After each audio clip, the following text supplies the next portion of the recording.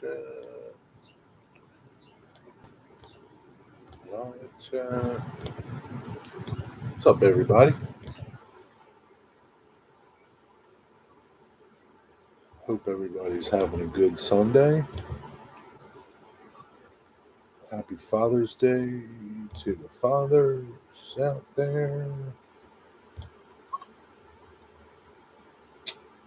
If you're watching this later, I hope you had a good Father's Day.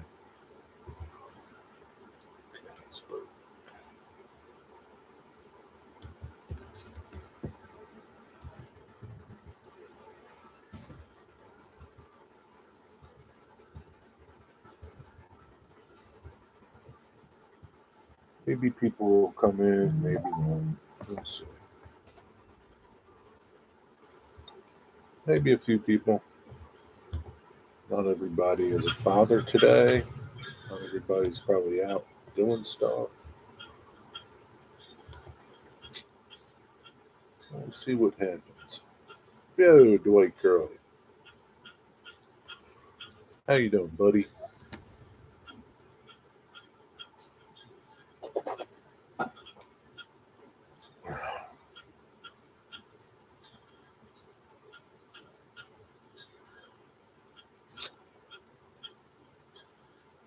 What are you up to today? Anything?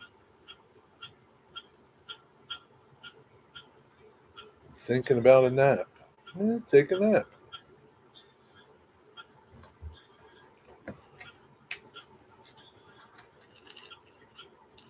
Take a nap, man.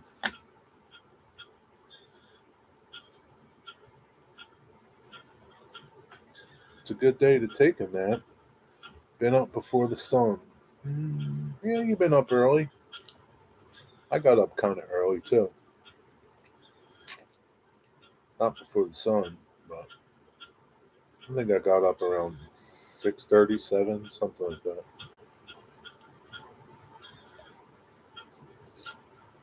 Take a nap.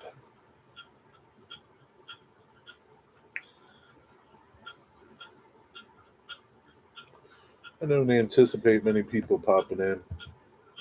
It's my woodworking friend woke me up really early. How come? Why was she up early?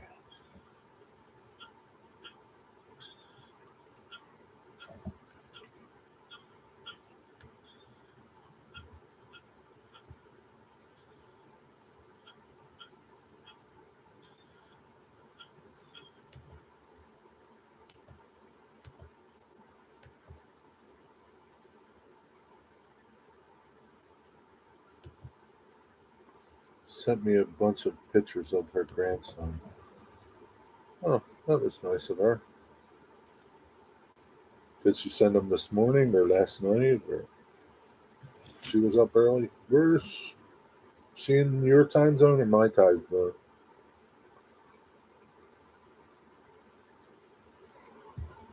Um, you're an hour behind me right now. It's 12:08 for you.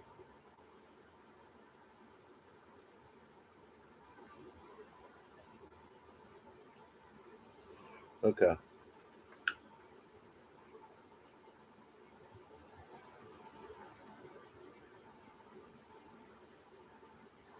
She was up early then, and she sent them today. But you don't know when she sent them.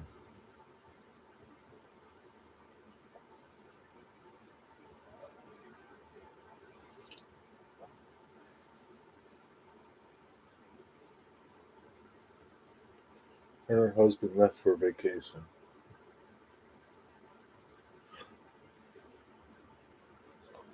Oh, that's nice. I didn't know she was married. Where did they go? Do you know?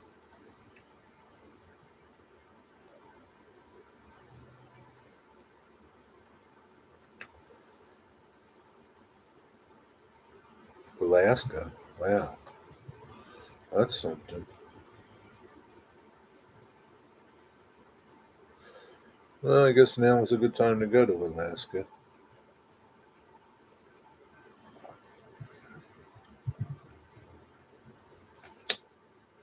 Good for them.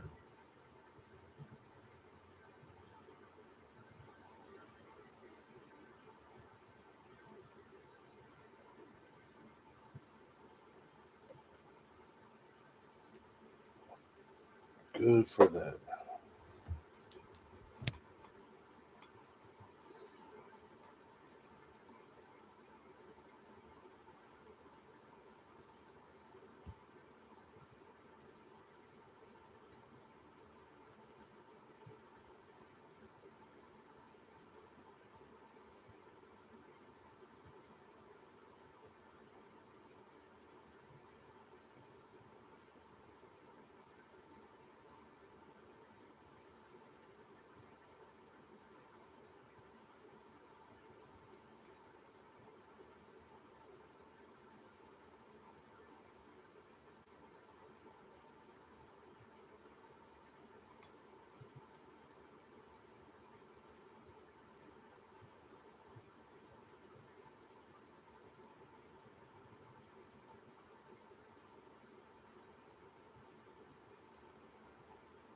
So her one son and his wife and boy staying in her house. Her son has got a big promotion for a company he works for and is moving to Nashville. Oh, that's cool. Is that where they live, Nashville?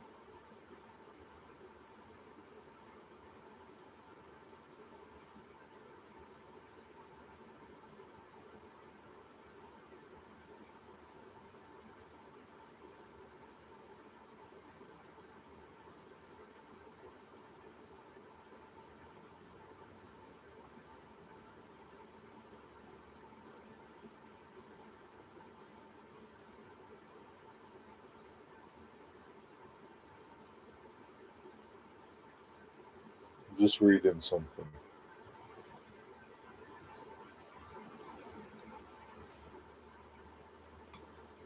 Hey, Corey, what's up? Happy Father's Day. Oh, Dwight, happy Father's Day. I forgot you're a dad. Happy Father's Day. My friend lives in Coker Creek, and I think it's cool. Cool.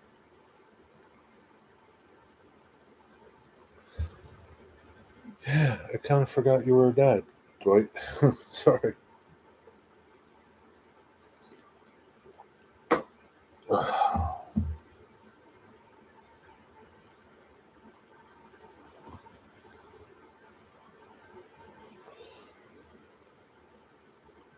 I'm not a father, but thanks. Thanks, Corey. I'm not a dad.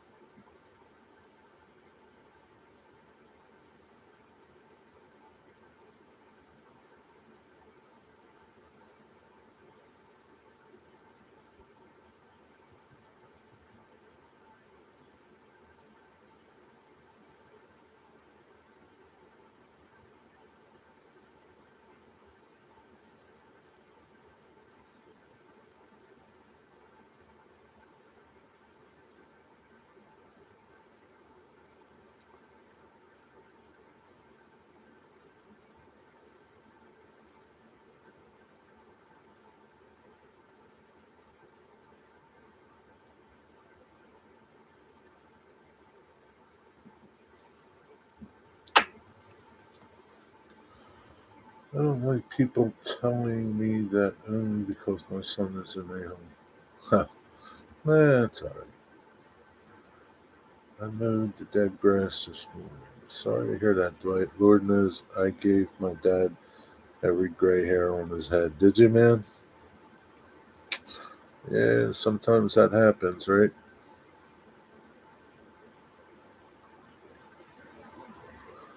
Sometimes that happens.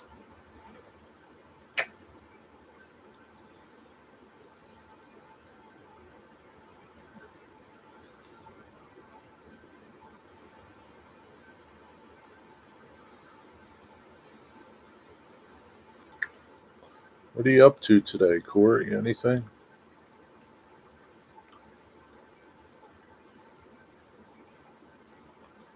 Wonder what Mystic's doing. I don't think he's working.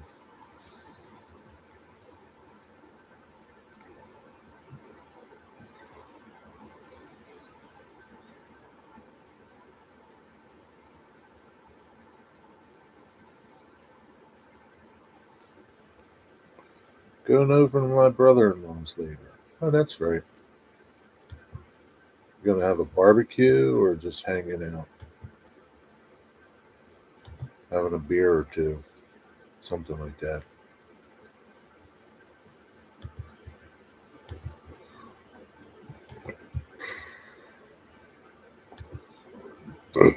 Excuse me. I expected, but it took a while for me to learn. Yeah, it's no, I'm not doing nothing. You see it. I'm doing what I'm doing. Um, yeah, that's how it is sometimes, Dwight. What are you gonna do?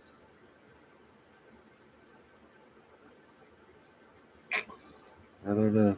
Getting some takeout and hanging barbecue. So you're not even going to cook out here, bringing it over. Well, that's just as good, I guess, right? It's no work. You have good barbecue by you?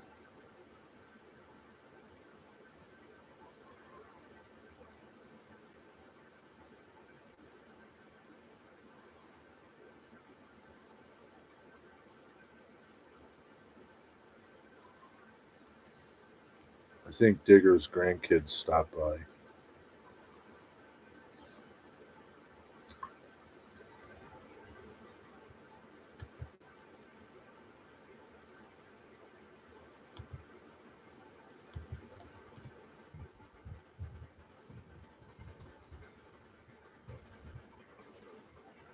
Pretty sure.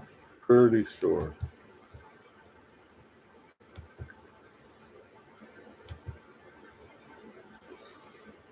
I've heard good things about this barbecue. Never had it myself. Well, I hope it's good, man. I hope it's good. Hope you're not experimenting.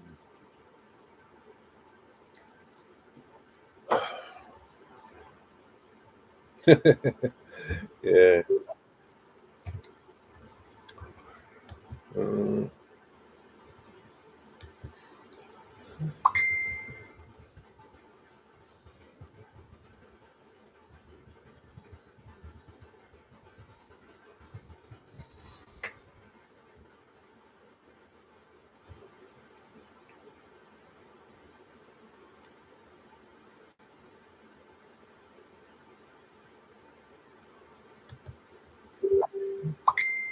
it's Digger.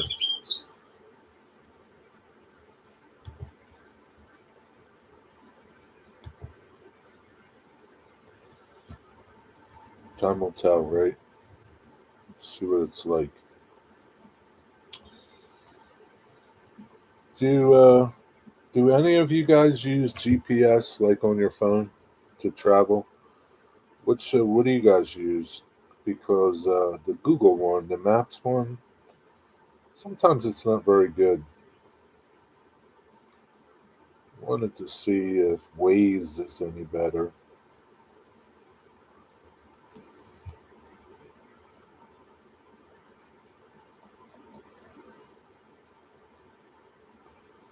Anybody use Waze?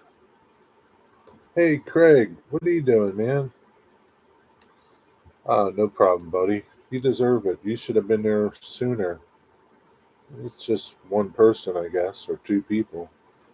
Happy Father's Day to you, buddy. What are you doing? I thought you were going to relax with your grandkids.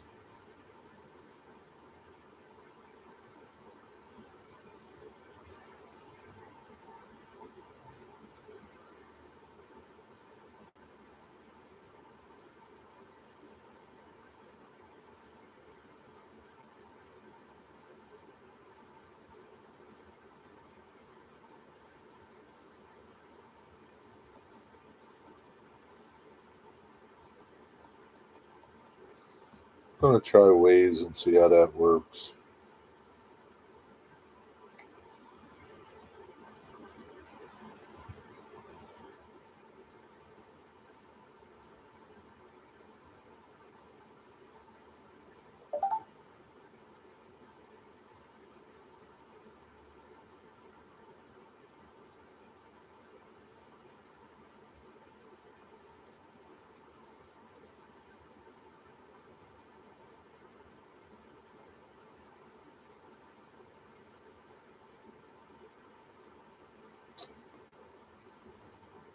Sometimes just the Google Maps doesn't do a good job sometimes. We'll see how this one works. I'll just stop by for a bit. Okay, that's cool. Stay as long as you want. I just use Google and Waze. Waze will let me know if there's construction. Yeah. Hi, Digger.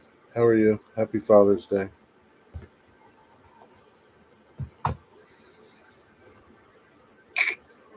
You got the kids coming over today, Craig?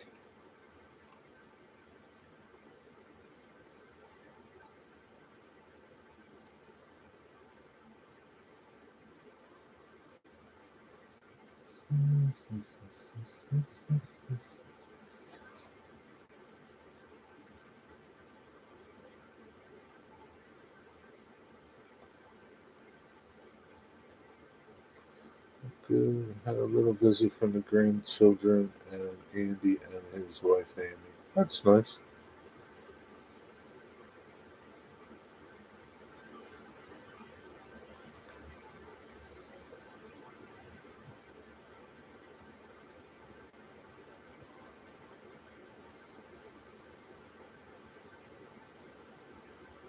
Is Andy one of your sons? Yes, sir. They're helping me pick beans. Ah, that's good. Yeah, it's always good to have help, especially beans. Those things are low, right? They're kid height.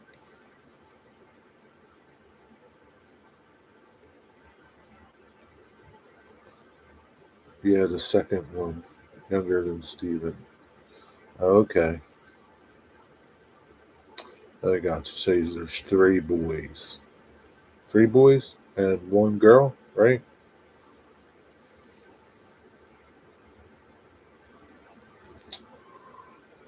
We have thunder here, but no rain yet. Yeah, maybe any time, right?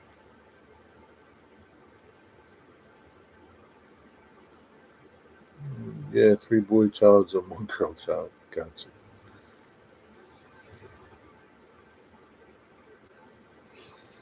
Yeah, it's a nice day today. It's like 82 or 83. Nice breeze. It's nice out. It's a nice Father's Day. Just a nice day in general.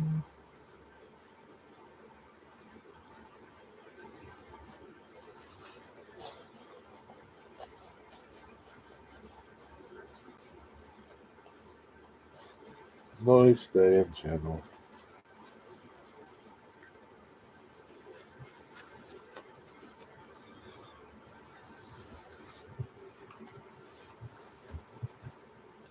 We'll see.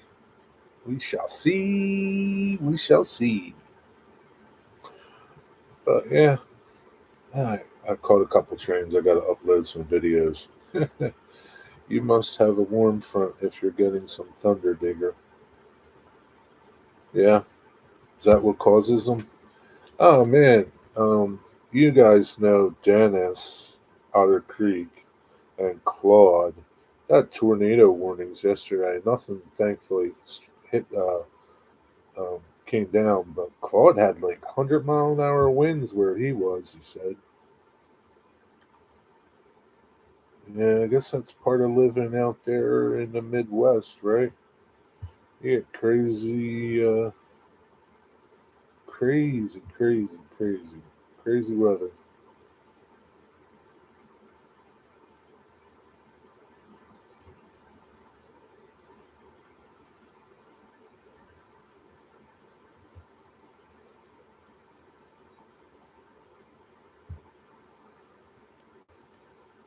You never know. Dwight, did you have any bad weather? If you're still here,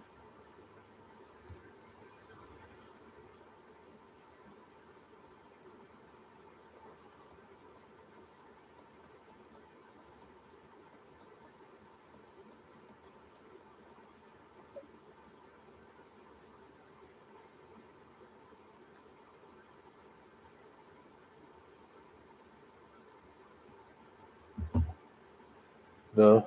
Okay, oh, it's good. Yeah, living in a tornado belt. It's its downsides. Yeah, I guess. Yeah, for sure. Well, probably. I think I would rather live in a hurricane area than a tornado belt. Hurricanes, they come and they go. They're not as frequent as tornadoes. Tornadoes, they could pop up anytime, and I mean both of them do damage, right? Depending on where you're at, but usually a hurricane will affect coasts more. If you're on the coast, if you're inland, you might get some flooding and wind, but tornado, it just pop up in your backyard anywhere. So, yeah, I think I'd rather live in a hurricane area. I'm surprised in a good way that we haven't had any tornadoes yet, but mid spring. Deep. I mean, we get some here, right, Corey, in Pennsylvania? You get like what they call shear winds and stuff. Sometimes a tornado hasn't been officially recorded, but yeah, I mean, sometimes you get stuff popping up. Nothing like they do in the tornado alley areas.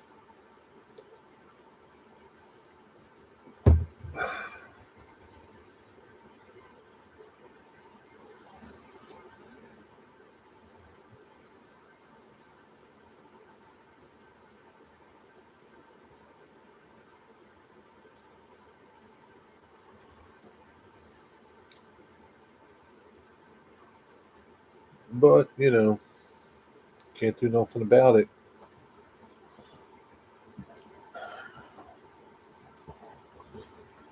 Can't do much. Can't do nothing about much.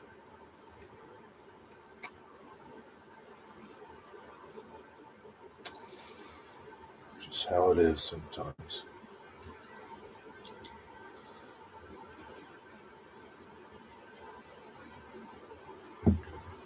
We get a few in the spring, but we're on the windward side of where the Ohio Valley meets the Appalachians.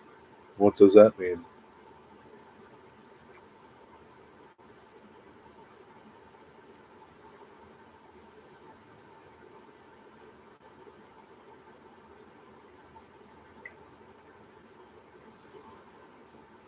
I guess the Appalachian Mountains do come through where you're at, that part of Pennsylvania, right?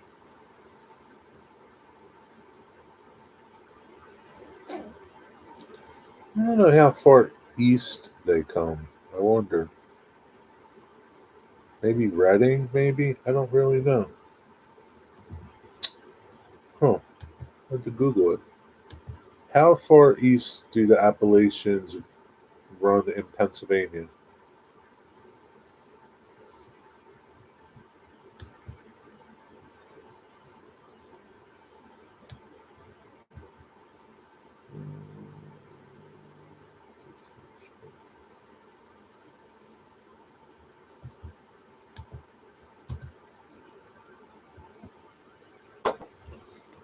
Mm.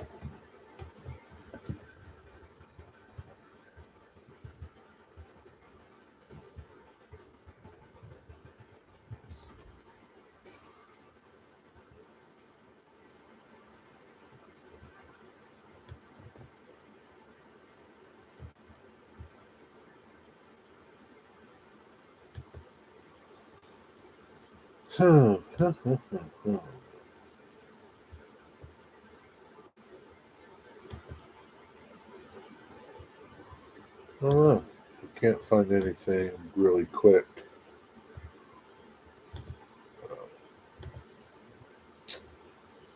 Pine Creek Gorge, southwestern part of the state here. And Mount Davis.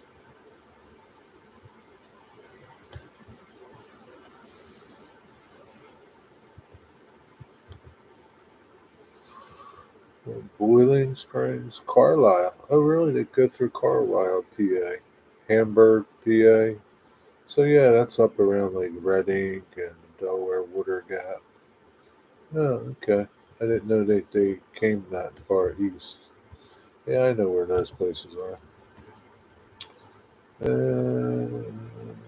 Means a distant edge of Tornado Alley. I bought this light to go on my big printer and it wouldn't fit, but it was perfect for the little printer. I wired that up this morning, so I got to find if it fits in it. I thought they went all the way. Yeah, they go all the way to Maine, but like, I mean, like, I think they go in. I don't know, the center part of Pennsylvania. Um, I just wondered how far east they come. They come like Hamburg, Pennsylvania, which is probably like, I don't know, 2 hours north of me, north west of me. So yeah, they go pretty far. Hey, CSX Productions, what's up, Jerry? Or Jeffrey. Subway Lincoln's train station called 2 a.m. tracks. Downtown Derry. That's cool. One had a KC Southern locomotives. One of them had a KCS locomotive. Union Pacific. That's cool. So you got good video? Did you post it?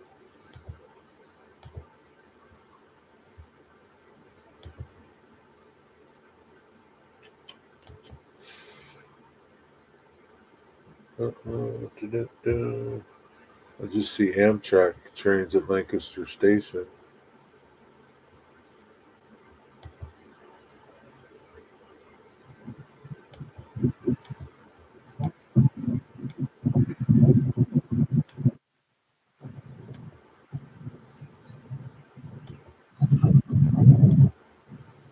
Hey Jeffrey, you don't have a tripod, do you?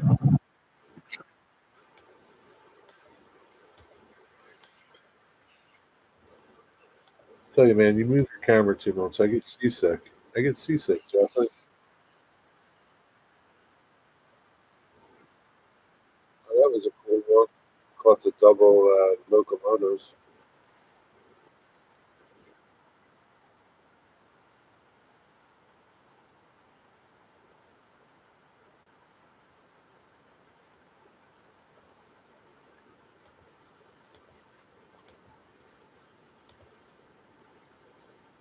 Where did you go anywhere on Amtrak, or you just went to the station just to hang out for a little bit?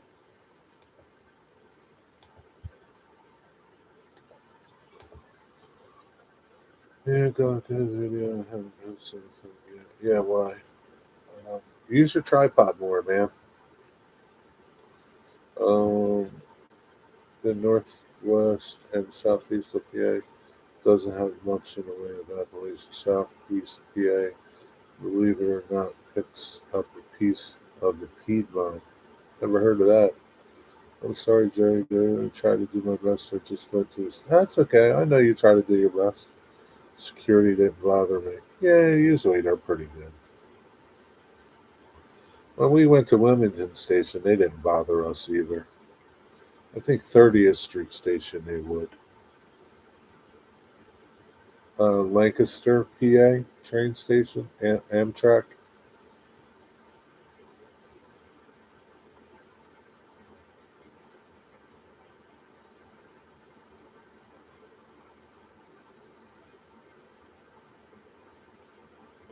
Yeah, it's hard to watch, Jeff, because you're moving around so much. Kind of makes me seasick. I don't know if it does any other people. You get a lot of views, though. You get more views than me on my videos, so what do I know? Maybe they like it moving around.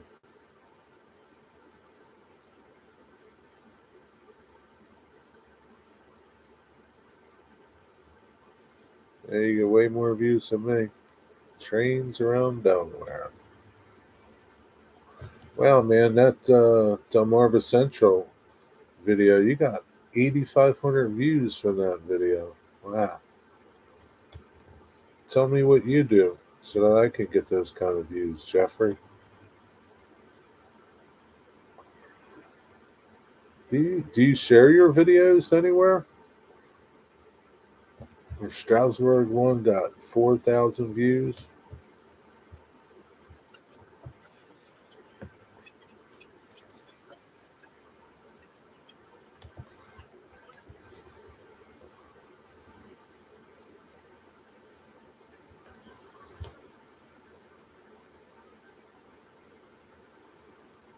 Look at what your retention is.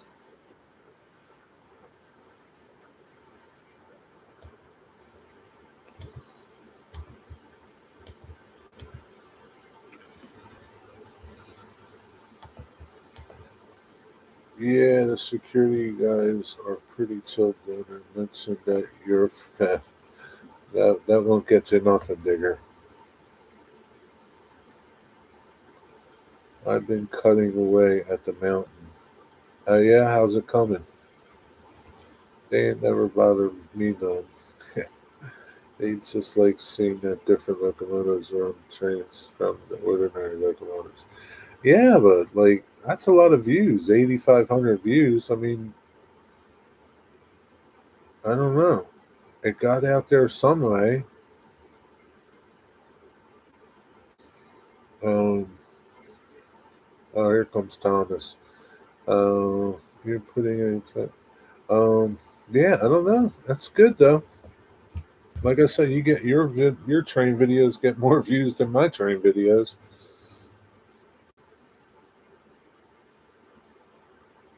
I don't know. I really don't know. A day at Strasburg Railroad, me? I don't know. I don't know.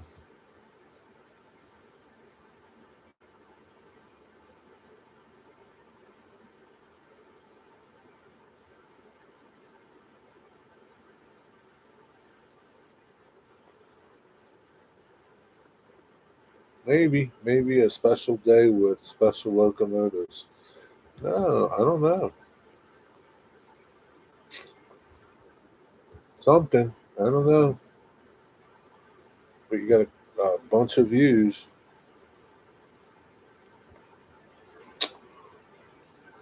It's pretty good.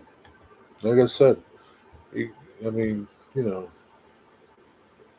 overall, I think you get more views on videos than I do.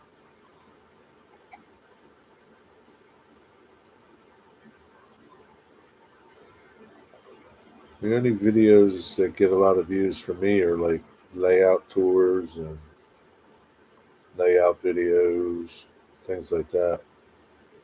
Once in a while, a Strasbourg video, but not much. Man, only CSX, like the honor units, like 911. But man, keep it up, Jeffrey. You're doing a good job.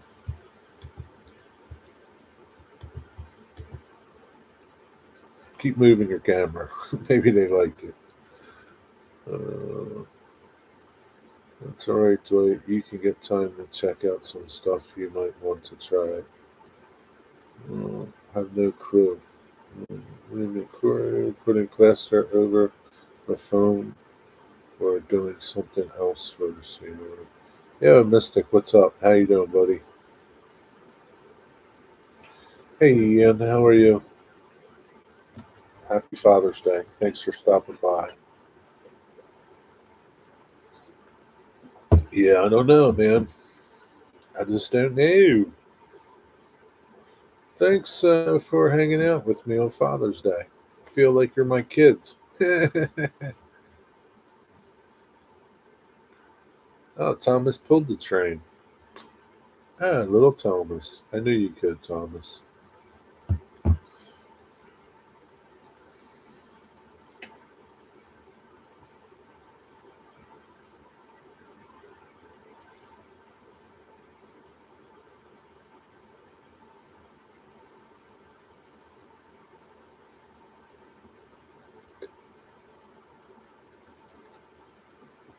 Uh, well, what I do is film one train, pause the video, and then unpause the video and begin recording. I do the same thing if there's a bunch of trains, but if there's not a bunch of trains, I don't.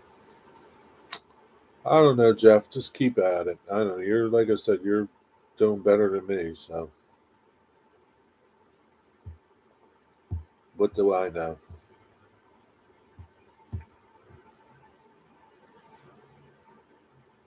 I know just for me speaking, it's hard to watch sometimes when you're moving all around. Kind of makes me dizzy. That's okay.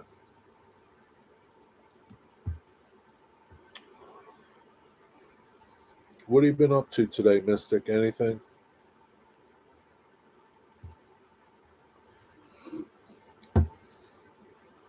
Anything good?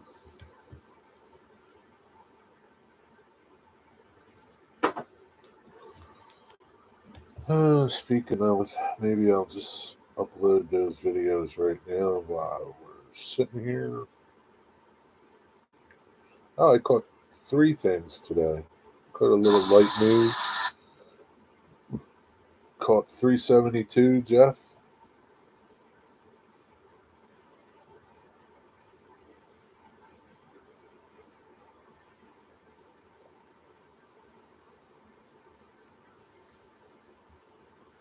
And a little light move down at Chester Secondary with some Jeeps or SDs. I don't know what they were. Sleeping so far. Okay.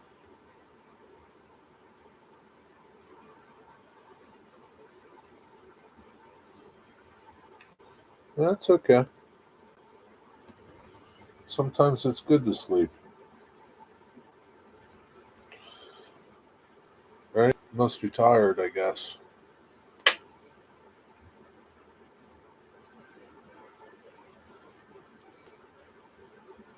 Doo, doo, doo. Were you up late last night? Partying? Mystic?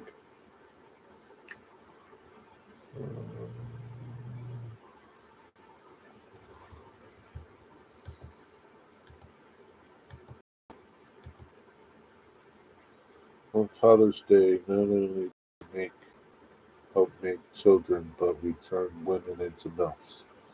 Oh, yeah, okay. I don't know why sometimes I don't see these messages, but if I'm on live chat,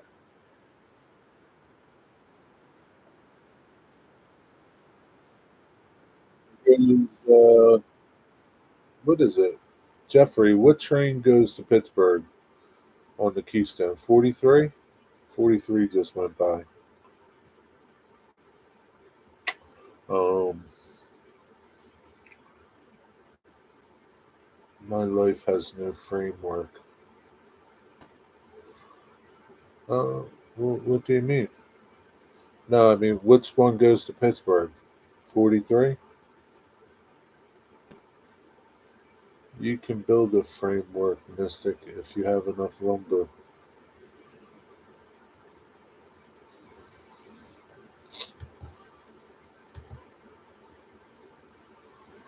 Oh no, where's the chassis sister? I heard it's working as a Y101. I don't know. Where's Y101? The westbound train is 43. Okay. I don't know.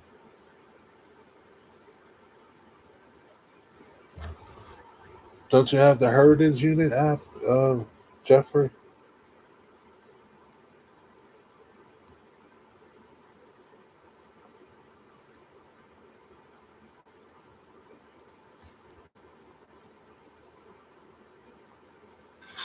Some light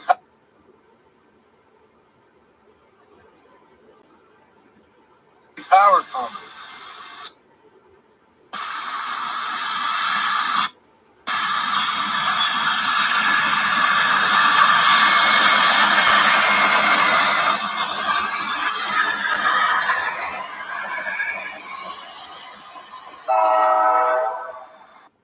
Yeah, SD40 2s. That was pretty good. Well, it was worth a shot, Mister. You can wander the seven seas and live like a pirate. Too late there. I cannot say. Yo, Cosmic, what's up, buddy? Happy Father's Day, buddy.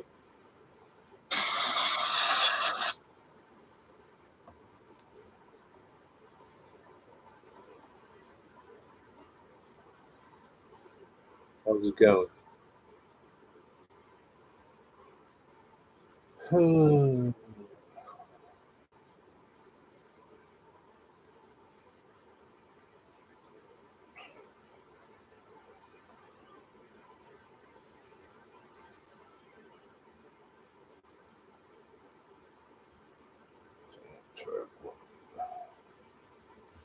Yeah, caught one Amtrak today.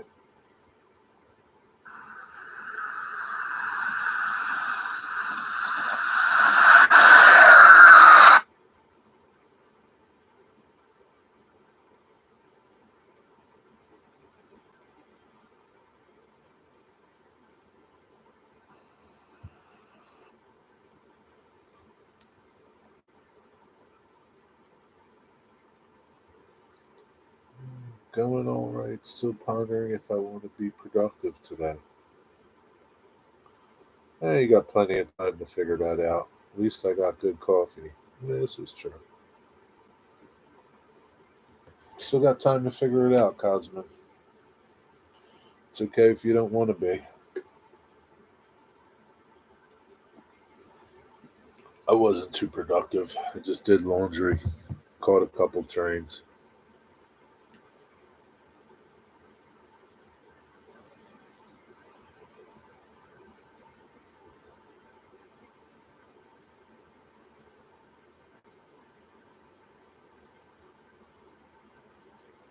It's all good.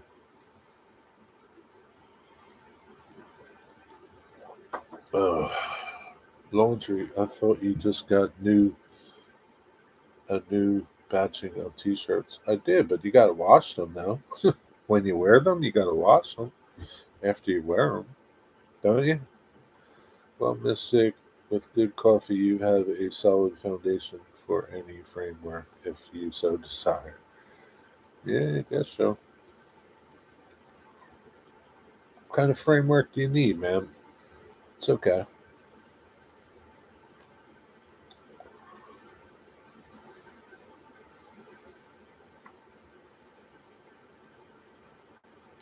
It's totally okay, man.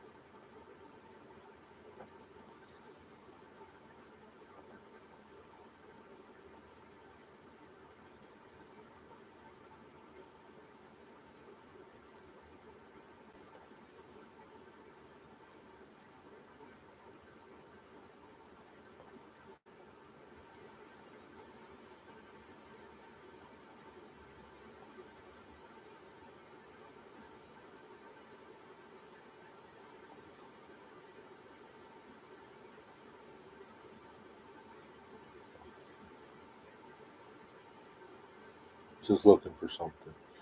Use aluminum for your framework. All I got is steering stick. Hey, what do you need framework for? What are you doing?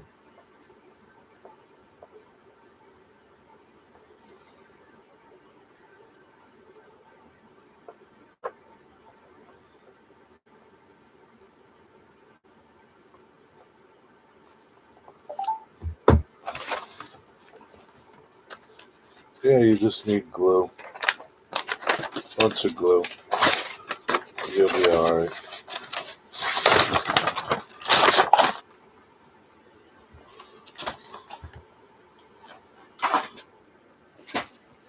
Bunch of glue.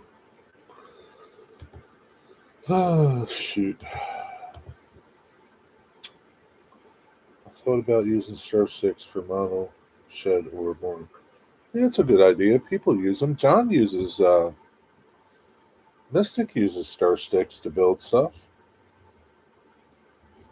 I think he built his bridge from stir sticks. He built my little shed from stir sticks, right, Mystic? He's built quite a few things from stir sticks. I think his retaining walls, stir sticks. He gets a lot of them where he works.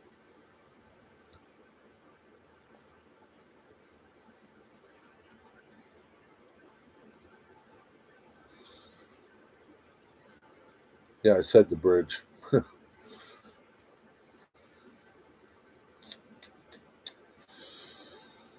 What's the matter, Dwight? You tired? You crying? What is that?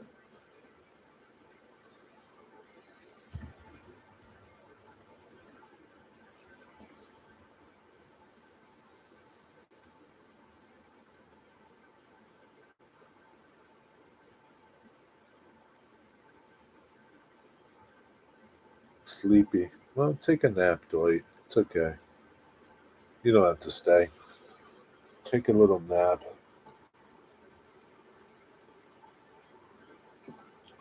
You'll be good.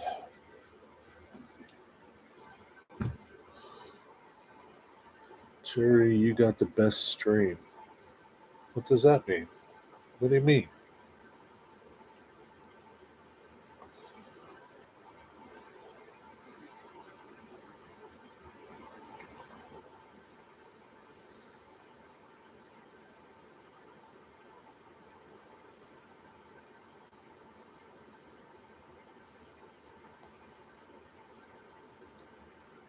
Do, do, do, do, do, do, do, do, do. Yeah, stir sticks, man. You can do a lot with those things. They're pretty versatile. Come in all different sizes. I tell the bot to wake me up in 15 minutes and she does a great job. Do you actually fall asleep? Well, tell her to wake you up in 20 minutes or so. We'll still be here probably. Could take a little nap, Dwight. It's okay. I mean, your stream is my favorite. No offense to anyone else. Uh, well, I appreciate that. Thanks. My stream is no, I don't know. It's not. I don't know. Not building nothing. Not showing you how to do anything. We're just hanging out, talking. I appreciate that though. I remember that song. Wake me up. Yeah. Now, who sang that? Wham? I think so, right? I don't know, Mystic. There's a lot of good streams out there, but I appreciate that. Like I said, I just, it's nothing special. It's no George Michael. Yeah. I don't know. I put a lot of work into it, Mystic. I'm glad you like it. Oh, shoot. You know, I don't know. People, I watch other streams and you know people struggle with things to do and things to talk about. I know it's hard if none of you guys were here, my stream would not be what it is because you can only talk so much to yourself. So it's everybody that comes in that really makes the stream. You make the stream good. I'm just here as a I don't know catalyst, as a um, I don't know a pathway. I don't know whatever you want to call it. Before my time, George Michaels.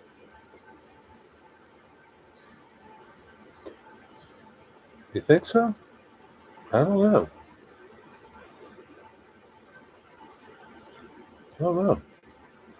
I guess I missed 42 and 43 at Strasbourg. I guess so. When did you went yesterday, Jeffrey, to Strasbourg? I think I wasn't much older than Cam when they sang that song came out. You really? How old are you, Corey? When Alexa? When did "Wake Me Up Before You Go Go" come out? Wake Me Up Before You Go Go was released on May 14th, 1984. 1984.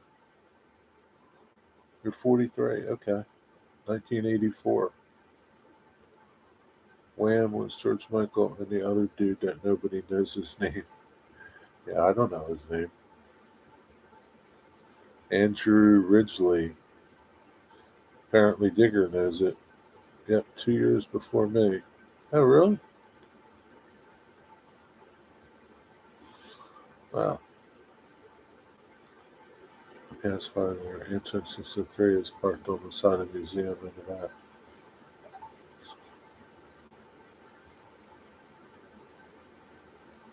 Oh, Amtrak 603. What is that? And what museum you're talking about? Oh, look at Digger. Do. I know Faith and Careless Whispers. Yeah, they were good songs. He was Andrew Rigby Mystic, went on to be a racing driver. Really? Yeah, I had no clue who the other guy was. Really? He went on to be a racing driver? Wow. How about that?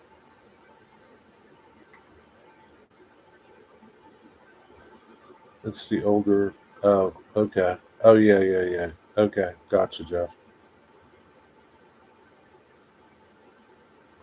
Yeah, last time I went by, I saw it there too. Guess it's just going to sit out there.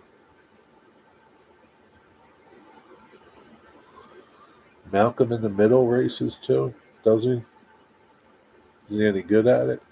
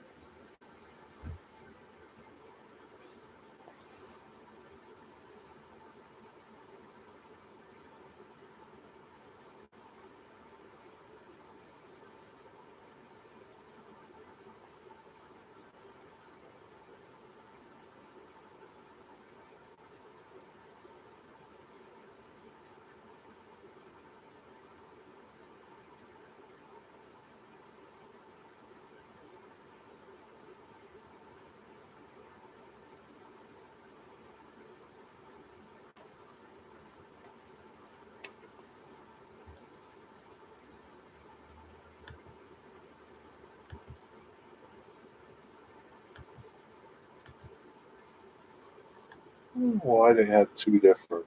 Oh, here comes 42, Jeff. The eastbound train. Some messages such as potential spamming. live chat.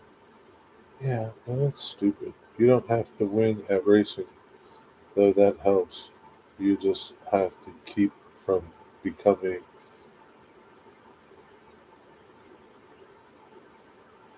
maimed or killed. Is that what that maimed? Maimed or killed? Yeah, that's true. Guess so.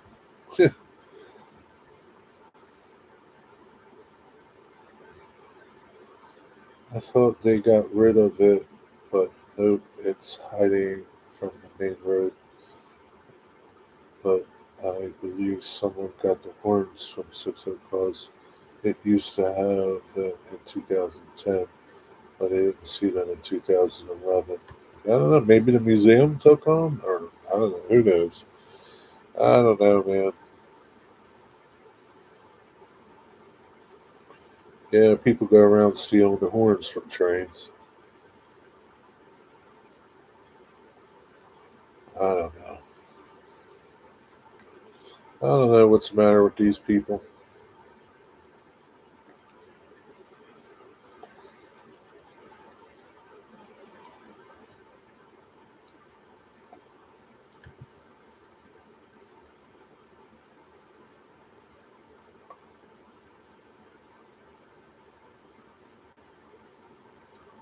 I don't know. Wake me up before you go.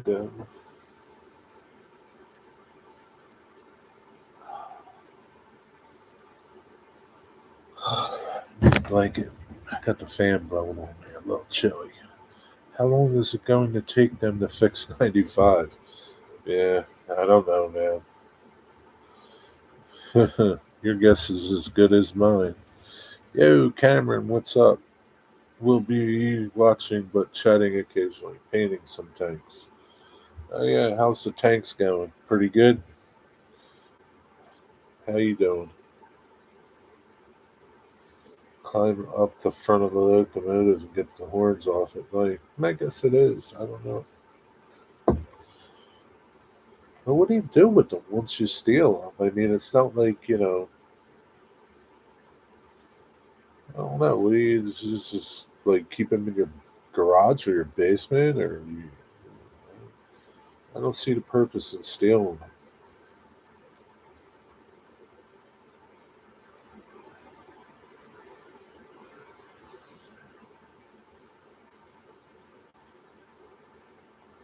Scrap them for brass? You think so? I don't know. Are they brass? I don't know.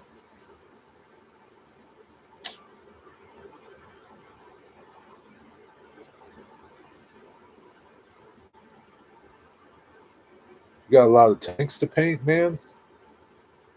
Since we got Cam and Digger is an airbrush. Oh yeah. You airbrush guys. Ian has a question.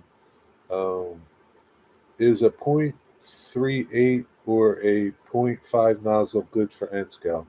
It's .005. Ian, is it?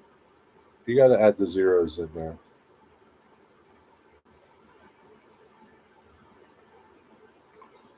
Thief will steal even if they have no use for it. They just can't help some. No, it was a .5. I thought it was a 005. I don't know. You know better than me.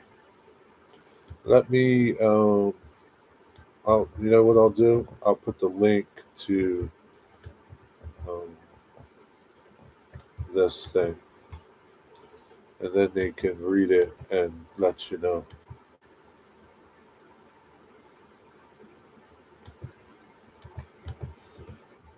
Shoot, it's too big. Hold on. Tiny URL. Enter the long link. Shorten the link. Thank you.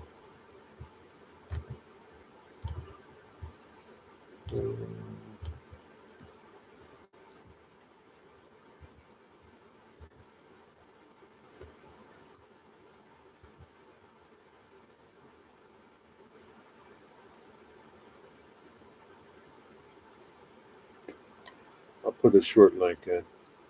Hold on. Check that out and let Ian know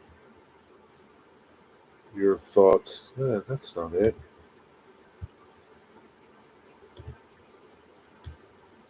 Oh.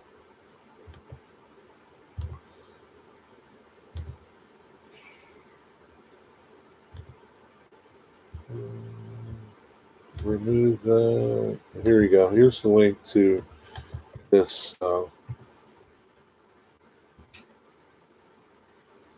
Yeah, that worked. Check out that air gun and let Ian know your thoughts on it if it's going to be okay for N scale. Thanks for reminding me, Ian.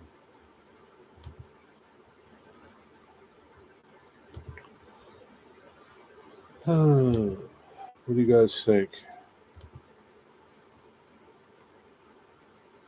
Hey, Dave, BNSF. Half-inch nozzle may be for house painting. Ian, for weathering and precision small needle.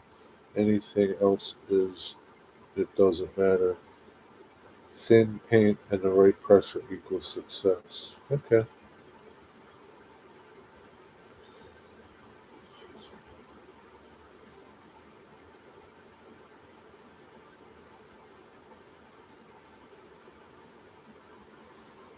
I think the bigger the needle, the thicker the material that it can paint, right? That should work, Dave BNSF says. Yeah, there you go. You can always get it, Ian, since it's Amazon, and send it back if you don't like it.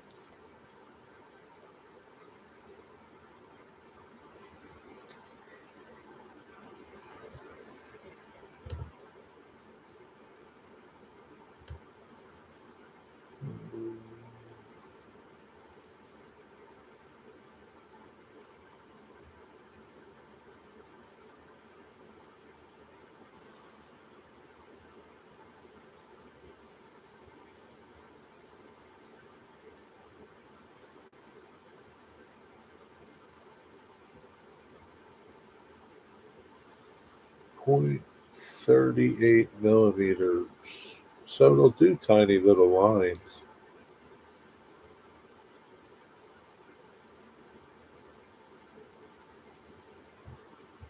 Yeah, give it a go.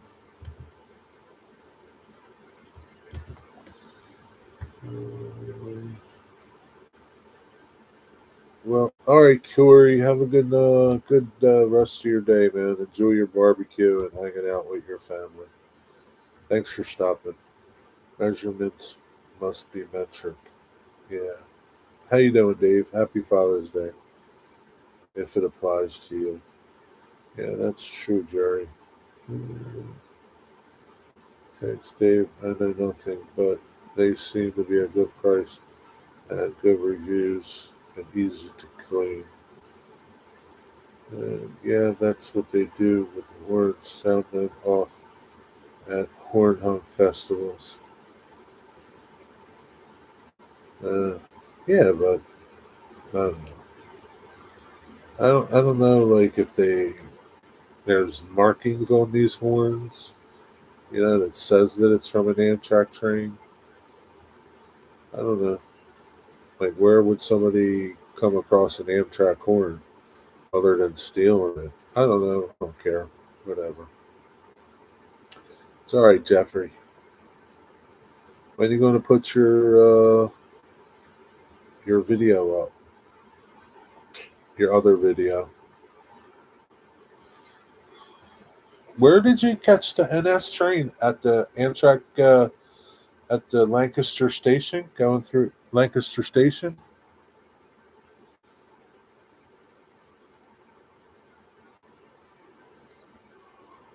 Oh boy.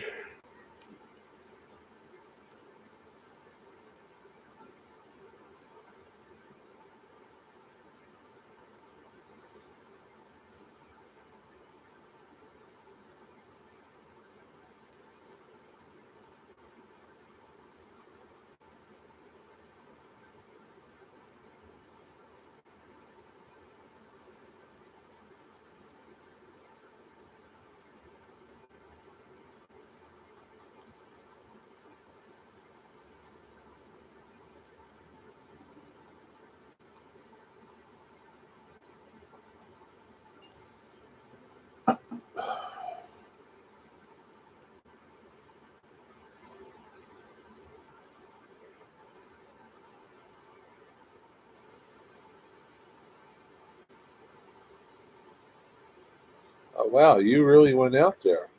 You went out to Hershey yesterday. Oh, that's cool. That's a good road. I like that area. Is that all you caught out there? Was just one NS train, or did you catch a bunch of them? It's usually a pretty busy area. My opinion, I wouldn't use that type. I use a pencil type, but it's a personal preference.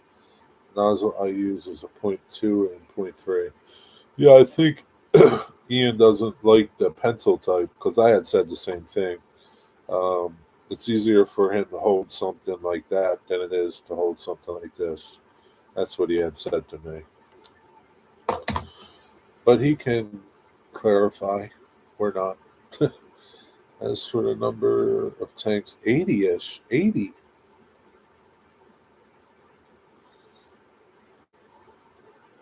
Really? You printed 80 tanks?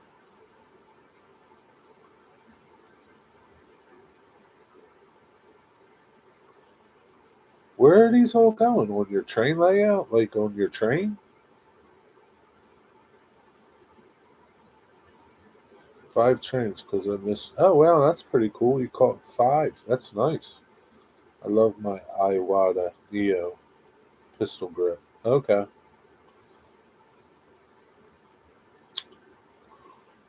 Is the pistol grip, do you use that for like all kinds of spraying, Dave? The small, the finer detail you can create. So a point .3 is okay. What is his? What was this one? Um, oh, it's a point .5. Is a point .5 okay? Totally understand. I personally will like the pistol grip because I use TP that type. Use used to that type. Gotcha. 2 per flat car, and remember, I need 41 flats. Wow. Hey, Rick Bailey, what's up? Happy Father's Day. Wow, 41 flats. What? Really? Man, how many tanks did you print so far? Did you get them all done? Wow, man, you need a lot. That's going to be some train. I think that's the NS Reading line that runs past there on the scanner feed. It's Harrisburg East Dispatch. Yeah, I think it is too. Reading to Harrisburg.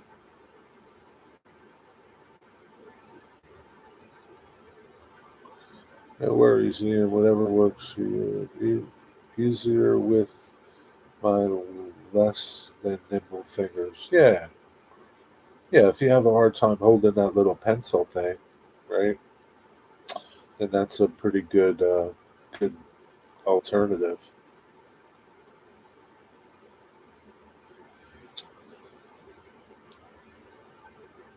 How you doing, Rick? Doing all right?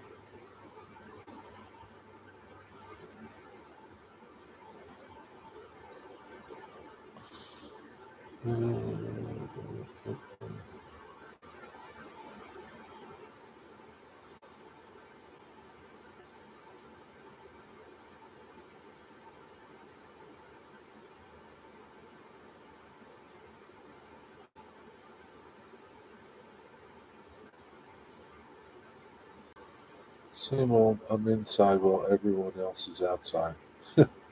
What are they doing? You don't want to hang out? It's okay.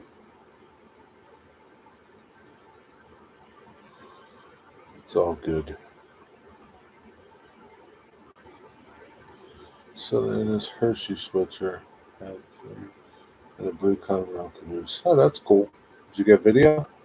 Everything is printed. Most everything is painted. It's just working on the windows on the fuel trucks and 200 fuel work coats. Did you do you have like an update video on these things? How long did it take you to print all that stuff, Cameron?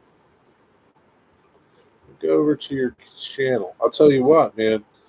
That I haven't watched it yet. The YouTube meet and greet running trains at the Greeley was pretty cool. I didn't know you went to that, the meet and greet. I see you got a couple videos from there. I really didn't pay attention. I didn't know you went to it.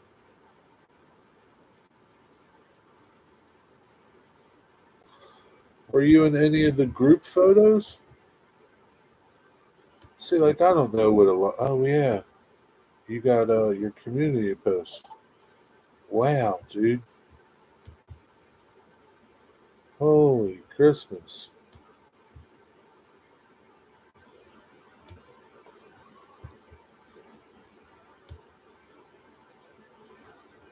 Are you going to print the flatbeds too, Cameron? Wow.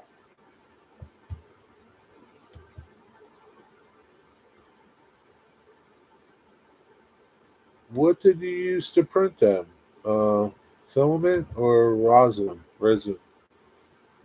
Sitting on the deck watching the kids in the kiddie pool. It's too cold for that. Ooh, I just got chills. Good, Mr. Bigger, thanks. How are you? Second one was NS6655. Oh, that's cool. You caught some good trains then, Jeffrey. Can't wait to see your videos.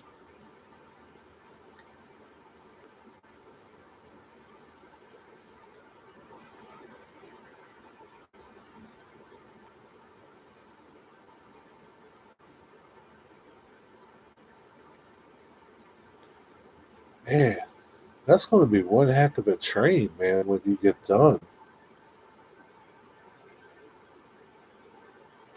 That's a lot of paint in all those vehicles.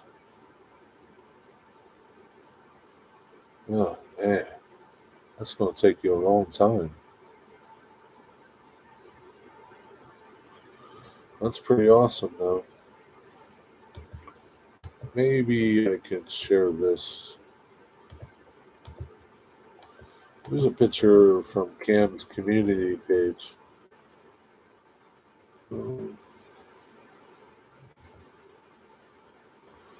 Yeah, you can see all, well, it's not all of them, but I would use them in the train, but since it was the same time I loaded the plate.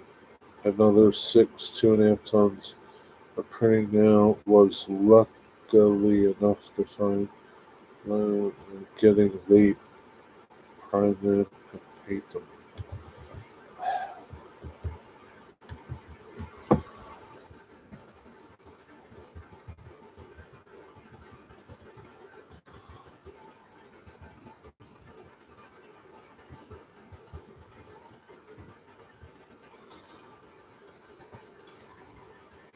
Man, that's going to be awesome.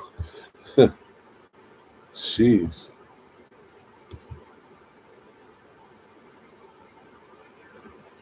Man, that's amazing.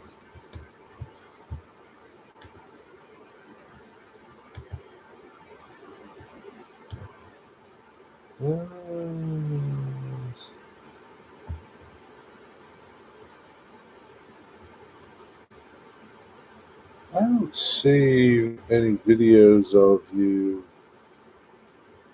working on tanks or anything like that, or anything explaining what you're doing with them all. Did you make one, Cameron?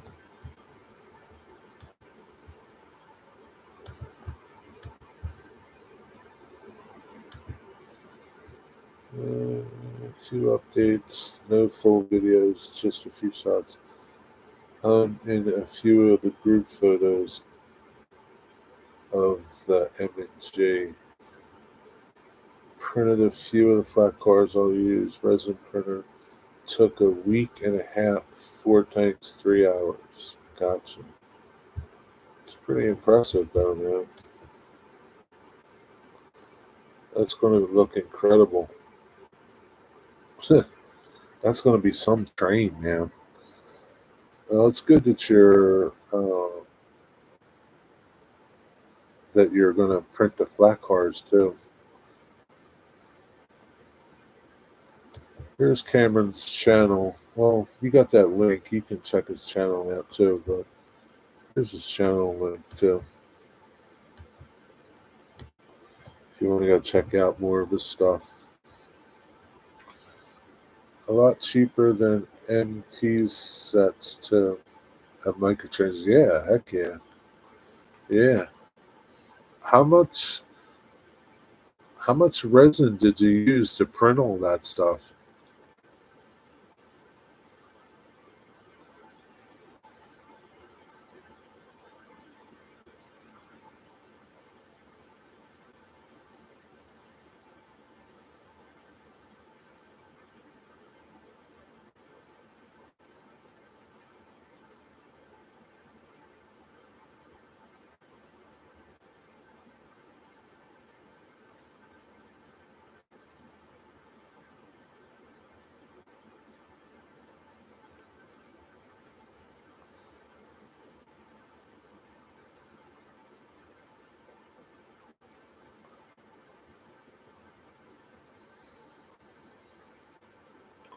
Yeah, they look pretty awesome. Let me check. You don't have to. I just thought maybe you might know. Still, probably, I don't know how much that stuff costs, the resin. Still, probably, if you had to buy all that stuff, it'd be a lot of money, especially the cars. I mean, like the flatbeds, and yeah.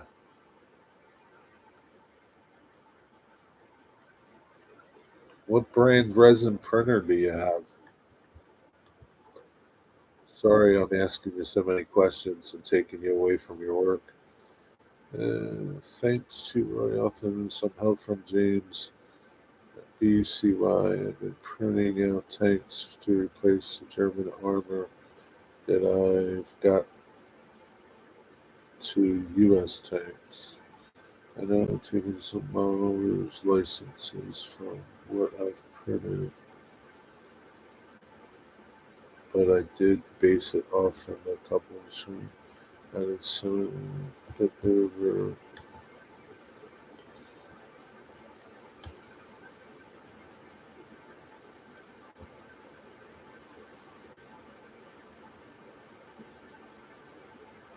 Yeah, so he's got two community posts about his tanks and army vehicles.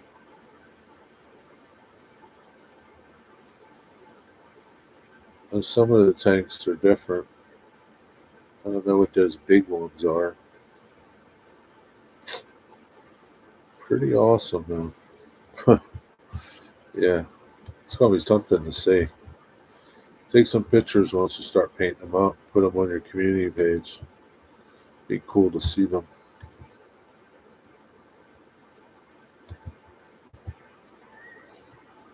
No problem at all with your questions. $38 for 1,000 grams of resin. Probably use 750 grams of it for the tanks. Wow, it's the first Mars printer. Never heard of them. That's not too bad, man. Jeez, I don't know how much the microtrain like little tanks are. Even if they sell them as single, like a set of two or something. I don't know how much they are, but they got to be more than $38 probably.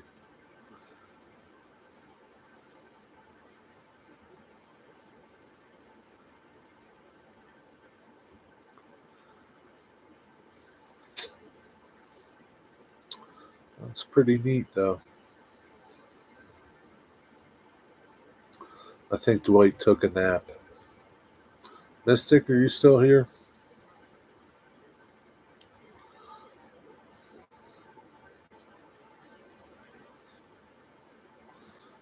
So the one thing you do have is a lot of time into all those vehicles, printing time, and I guess all that, you know, that takes a lot of time too to print them and then cure it, all the other stuff that goes on. Changing out some couplers. Okay. So you got a lot of time into them. They look good. And Dwight may have nodded off on account of his advanced years. He said he was tired. He was up early this morning, Digger. He was up early.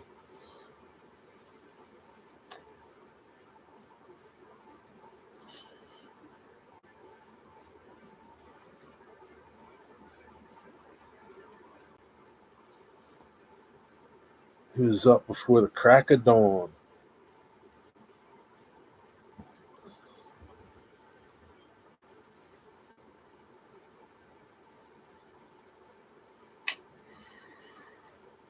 Be right back. You guys just hang out. I gotta go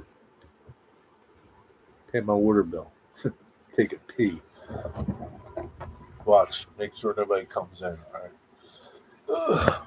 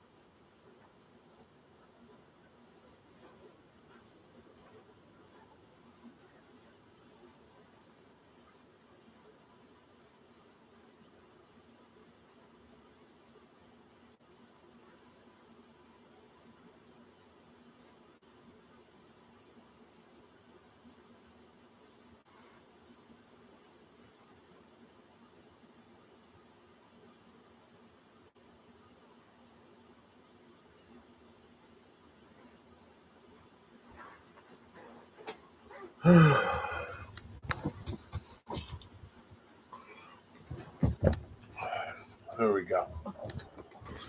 Thanks. I put some water on too, so I might get up again once it boils. What I miss? Anything? Hey, Rick B. Who's Rick B?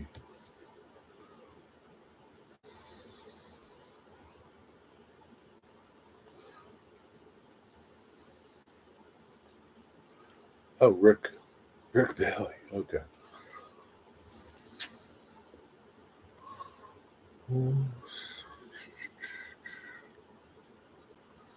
Back, I thought I had put up pictures of them painted.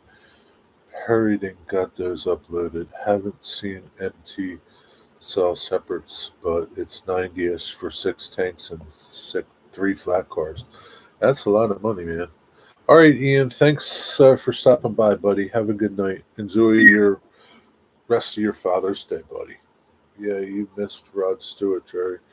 He called at you, but thought you were out. Oh well.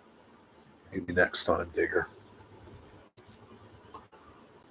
It's no big deal. I got you guys here. I don't need Rod Stewart. You guys are all superstars. Oh wow, they look nice, man. Very cool.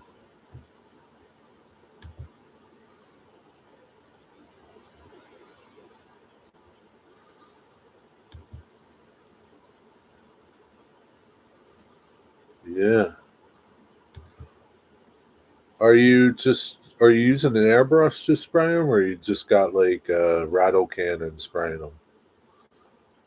Man, how were you able to find all the different vehicles though? Like there's vehicles there that I don't even know what they are. How were you able to find some of them? They're really awesome, man. You could probably sell some too. I like the little Jeeps. They're cool.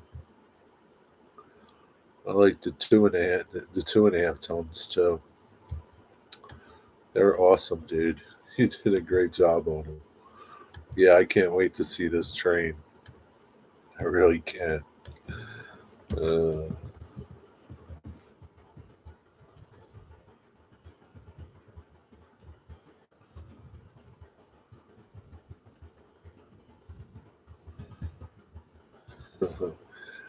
yeah, if you guys want to go check it out, Cam just posted an update on his community page. I'll put the link here.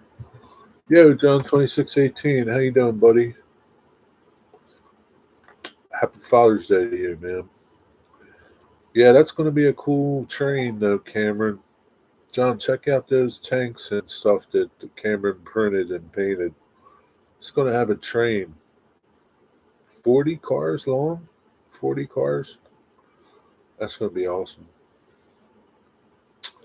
Good to see you. How did your op session go yesterday? Airbrush the olive green color. So, yeah, cool.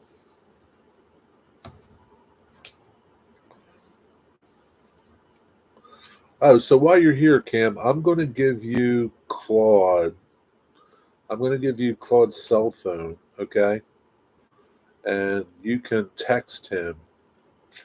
And I think you said to text him a couple days before. I'll read it. Let me check the email now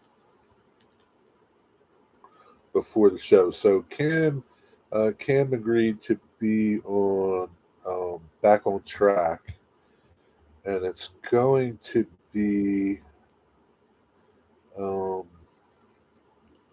July 8th. Yeah, me after the 5th. Okay.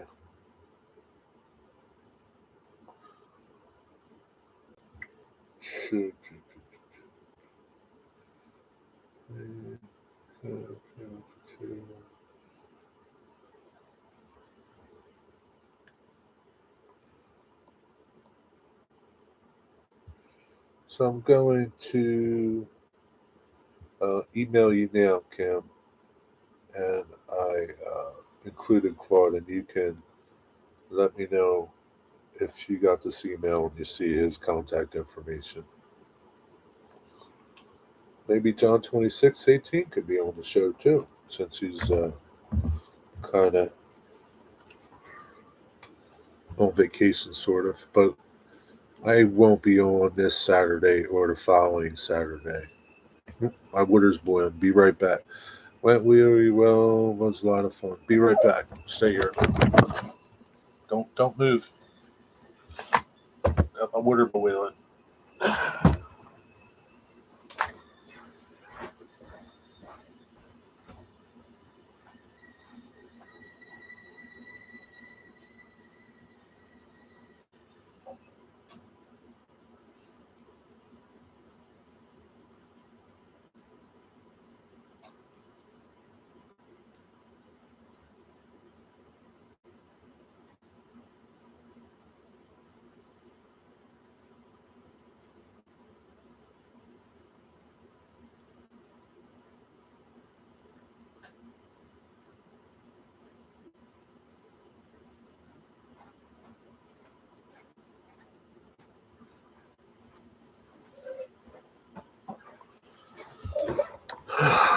All right. Let's go. How many guys did you have over for your op session? They do look rather splendid with a coat of paint on it. Yeah, they really come to life once you put some color on those cars and tanks and trucks and jeeps. Yeah, and then it's a lot of work, man. Now you got to paint all the black tires, and will you put decals on these tanks and stuff? That's going to be a lot of work too if you do decals.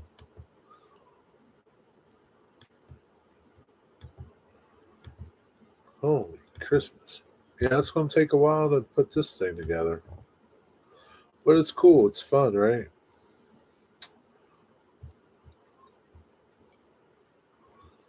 I don't want to ask too many questions because I want to save some questions for when you're on the show.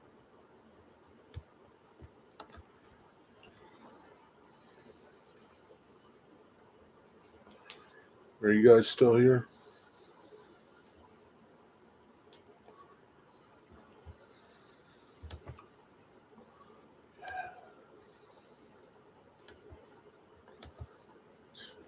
Was just three of us. Cool. It's all right. That's enough, right?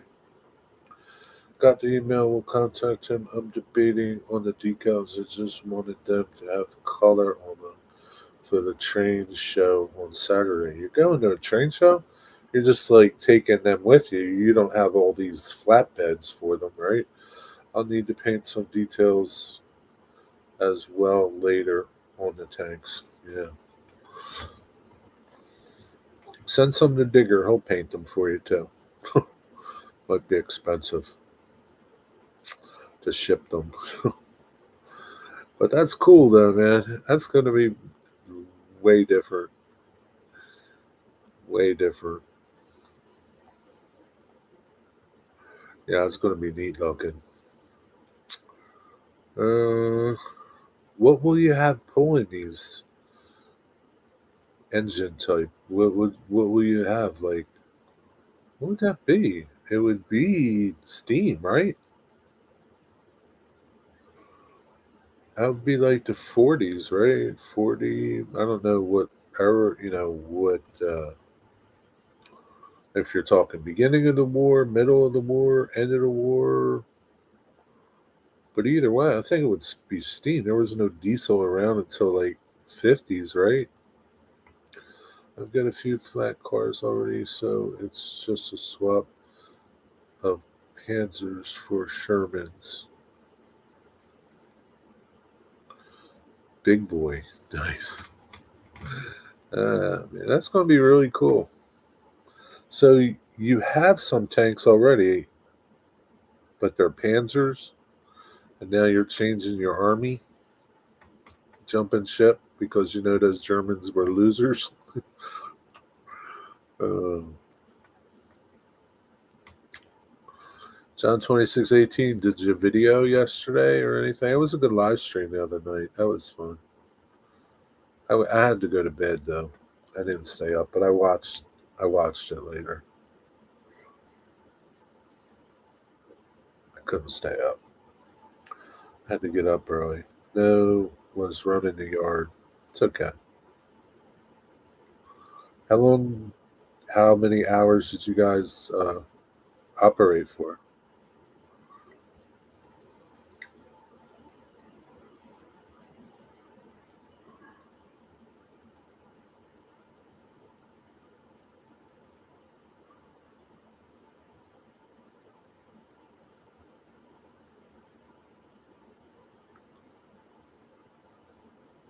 I may do another one tonight. There's still two jobs left to do. Oh, you may do another live stream tonight? Uh, if you do, don't do it too late because I got to get up early tomorrow. But I can watch it later too, so it's okay. Do it whenever you do it. I got to work tomorrow morning, so I get up early. I get up late when I got to do this stuff. I get up at 3 a.m. Originally wanted Shermans, but the Panzers were cheaper. Now the Shermans were cheaper. I'm swapping. I'll still run the German stuff, but I want to get proper rolling stock for them. What do you mean proper rolling stock? Isn't like the stuff that you're printing proper? We operated at my neighbor Don's first for a few hours and went to dinner, then came here for wow. Yeah, like a marathon. Wow. That's pretty cool.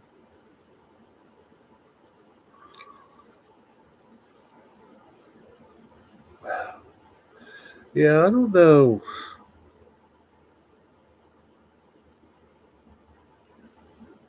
I don't want to say I couldn't, but I don't know that I'd want to run trains that long. I don't know. I don't know that my interest would be able to carry that long. I think I would get bored after a while. I don't know. I don't know. We had our friend Scott in town for the evening, so he wanted to get it on with it. Oh, that's cool. German locomotives and flat cars instead of U.S. stuff. Oh, okay. Gotcha.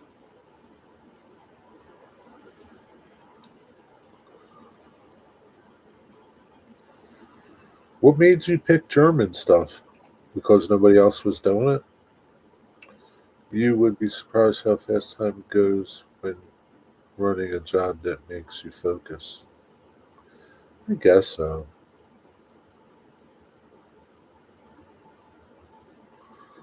I guess. I don't know. I don't know. I have tall chairs for my layout room. Oh, that's nice, so it's not too bad. Get to sit down.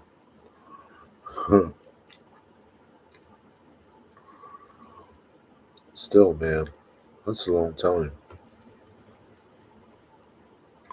I mean, the talking would be, hanging out would be easier to do for me than running trains for like 2 or 4 hours. Yeah, usually, uh, I I've never really switched, so I don't know how boring that is. I like running trains. I like seeing them run. Not really. I don't know. Not really doing anything. I guess. Yeah. It's also having fun. Take talking and drinking beer. Yeah. Low stress, fun time. More for fun. Yeah, for sure.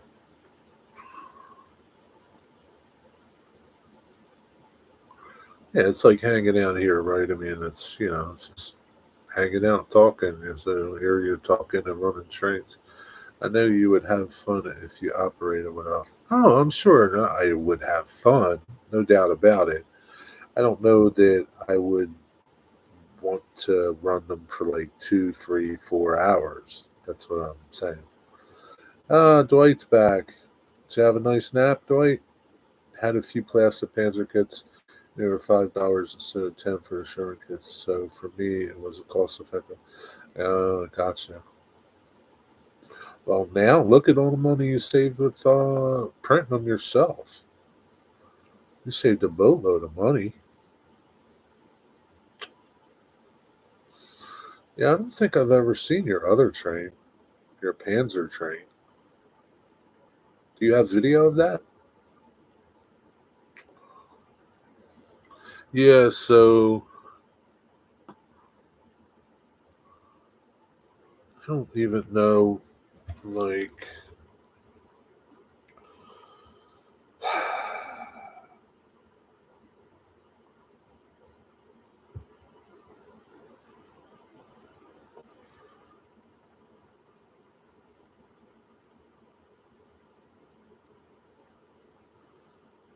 okay, so I go to July 1st. I got to work a Saturday.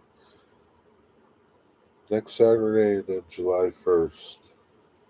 Shoot.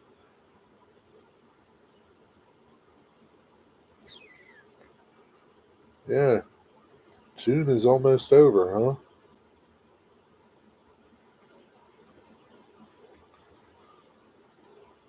Wow. June's almost over. It's crazy.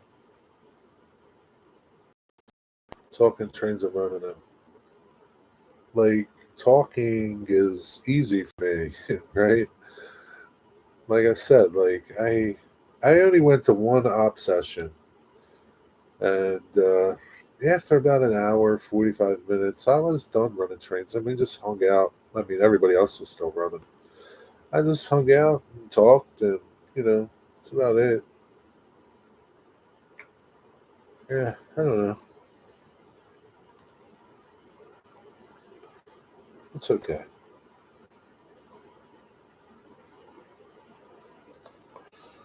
And if I,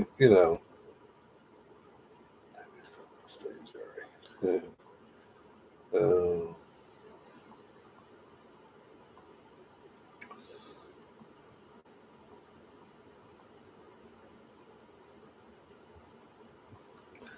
yeah, so I'm sure I would have fun hanging out with you guys, whether I was hanging out or running trains too. So, and if I stop running trains, it's no reflection of you guys. It's just, I don't know. Hey, Ancha. Yeah, it's just, yeah, I don't know. Back taking a break from his coupler frustrated. Yeah, sometimes those things can be a pain. You're changing out couplers, not your trucks. I just change the trucks, man, on end scale. I cannot do anything. I can't work on end scale stuff other than that's simple. Changing trucks. Changing trucks is hard enough. I can't imagine changing on those tiny little couplers. Like I have some Atlas locomotives that I would like to put these couplers on. I don't know if I'll do it ever. They're DC, so I don't think I'll really care that much about it. Yeah, I couldn't see me messing with these. No, couldn't put couplers on a mono powered GP40. Oh man, that sounds frustrating. But better you than me.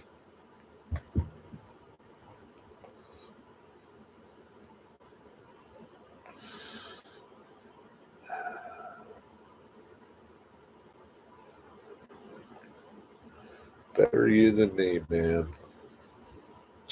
Yeah, I noticed as that CSX car that you bought, John.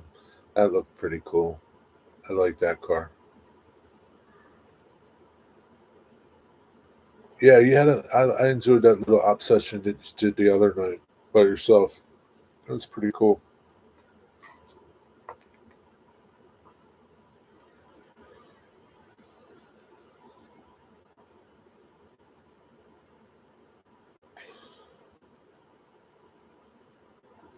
So, John, when you first started modeling, right? Do you were you like that detailed then, or is it something that just grew into?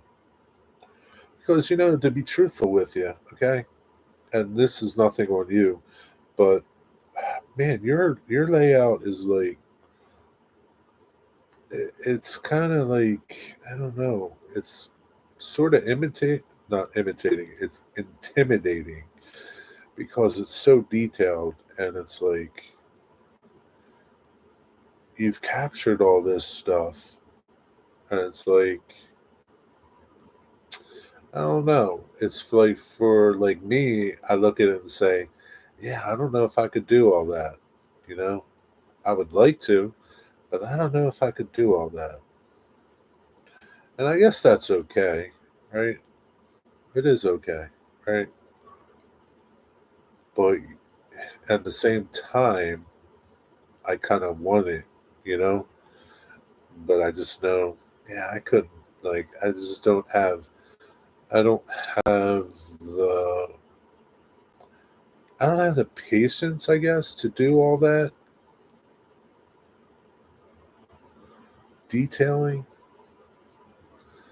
And I know you say, well, you're a woodworker, you build things, but it's just different, man. It's like, I don't, sometimes I don't even have patience for that, but it's just different. It's way different.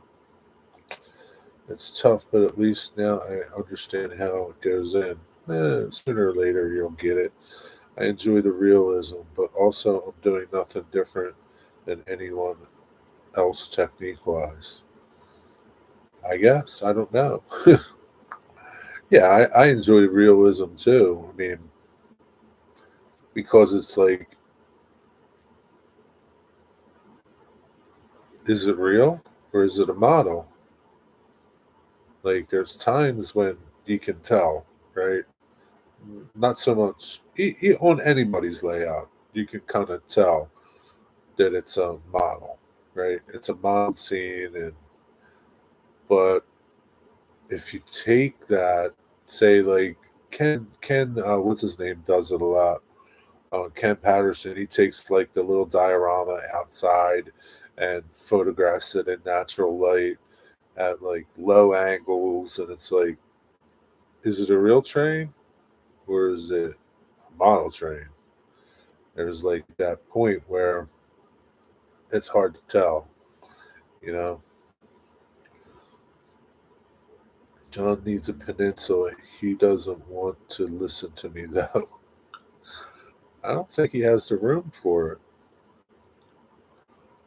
What would the I don't know. So like help me here. What would a peninsula do for him? What would it do for him? I don't know. What would it do?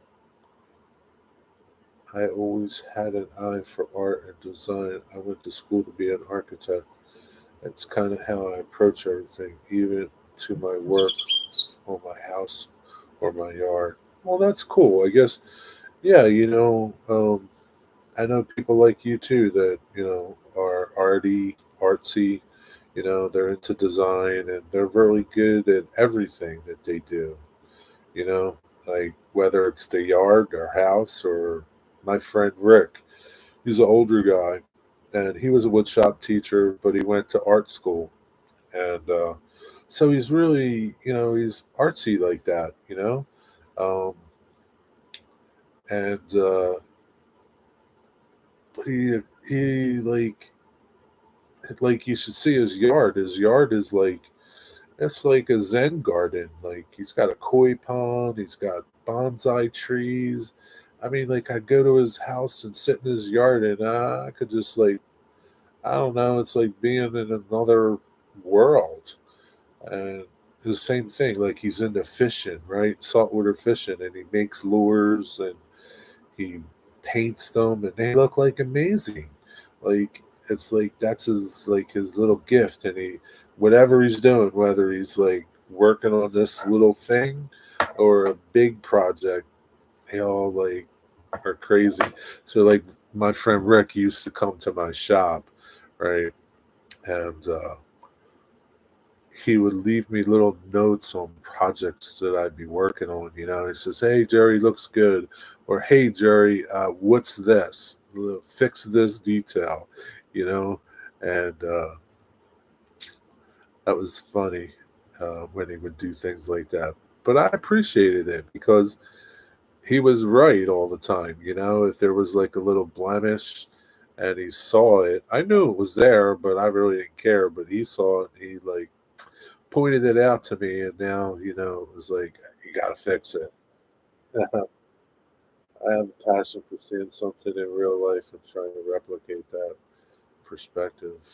For I like scenes where you can stand there and it looks like, yeah, yeah. I mean, and I've talked about that before, like when I'll go to people's layouts, and I always like, I could just like shrink. If I could just shrink myself down, it's like I was there, you know If I was like that little tiny person on the layout, it would feel like I was at that place because it was everything was just, I don't know. They captured realism, and there's nothing, the. And again, like I go back and I say, hey, if don't take somebody's work and say I can't do that, so I might as well not do it. Don't take that way. Uh, just do your best. That's all you can do, right? Do your best, and see how it goes, John. Yeah, I still don't know what this peninsula is going to do. What's this peninsula going to do for you, John?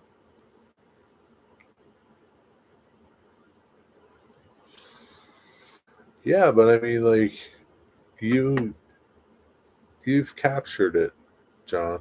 I mean, like, and not to say anybody else here hasn't captured it, but Boomer's the same way. Boomer is like Boomer's diorama is like, and there's a lot of guys out there that the scene is just so real. Is it a model or is it real?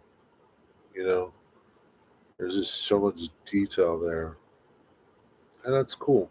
And it's a challenge, right? Every every project that you take on gets a little better because you challenge yourself even more to make it better, right? At least I try that in things that I do. Don't always succeed, but I try. Sometimes you get like frustrated. Also, I have to do things for trial and error. If you never try, you'll never figure out what does and doesn't work. This is true. Yeah, yeah. Add another industry for him to switch. Nah, I just mess with John saying he needs one. Okay. All right. So he doesn't really need one. I guarantee you, if he had the room, he would put one. Cam's determined, even if I build it and rip it out. Yeah. Yeah, I have no doubt that if John had the room, he would do it. Yeah, he would put one in. He would have a ton of industries if he had the room. He'd have like 70 industries or something. Take him days to do a op session. I know what you mean, Jerry. What John has that most doesn't don't have is incredible patience. Yeah, uh, it takes a lot of patience to do that, right? And I guess I don't know. I don't want to speak for John, but that's how he relaxes. That's like his playing golf, his fishing, his he takes his mind off of whatever, and that's what he enjoys it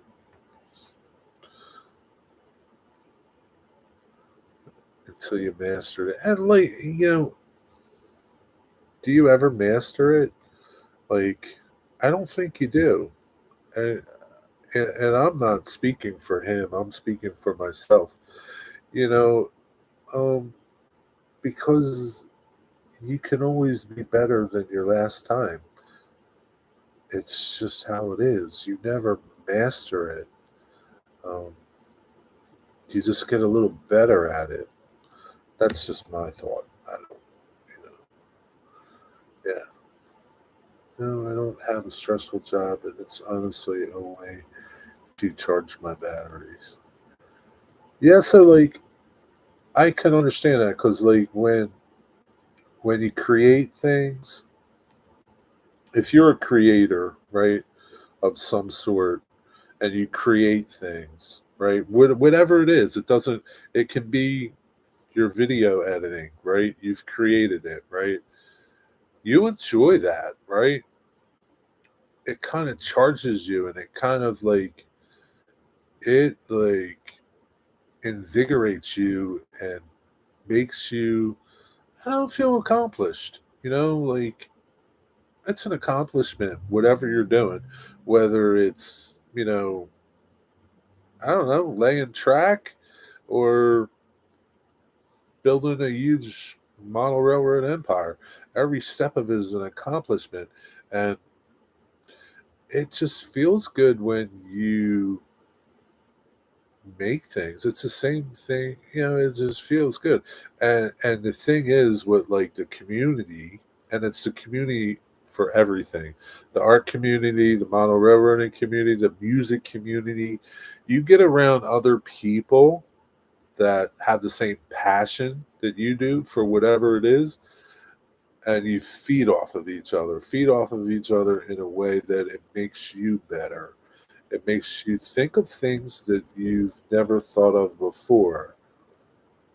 And maybe you can apply that to what you're doing. Like I get together with my artist friends. Like I used to get together with my friends that sculpt and friends that painted things. And it was just like, oh man, there was just like this energy there that like it made you want to go do something and make something. It was just like, I don't know. It's like, yeah, it's hard to really explain it. It might sound crazy, but I think like it's like when you watch somebody's video that has a model layout, right? And you like it and you enjoy it, and you don't feel like working on your layout. I think it kind of says to you, it says, go work on your layout, go get some of that energy, you know.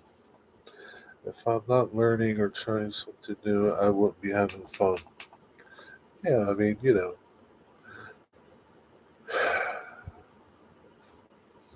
and there's that wall that you hit, where like you think you've learned everything, but you haven't learned much. Like like there's sayings, I forgot more than you know, you know, and that's the truth. Like there's like you never know it all. You're constantly growing and getting better at it, even though how can you get better at it? Well, you can, you know. I'm sure John looks at things that he's done and says, "Oh man, that looks bad." You know, say like something he did a year ago or 2 weeks ago compared to something he did yesterday or just an hour ago, and says, "Yeah, that really looks good." You know, I think that happens with everybody. Yeah, also lots of time is good to have too. So skipping out of work is necessity. Yeah, I think most railroaders, including myself, have a natural desire to move on to the next phase of the layout.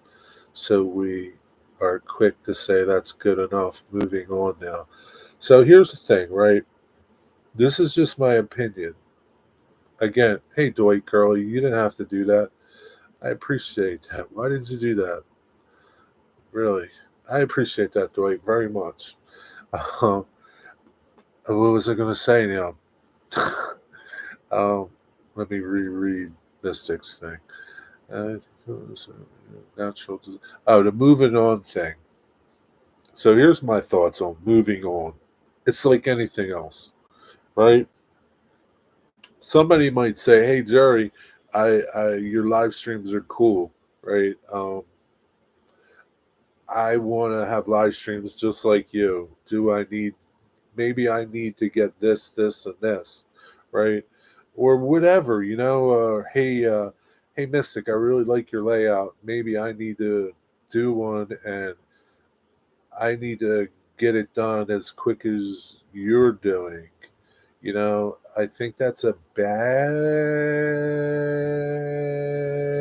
mindset to get into because you can't gauge yourself on everybody else. Everybody does things at their own pace, and you really cheat yourself when you push ahead just to get things done. I do it all the time. You know, working on a project, I want to get done. I'm done with it. I'm like, I'm just done with it. I want to move on to the next thing. So I don't want to say take shortcuts, but you just hurry the process. You don't spend as much time as you would like to into it. And you can't, right? And something like that, you can't. But your layout, you can. Gotta wipe my nose. Uh, and your layout, you can because there's no race to get done. Like, what's the race? What's the hurry? You know?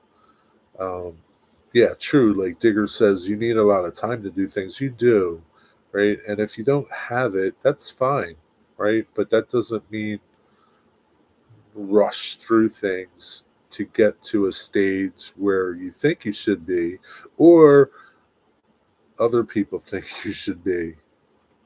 I'm just babbling. So, good enough faves is so important. Yeah, like good enough. Good enough. Everybody's good enough is different. Okay, everybody's good enough is different. So I have this little box here, right? I'll just use it as an example, right? It's just a cherry box, some little stuff, right? You can make this in 2 hours or you can make it in 10 hours, right? How much do you want to put into it time wise? Is it going to be any better? I don't know. I, I don't know. That's subjective. You could pour tons of time into something and only you know that you poured time into it because nobody else does. Nobody knows that you poured 2 hours or 10 hours into this little box, right? So it's like good enough. Yeah, it's good enough, and you got to know when to say it's good enough, you know, you got to, and everybody goes through it. My art friends talk about it too, it's like you got to know when to stop painting detailed grass and it's good enough. It's good enough. Get you going. I've actually forced myself to do at least 3 extra things for every project I'm doing, 3 extra details. And if it takes me an extra 3 days, that's okay. I don't want to rush things. Yeah, I mean, don't rush things. I don't feel my work is good enough, Digger, but thanks. Well, true, John. I'm always going back to revisit. You do some swell work, Mystic. So I think, Mystic, um, I think a lot of people maybe have that same mindset that my work isn't good enough. I do, I mean, you know, I'm not bad at what I do. Okay, there are people out there way better than me, right? Way better woodworkers than me, right? But I'm okay with that, right? I'm okay because I know I'm here. I'll never be here. I don't know that I ever want to be here, you know. Uh, but I just try to get a little better each time. That's it. If you can just do that, try to get a little better each time. That's all. That's all you can do. I mean, that's all. That is. That's a fair. Uh, that's being fair to yourself, right? Because you know that my work, my skill level isn't here, right? It's here, right? So if I can just be a little bit more than where I was, I'm okay. Uh, Getting here is hard, and it's just keep doing it, keep doing it, keep doing it, keep doing it, and have that mindset that, like John says, I want to challenge myself and do 3 extra details, and however long it takes, it's however long it takes. But you just go for trying to get a little better. And a little better is you only have to satisfy yourself. You don't have to satisfy anybody else. because, like I said, you can't measure that. It's like, can't measure it. It's like, just get a little better. That's it. So don't say that you're not good enough, because you are. I mean, you do some good stuff, you do some cool things. I mean, can you be better? Yeah, everybody can be better. Can you be worse? Yeah, everybody can be worse. So, like, it's like, challenge yourself to do a little bit more. That's all. But you're modeling, Mystic. Yeah, that's what's important, right? That's what's important, right? So, like, in the back of my head, I look at John's layout and say, man, I'll never be able to do that. Maybe I shouldn't do it. Forget it. I'm done. Right? Well, that's not a good attitude. I should just do it.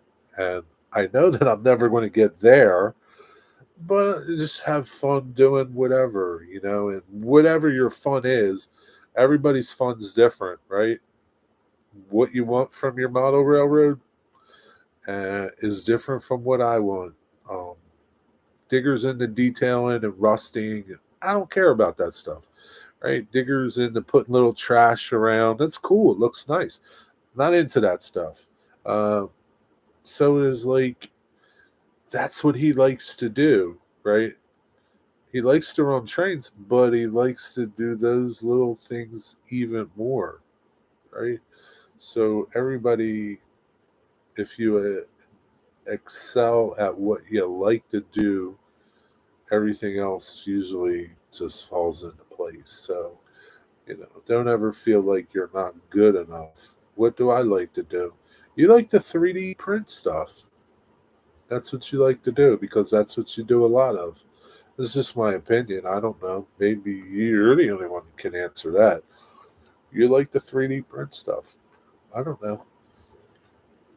What do you like to do, Dwight?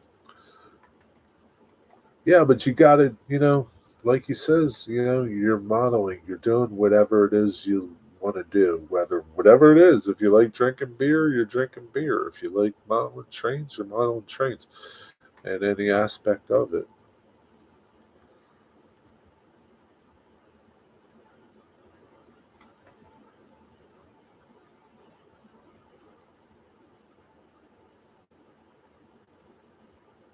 Ooh, boy, that was a long one.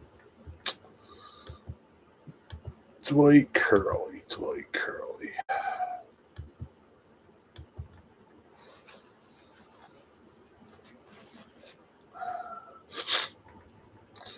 Yeah, Dwight, that was nice of you. You didn't have to give me a super chat, Frank. You didn't have to give me a super chat, Dwight. I appreciate that.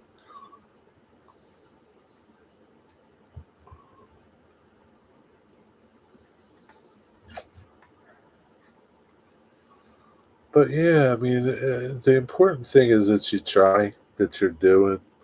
Um, yeah, you can't compare somebody's layout to your layout.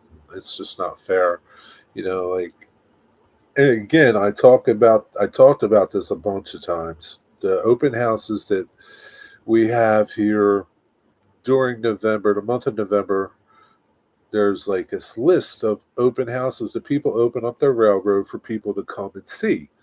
And I go, and I'll never forget, I was at this dude's layout, and there were other people there. And all this dude had was like some buildings on bare plywood, and he was running trains, right?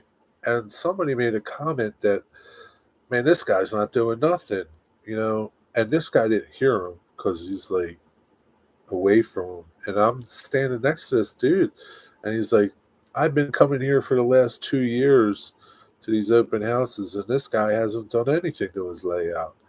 And I'm thinking to myself, I didn't say nothing to him, but I'm thinking to myself, at least he's running trains, and he invited you into his house to watch his trains run. Don't sit there and criticize the guy because he doesn't have what you think he should have on his layout in the amount of time that you've last seen his layout. Like, people are jerks sometimes. You're talking really good. I wanted to. Thanks, Dwight. But you don't have to. I know you wanted to. Lots of people can talk. Good job, John. You'd be surprised how many comments I get on what I'm doing wrong, and they have zero content or zero following. There's a ton of them people, right? There's a ton of them people, and it's okay. It's what they enjoy doing, I guess. I just, I delete them. I don't even keep them because I don't want people to waste their time reading it. It's just like a waste. But yeah, people are like that all the time. People are always going to pick at you for whatever reason, whether they are actually better or they're just mad because you did something and they're not. So, like my plywood friend, I don't know the guy, but he's just having fun running trains, right? He's having fun running trains, Dwight. And like, Dwight, don't ever let anybody say, "Oh, your layout's a mess and your layout is this," and you're having fun doing what you're doing, right? It goes with everybody. You too, Mystic. I mean, everybody. You're having fun. That's all that matters. Don't matter what anybody else thinks. I suppose once you're out there on the internet, you're open for comments, good or bad, right? Once you're out there, and the bigger your community gets, the more popular your video gets, the worse it gets. You know, holy crap, that's really bad. Your best comment. The best comment I ever got was, "You're so effing blind. It's pathetic." Yeah, you gotta laugh at that, right? Like, well, you could get mad at it, right? And what's that do? But you gotta laugh at it, like, yeah, okay, whatever. I enjoy commenting back. Oh, thanks, but I can't seem to find your work anyway. That's a good one. Yeah, yeah, that's a good comeback. Yeah, I can't seem to find your work anywhere. And even okay, just even if he had stuff out there and it was better than yours, I go back to saying if you got nothing good to say, don't say nothing at all. Like it's just I don't know, I guess common sense, but not much of that around anymore. Yeah, you're never going to get a response. You're never going to get a response. Sometimes you do, sometimes you don't.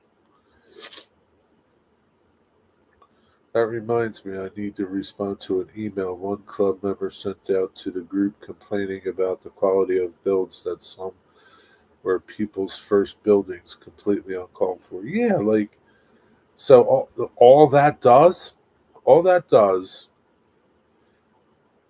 is that person that built that for the first time, their first build says the message it says is you're not good enough, you suck.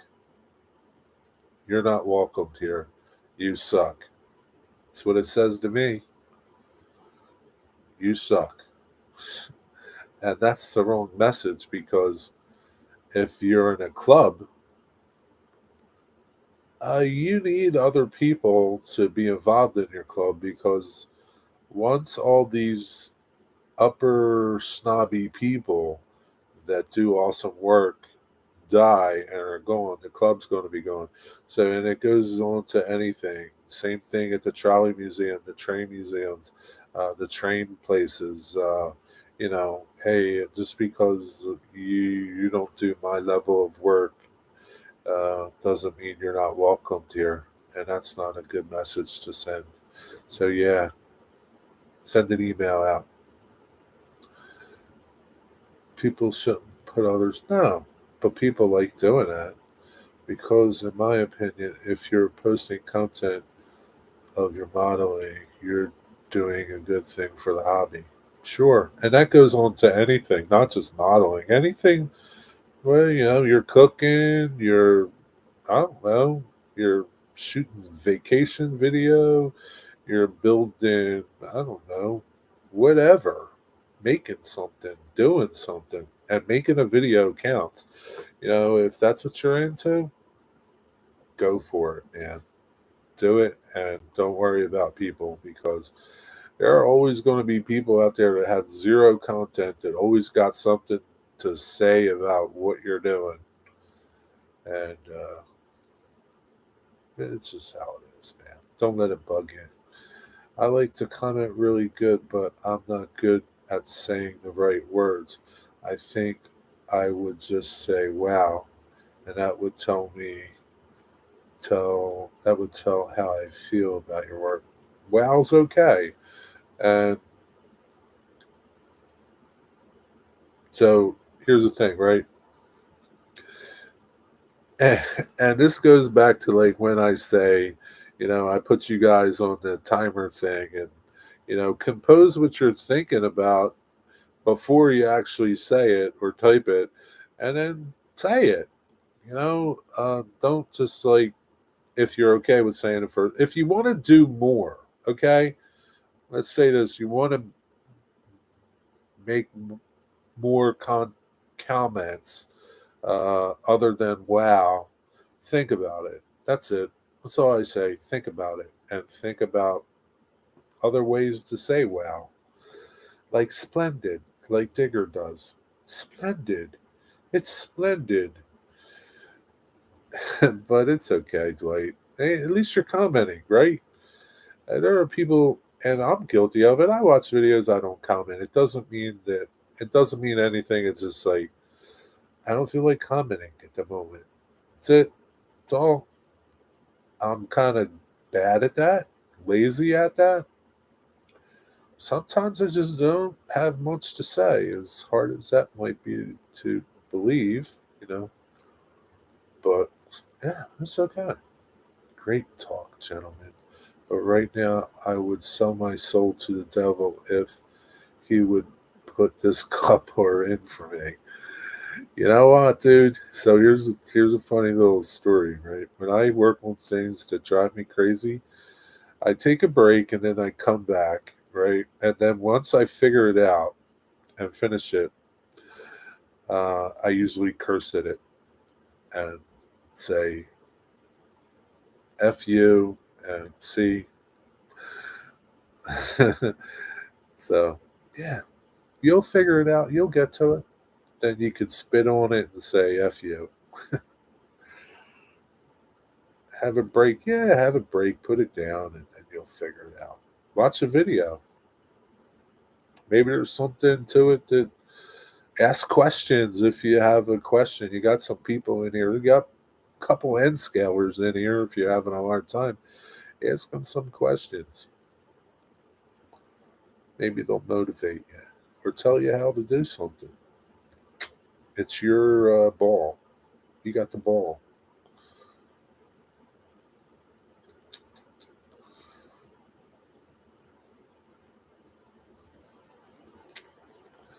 Yeah, but I think the important thing, like John says, is you're doing something. Whatever it is you're doing something.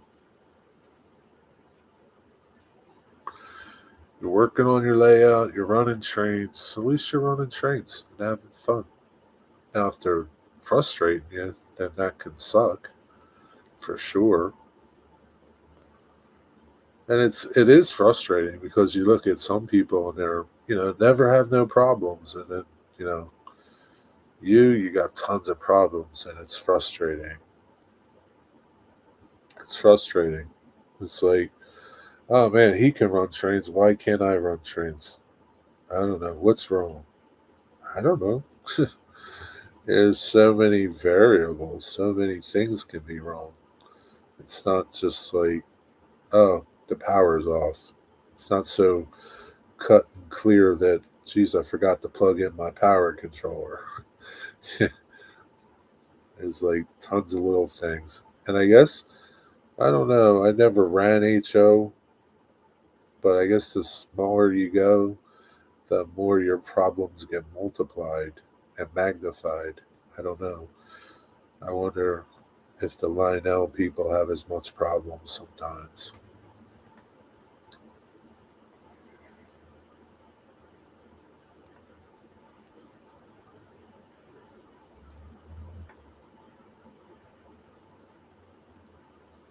Yeah, but I would just challenge yourselves and, just to get a little better than the last time, whatever it is. And, most of it is all just subjective. You know, it's all subjective. Like weathering, there's no right or wrong. Like, I mean, look at some of the cars. If you do any type of rail fanning or watching any type of rail fan videos, you see some pretty nasty looking cars out there. I mean, like, totally nasty. And somebody might say, oh, geez, that's over weathered. But, like, I've seen some cars like that, you know? Like, there's no right or wrong to something, some things. I will say if you put in the time and effort to good track work and good rolling stock and logos, yeah, but like, what is good? Like, I mean, like, if you, yeah, that's hard because, like, you lay your track down as just like a not serious modeler. You're just laying your track down and you're having problems. Like, well, geez, I just laid it down. Like, I mean, I don't understand why I'm having problems. I mean, if they're obvious, they're obvious, right? If the track's all cattywampus and like, but if it's looks good and you have problems, then you're like, geez, I don't know what's wrong. You have nothing to go by. There's no gauge per se to say, oh, my track work's bad. My cars are bad. Like when you buy, like at least me, I buy a new piece of rolling stock.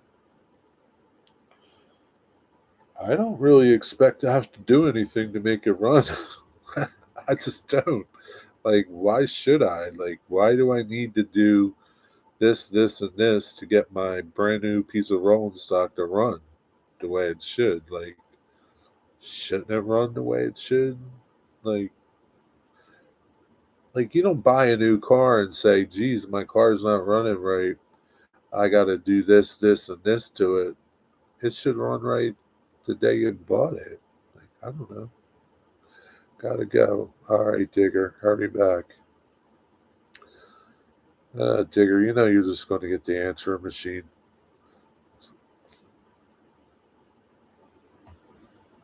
My advice for couplers: pay someone to change them, not just plan to take 4 hours to replace them. Most common is, yeah, I guess. You look at this little coupler, right? I don't know. Can you see it? I've not. I didn't do these, right? You look at these and say, how hard could they be? I don't know. Never did one. But if you never did one before, sometimes things are hard for you. You know? I don't know. I can barely see it, so I don't know. John Mystic, do you have the right couplers for the locomotive? That could be a problem too. Track is out of gauge, couplers not correct height. Yeah, but like, why should I? Why do I need to check the couplers on my brand new car? I don't know. And I think like a lot of people don't have the same. They have the same mentality I do. Like, I just bought this car. I shouldn't have to do anything to it, right? Right? I mean, I just bought it. It's brand new. Like, it should work. Unfortunately, it needs to be done. I guess so. Yeah, I researched the microtrain conversion chart. Okay. So people's layouts that run really well don't get. Also, people's layouts that run really well don't get like that by luck. No? I thought they did, man. But I guess, people think that, I don't know, but, all he did was lay down some track and hook up some wires. So I did the same thing and I'm having problems. What's the problem? Maybe, I don't, is there any video, like layout videos where they talk about I guess there is. I don't really pay attention to them. Like how to make sure that what you're building upon is good. You know that you know. I don't know. Take your time. I don't know what I'm trying to say, but I think you guys kind of got an idea. There's no gauge. There's no like. This is what I need to do to have a successful operating layout. I don't. Maybe there is. I don't know. Trial and error. Some people don't want to trial and error, John. Some people want to just lay track and run trains. Maybe they don't want to be, as that's probably why a lot of model railroads die because they buy this model railroad in the box, right? They lay the track and maybe it doesn't work or maybe they have problems. So they just put it back in the box and forget about it. They're done with it. And they don't, yeah, but not everybody knows that. You go, I've been to the train show and see families buying train sets, right? And they just want a train set. Like, I hope they have luck putting it together and getting it to run right because if they don't, they're going to be frustrated and it's just going to go back in the box and go in the closet somewhere. And that's kind of like a bad thing. My track work has improved. I use the magnifier now to make sure joints are smooth and level. Yeah, that's a big problem. I agree. Running frustrations totally cause people to stop in the hobby. Yeah, sure. Yeah, because they see other people having no problems that they're talking about, right? They're like Dwight has problems with his layout, but he talks about them, right? So he tries to make them better, right? If you have built a layout and you've had problems but never talked about your problems, then everybody just assumes, oh, well, this is how it should go. Well, that's not how it usually goes. Right? But yeah, I mean, if you have problems on your layout, don't exclude them from a layout video or anything like that. Whatever, if you have problems detailing something, put it in there and talk about your problem and how you work through the problem. Because people just watch videos and say, "Oh, geez, this it's easy. This is how it goes. One, two, three, and I'm done." Well, you left out, or let me put it this way: it's 1, 5, 8, and 10, right? But you left out 2, 3, and so on and so forth. And, all these problems that you had getting to each step. You left out all these little details, you know, and it's those little details and little frustrations that you come across and fix along the way that make you not have gets you to that point where you don't have problems. So it's important to talk about the problems that you've encountered just so that everybody else knows, oh, geez, John 26 had problems too, but he got through them. Or Curly had problems too, he got through them. Or Digger had problems too, but he got through them. But if you leave those problems out, then people just think, oh, you're perfect and I'll never be perfect. That's it. I got my parts for the big printer. Oh, that's cool. So you'd be printing more. That's why I don't like doing videos while I build anymore. Yeah, I mean, it's first of all, it takes a lot to do videos while you're building something. And like, I guess it's just like, well, do you want to make videos? Do you want to build? Or do you want to do both? Or do you want to do not the one and more the other? So it's kind of like hard. It's like, you only got a finite amount of time to do whatever you're doing. You can spend it all doing what you want to do or being sidetracked by making videos of you doing something too. And it's like, you choose the route that you want to do, right? Like,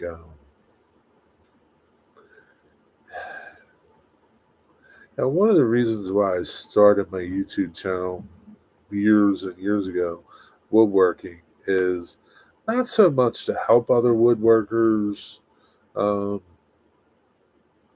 get better, because there's a ton of people out there way better than me that do things and make videos that are way more detailed woodworking wise than my videos.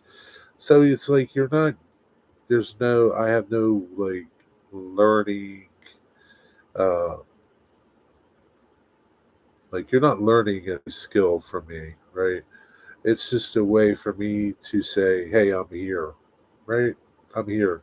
I was on this earth for X amount of time, and there's proof because I got these videos here that says I was here, right? It's like they'll be here long after I'm gone.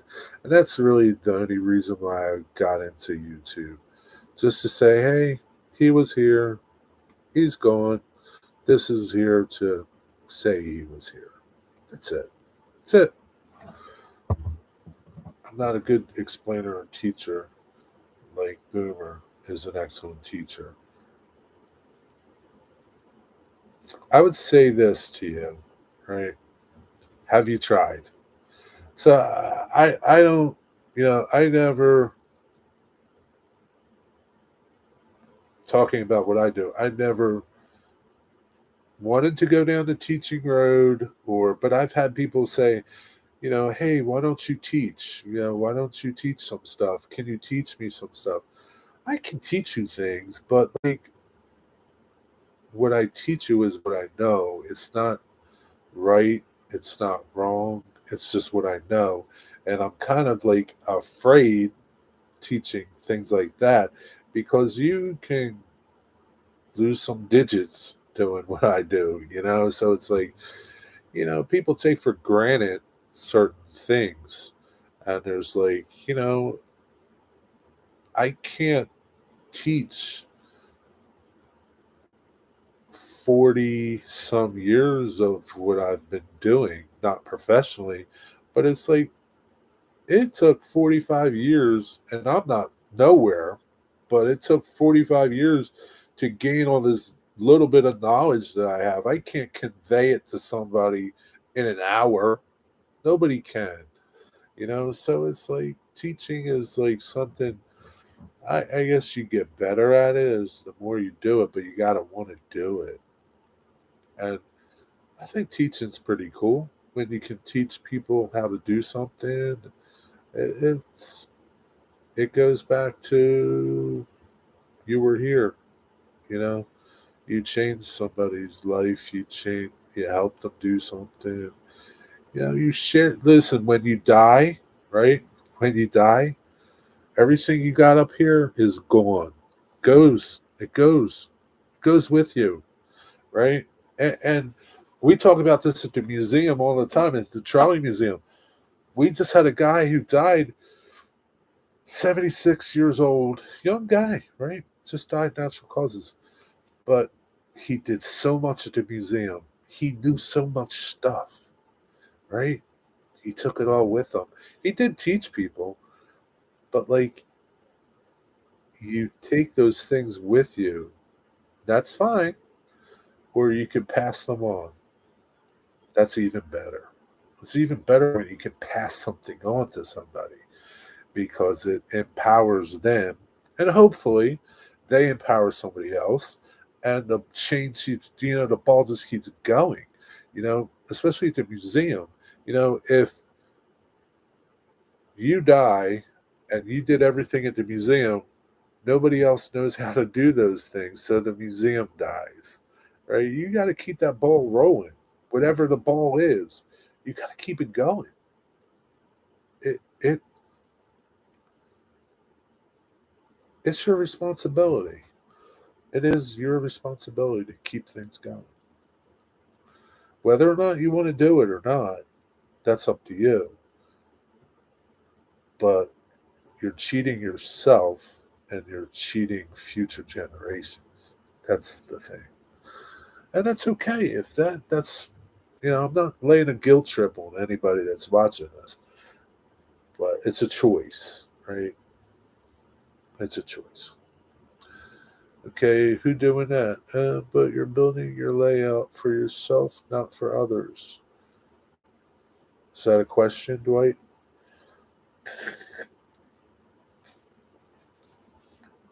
So I say to you, John 26:18, you might not think you're a good explainer or teacher, but I bet you can be.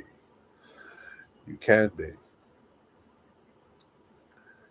And I'm not saying that's what you need to do, but you can be. Anybody can be. I never thought that I would have a YouTube channel, and I don't want to say I'm teaching people, but I do teach people sometimes, every once in a while. But I never thought I would teach people, and I kind of like teaching people. When I go to the museum, to the trolley museum, I bring on the young guys to help me do projects because I enjoy teaching them because they are the future. They're the future. I'm just the present. They're the future. And for things to keep going, they need to know what to do to keep them going. And so you need to share that knowledge. I would have a YouTube channel and have five. Oh, you never thought you would have a YouTube channel? Yeah, like I mean, yeah, I mean, yeah, you never thought you'd have 500 subs. I never thought that I would have more than 70 subs that I was at for 10 years of my YouTube channel. Never thought I'd have more. Never in a million years did I think I'd have what I have now. Not that I have a lot, but I do have a lot compared to where I was 10 years ago. So, like, you don't think those things, but they happen, you know, and it's just how it is.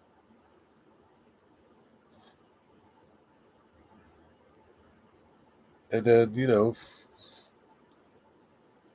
I don't know, a year from now, you might have 1,000 or 2,000 or 3,000, and you'll say, geez, I never thought I'd be here, but you're here. Uh, and whatever you do, you do. Just because you're here doesn't mean you need to do more. Doesn't mean that you need to do more. Just keep doing whatever you want to do. There are so many people, uh, not in this community. Well, there are a couple in this community uh, that are so like focused on getting 1,000 subscribers and getting monetized that I don't know. They're like, it's not like what you thought it was going to be. It's not like the world's not changing when that happens. Mostly your life isn't going to change like huge. You're not going to be able to quit your job. There's like, what's your hurry? What's your hurry? Don't you get there when you get there, if you get there. And if you don't, oh well, you don't. If I was retired, I would be different, but not. It's a choice between working on a project and working on a video. Yeah, and you'd rather work on a project. I totally get it. This is the amount of time you got, and you got to use your time wisely. Maybe when you get older. So, like, here's the thing, right? When I was your age, right? Yeah, I wasn't even thinking about making furniture. I wasn't thinking about anything that I'm thinking about now, right? But as you get older, I think your life changes. Uh, your thinking changes. Not that your thinking's bad, but just it changes. Like things change. Um, yeah, I mean, if you talk to me, if 27-year-old Jerry talk to 60-year-old Jerry today, uh, yeah, he wouldn't be thinking anything like he thinks now. He wouldn't be thinking, "Oh, yeah, go teach kids how to work on trolleys. Go teach other people how to work on trolleys." Be like, "It's a waste of time. I ain't doing that. Well, I gotta do that for?" But, like, I think as you get older, things change. You know, you're like I said, you can't take it with you. You can't take all this stuff with you. You can't. It's gone.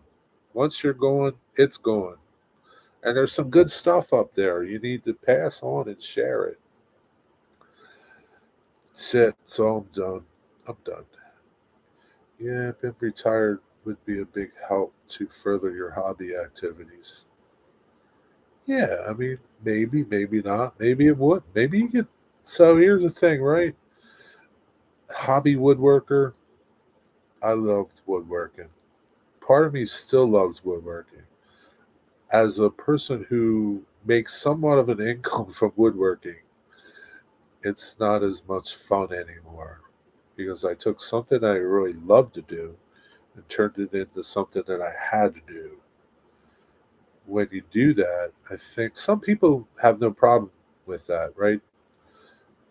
But for me, it kind of like I hate working on people's stuff. It doesn't, you know, I don't feel creative when I'm making a kitchen cabinet door. It's just like it's not creative. You know, it's just I want to create something that's different. So just because you have time and you're retired and now you can do things, doesn't mean that you're going to enjoy doing them. Just saying, it's just me. Yeah, I can see that it's more of a chore when you have to do it for a living. Yeah, I mean, listen, Digger, if you had to weather locomotives, cars, trucks, buildings for a living, right? And you had this big pile of stuff behind you that you had to get to, you would kind of like start to resent it, I guess. At least I would. And I'd be like, I'm never going to get through this. This is like insane. I'll be dead before I get to the end of this pile, you know. And it's like, it. I don't know. It's just my thinking. Might not be your thinking. But anyway, that's all. I've talked a lot. How many? 2.5 hours. Holy crap. A lot of babbling. Mystic, are you still here? Yeah, after a while, it would become tedious and not enjoyable at all. I agree. Maybe it would. Maybe it would. I don't know. Amtrak. Maybe it would. I don't know, Digger. But it just becomes. Yeah, so just don't assume that you take a hobby, turn it into a profession, it's going to be great. It could be, but it might change your love of what you once loved.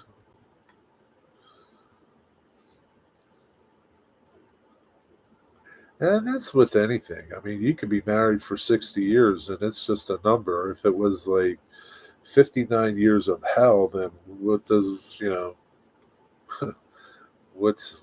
is that? Like, what's that accomplishment? Still here, I did the unthinkable, lost a tiny spring on the floor, just found it. Took 15 minutes. At least you found it, man. That's the sucky part about that stuff, man. Uh, Losing that little stuff like that, man. Especially, you know, it's different if you lose it on a light colored floor, but if you lose a dark object on a dark floor, yeah, you're screwed. It's like the other day I was working on my truck putting mud flaps on, and I talked about this the other day too. I had the package of screws and nuts and stuff, and when I moved from one wheel to the other wheel, I lost two of the nuts or two of the screws.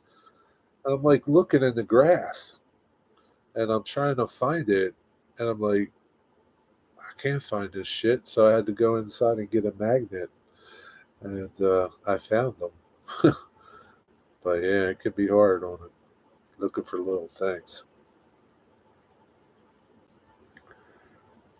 Are you okay, Jerry? What do you mean, am I okay?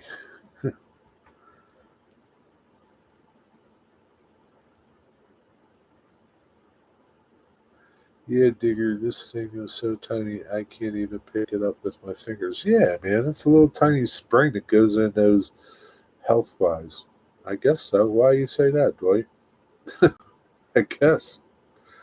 What makes you say that? Do I look okay?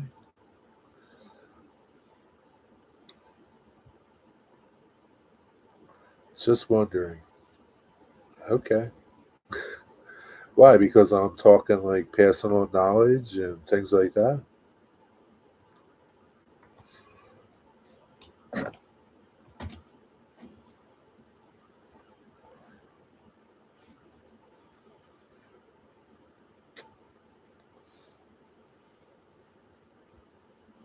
Yeah, don't lose it again, Mystic.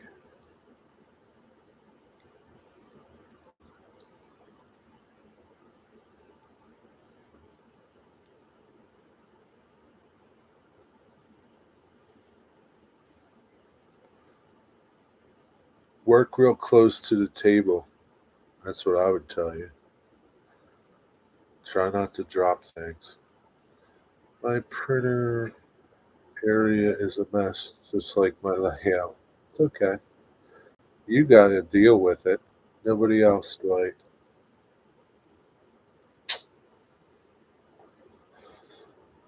So I'm still waiting for you to reply, Dwight.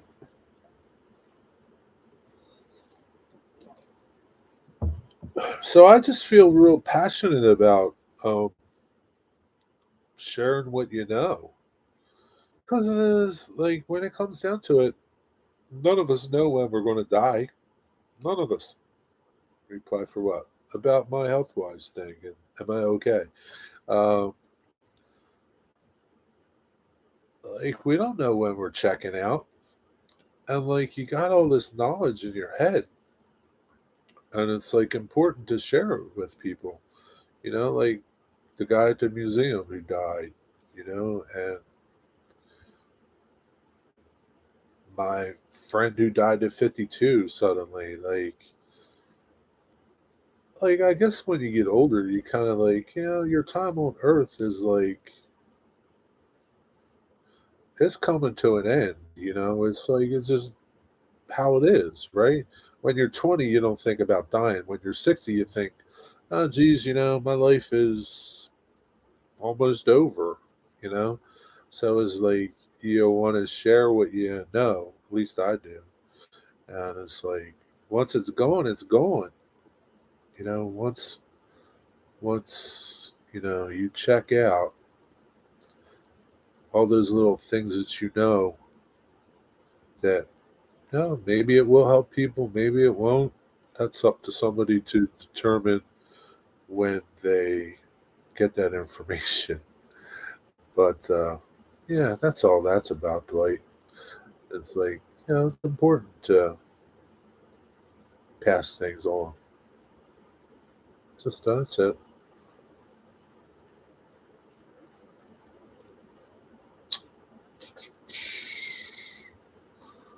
Does that answer your question, kind of? I don't know. Use a jeweler's apron for working all the time.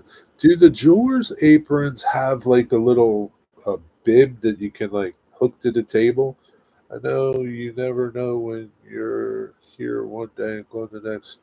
Just like my dog Dexter. I still miss her. It's been 3 months now. I told my son when I'm going, he needs to make a video to tell people. Yeah, I mean, same thing, right? Same thing for me. Like, I drop dead, nobody's going to know, right? It's like, but that's how it is, right? Uh, yeah, I mean, it's how it is. It's how life is, right? Uh,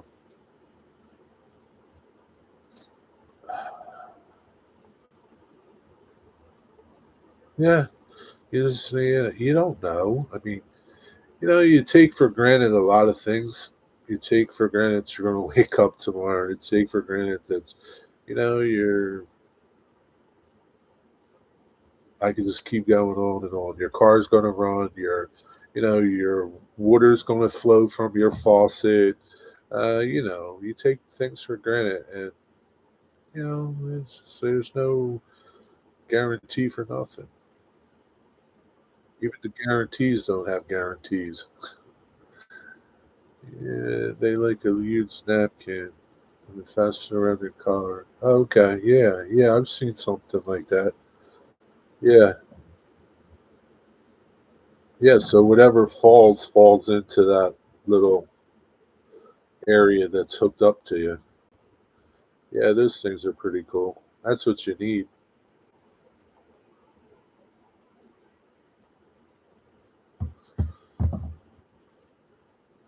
But yeah, yeah. So like I've talked about this before. My friend, my Italian friend, passed away many years ago, and he was kind of like my mentor for things. He did everything. My friend Mario. Uh, I hunted with him, but he was like a mason, a tile man. He would build things, and he has kids and all, so his kids are his legacy. But once his kids are gone, he's like, I built that house, and that house is still standing, and it'll be standing long after I'm gone. So that was like, your kids are your mark that you've been here on Earth, but those houses will outlast everybody, and they're kind of your mark that you've been here. I don't know. It's like about marks, making like things that outlast you that'll be here for I don't know centuries, generations. I don't know. I think about that shit, Dwight. Who saves things being lost to the carpet monster? Yeah, those damn carpet monsters. Even anything, hardwood floors. Once those little things hit the floor, man, they're hard to find.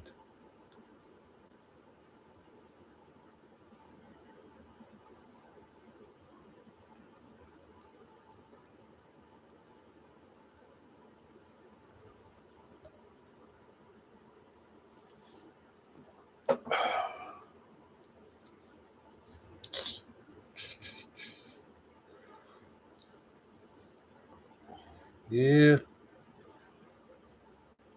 yep, slip down a cranny and they're going. Yeah, I know, right? So got a little crack in your floor or something.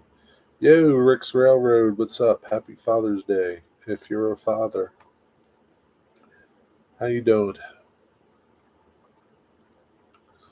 Yeah, we've covered a lot today.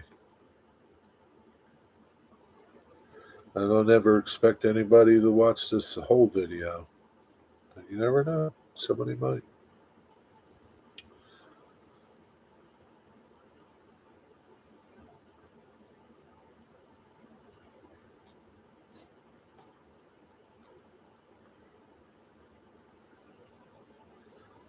Crazy to think about how our YouTube channels will live on after we're gone. Yeah, I know. Like I have uh, friends in my woodworking community. Cosmin's not here anymore, but so like my woodworking friends, Cosmin, I met Cosmin on woodworking chat forum, and there's like a whole bunch of us that kind of like live close together, and even my friends that I met there that live in Chicago and Montana. I met them. They came out here to one of my other friends' uh, houses and helped them build a garage, right?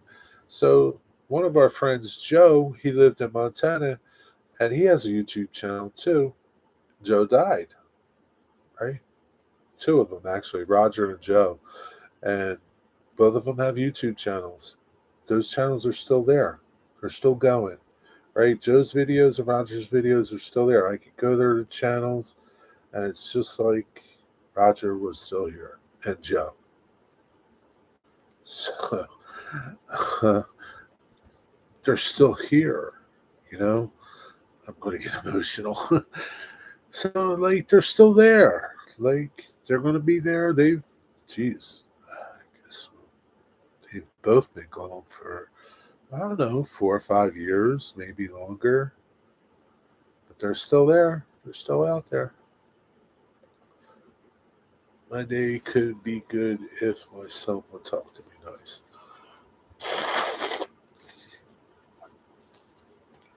Yeah, I mean, that's the sad thing, Dwight. I mean, your son is just being whatever, you know. I don't know. I don't know. I can't speak for him, but it's a shame that I know your gut. It's painful, right? It's hard. Um, yeah, it sucks. But there's people that love you, and that's all that matters. Really, that's all that matters. Yeah, last forever. Yeah, I'll be out there for a couple more years on YouTube after I'm gone. Thank you, my kids came over today. Made my day a good one. Yeah, and it's like, yeah, there's a lot of dads out there like Dwight, I'm sure, that their kids aren't, you know, calling them up to say, hey, happy Father's Day, Dad. Um, Happy Father's Day, Dwight. You know, um, and that sucks. And you see it, you see everybody else that's, getting these, and you're not. And it's like, kind of sucks, right? But it's what it is, right? I mean, can't change it. I mean, you'd like to, but you can't. And life goes on, right? You can dwell on it, think about it, and or you can just move on. That's it. You choose to move on because it's not worth all the aggravation and stuff you put yourself through. And that's with a lot of things. Um, yeah, I mean, my mom and dad aren't here anymore, and so it kind of like it makes me think about them. It's sad, sort of, when Father's Day is here, Mother's Day is here, and I can't wish them those things. I can't wish them a happy birthday. So it's kind of like I understand. It's not being, it's not for being a dad. You're a great friend, and you have all this. Yeah, I know I do.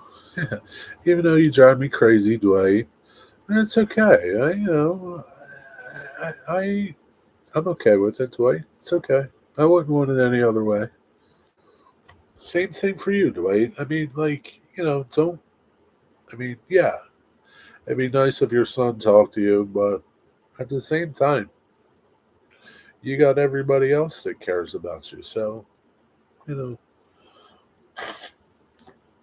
would you rather have him or? I mean, no, I don't want to say that. Would you rather have him or us? But you got us, so there's more of us. That's what I'm good. That's what I'm good at. Yeah, you're good at that, Dwight. And it's okay. It's good that you're good at it. You know, yeah, I mean, it's like, yeah, sometimes you drive me crazy, Dwight, the things you say. But it's who you are. It's like, I wouldn't expect anything other than that. It's like, I mean, like, are you okay? Are you okay? Are you okay? But it's like, it's who you are, man. It's like, it's okay. It's not like, you know, most of you out there uh, in chat right now, it's not like I just met you yesterday. It's like we've been friends on here on YouTube for, geez, I don't know, 3, 4, 5, maybe more years. So it's kind of like, you know what to expect from people, and you're kind of like know how everybody is. Everybody's got their little, little things that make them them. And it's like, are you okay? Yeah, I'm okay. Are you okay? Hey, mailman, what's up? Happy Father's Day, buddy. Why you keep saying, are you okay? Yeah, I'm okay.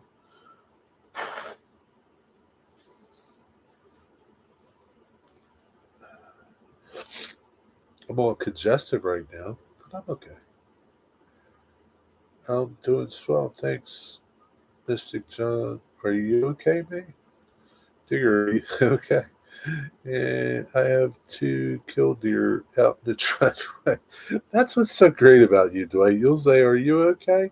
And then you come out of the blue with things like, "I got two killdeer in my driveway." It's like you're like out there, right? It's like you're totally not like keeping on the subject, but that's okay. So it makes you Dwight. I miss y'all. I haven't been on much lately and done much rail fan. And it's all right, buddy. Life is busy. You got kids, and things are like that. I'm pretty far from okay. These dang couplers. Yeah, those couplers drive me crazy. You will sort them out, Mystic. Yeah, you'll figure it out. And if you don't, it's okay. It's not the end of the world. Pass it on to somebody else to fix it for you. There's no shame in having somebody fix it for you, dude. No shame. It's okay. Kenny Rogers said you got to know when to hold them. You got to know when to fold them. You got to know when to hold them. What have you been doing, mailman? Any new projects in the wood shop? Or got to refinish the kitchen table. That's about it. Eh, nothing exciting. It's just boring shit. What's up with you, man? How's things? Got my printer all tore apart. Can't be worse than those couplers. Yeah, at least you just got what? A couple little parts for that coupler? Dwight's printer is probably in like 42 pieces. Make sure you let us know if you give up, Mystic, so we can give you crap about it. Yeah, don't worry, Mystic. I won't give you crap about it. Maybe Cameron will. Maybe Cameron will fix it for you. I'm just saying. If he was a good buddy, he would. Yeah, I'm just waiting for the vacation in July, heading out to West Virginia for a couple of weeks to relax in the woods and mountains. That sounds splendid.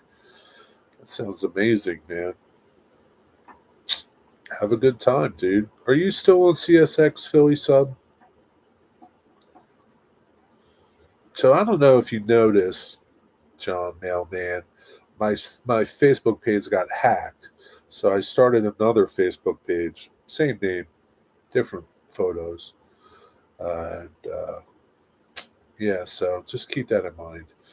And I've been trying to get back into Philly sub, and they haven't accepted my invite yet. Or well, I was invited by my friend Bill and answered the questions, and I'm still in like limbo over there. So just saying, if you know anybody, hit me up. I'll get you in. Oh, all right. I can't hit you up because I'm not friends with you on Facebook anymore. I mean, I can message you on text, but yeah, I'll do it now. I'm a mod. Thanks, dude. I knew I could count on you because I miss it sometimes. Sometimes there's good information on there. Sometimes it drives me crazy. But yeah, so I've like my Facebook page. I've like I've only got a few people on there now, and I actually pause it during the day, like pause the app and let it stay paused all day. I don't go over there and look around too much. Only when I want to see trains or something. But yeah, yeah, Cam. I'm on my third frustration break. I'll let you. Have you, Lily Mystic? Have you got one of them on, and you can't get the other, or you haven't got either of them on? Okay, I'm not seeing your request, but please message me directly on Facebook Messenger. But we're not friends.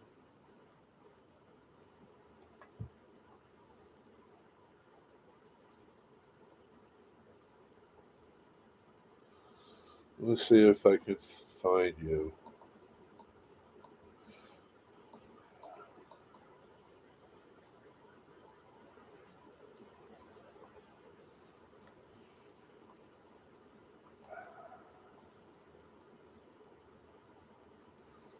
Huh. Wonder why I found you there.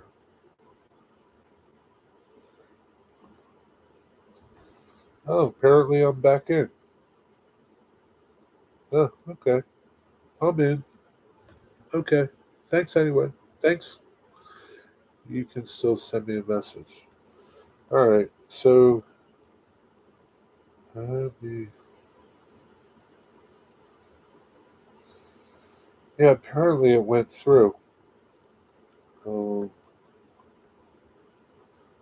but let me find you over here. Let me see. Oh, there you go. I'll send you a friend request now uh, with my new one. I just did. All right, I just did. So cool. Yeah, we need good guys, and they're like, I'm not a good guy, but yeah, and I don't really post much. Hey, Closet Branch, what's up? Happy Father's Day if you're a father. Yeah, he needs to delete the other account now, man. I have control of that account, Dwight, so it's not like they're sending stuff out. Uh, I can't get into it with my password.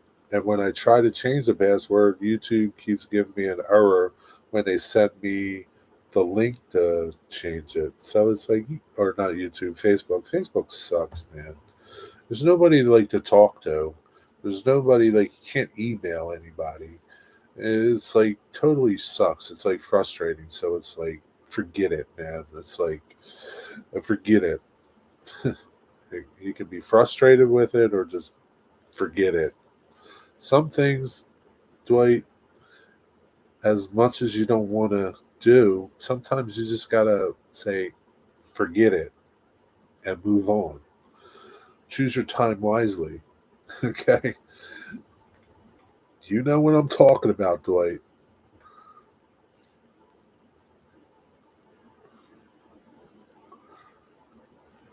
I got to hold together this spring coupler, two parts in a box, and get it. Maybe if you had like tweezers that were sprung loaded or something that lets you hold things together. You know what I mean? Like these have like little springy things. You got any of these? Maybe these can help. You have to say it's good enough. Yeah, yeah. What's up, Closet Branch? Got pants on today? I have good tweezers. Okay. Well, these are the kind you see what they do. Let me see if I can say it.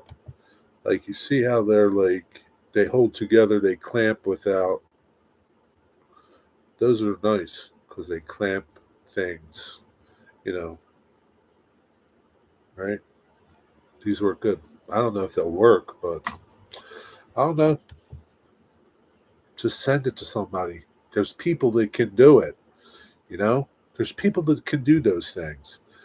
I'm going to give you another life lesson. Okay, I have a friend. He's not handy, not at all. And his saying is, "There's people that can do that thing." Right? I can't fix the plumbing. There's plumbers that fix things. There's an electrician. He fixes things. You pay him money, he fixes it. There's people to fix those things, Mystic.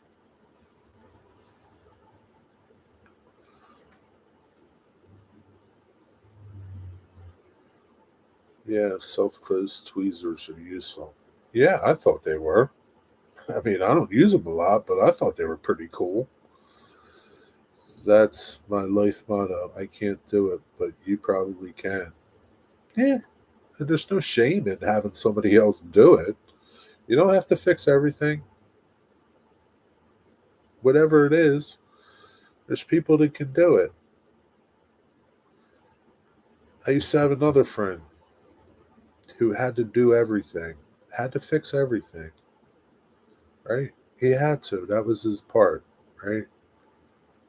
And I would tell him, I'd say, there's people that do it, right? There's people that can fix this and this. And okay, when you don't, can you fix my bank account? Probably not. Maybe I don't know, a little dime or 20 cents help. And when you don't have those people fixing, like you don't have the plumber fix your thing, that's how the plumber eats. That's how the plumber feeds his family. So if you fix it, God bless you, right? But if you let the plumber fix it, you help the plumber out, right? So that's my other little. You get a little life lessons, a lot of little. I don't know what you want to call them, but you're getting a lot today. Those killdeer are laying out in the driveway still. That's where they live, Dwight. Don't you know? Like they lay eggs in the driveway because the rocks look like they're eggs. They don't nest like normal birds. Did you know that? I'm sure you did. I didn't know that. They nest by the rocks, and then uh, they nest in rocks because their eggs look like rocks. And then when you go by the eggs, they make a bunch of noise and they act like they're injured to draw you away from their eggs. I didn't know that, and one of my friends told me about that. I was like, wow, that's pretty cool. And sure enough, we get them at the vineyard too, you know. And then sometimes, what's even funnier, Dwight, is once those little eggs hatch, you see these little tiny birds, right, like that, and they got legs that are like that. They're like huge, right? They got these legs that are like twice the size of their bodies. They're the funniest things to watch. Watch them, Dwight. They're fun. But you get a lot of life lessons when you own a house. Yeah, you sure do. I had a bunch of babies once, and I caught one once. Oh, did you? You caught one? Wow. We had those pipers or something living on our roof at the dealership. Their eggs look like rocks. Yeah, it's probably them. Sandpipers. I don't know. Something. Flamingos. No, they are killdeers. Maybe killdeers. I don't know. Pipers. They look kind of like. Yeah, I guess you could mistake them for a piper, like a sandpiper type of thing, because their legs are so long and their bodies are so small. But yeah, I don't know if there's any other birds that do the same as killdeer. But yeah, it's funny. They're funny, man. It's funny, like when I don't know which one it is, if it's the mother or the father bird, when they like fly off and they like start flapping their wing like it's broken or something. I don't know what they're doing. They're trying to lure you away from the nest. Ron saw an oyster cracker at the farm once, 70 miles away from the coast. What's an oyster cracker? Boom, one coupler replaced. It's Miller time. Really? You got it? Good for you, dude. How did, well, I don't know if you really want to have Miller time right now. You might want to keep rolling on this, John. You know, once you get it, you kind of want to keep it going because if you come back to it, you might not be as successful. Just saying. I don't know.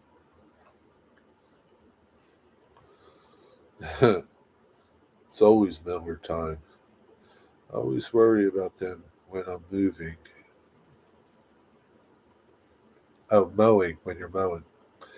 You just got to worry about the eggs, really. the birds, once they're able to go, you don't have to worry about them. They know what you're doing and where you're at. Big long beak that catches oysters. Really? Huh. That's interesting. Yeah, maybe it flew over Digger for some oysters or something. I don't know.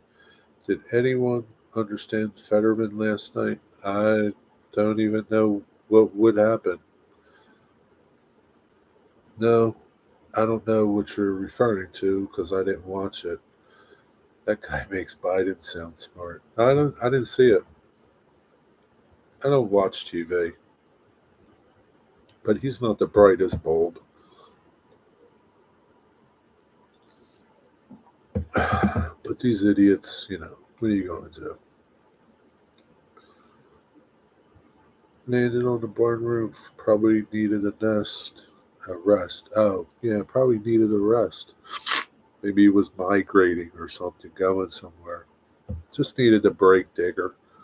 He's okay. Do you know for sure that that's what it was? An oyster catcher thingamajigger? Oyster cracker? You know for sure? Is it true Biden makes a speech last week and it ended with God save the Queen? I don't know. I don't know, Digger. Maybe he doesn't know she passed away. I have no idea, man. Yeah, Ron took a picture of Google. Oh, cool.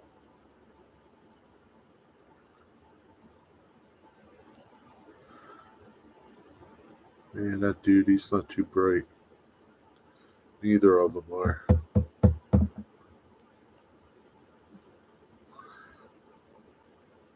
Yeah, I don't watch too much TV. Took me a couple hours, Dwight, including the frustration breaks and losing the spring.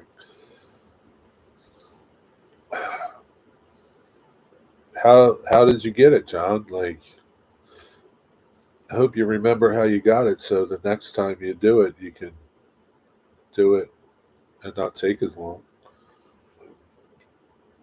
She didn't see one before, so looked at beaks and legs were bright red colored. Okay. Yeah, when you see stuff and you've never seen it before, you kind of wonder what it is.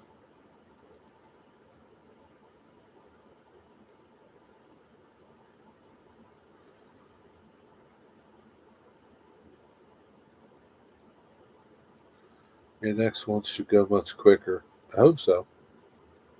That's why I said you're on a roll. You better keep going.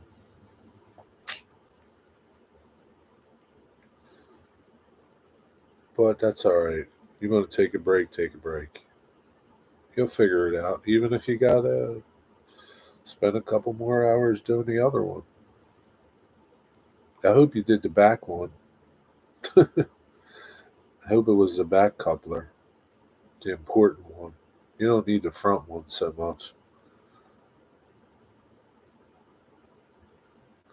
Yeah, you can do it with your eyes closed now, Mister. Maybe. Yeah. Maybe people will be sending them to you now to replace and repair. You could be the guy.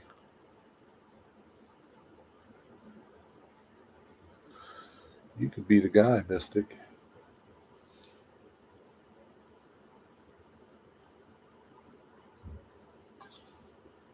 Well, it's only 4:27. What kind of couplers you changing to? Micro trains? Closet Branch wants to know. Yeah, I believe so, Closet Branch. Have you changed out couplers on your locomotives? Mystic could have used your advice 2 hours ago.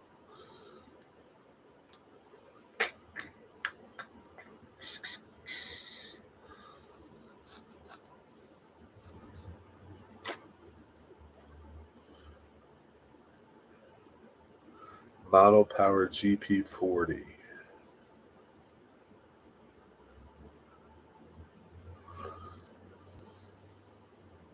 What is it? A Southern GP40?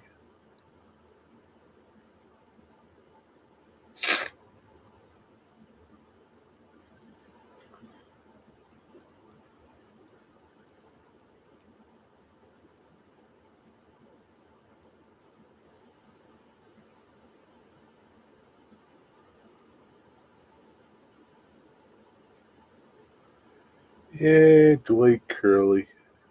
Dwight Curley.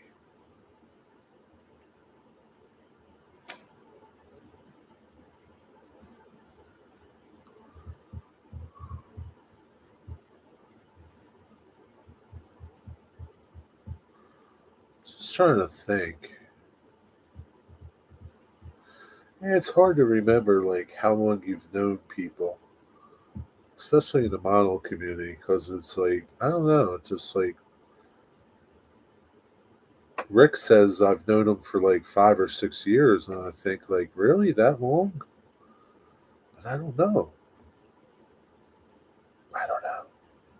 Ian, I can kind of I've known Ian for a while because uh, I mean I can judge that from Cameron, his son, but other people I can't because I have no you know correlation between you, me, and some time frame. I see they're not cheap, are they? Southern with green paint scheme. Ah, I like them. Not a lot of those around. Yeah, I like that paint scheme. That's a good one. Yeah, that's not, I don't want to say it's not popular, but it's not many. You don't see, usually you see the black and white. What is it, gold or something? I don't know what that other color is. But yeah, you see that tuxedo paint scheme more than the green one. Let me check. That's I don't know. What are they like $5 or something? I don't know.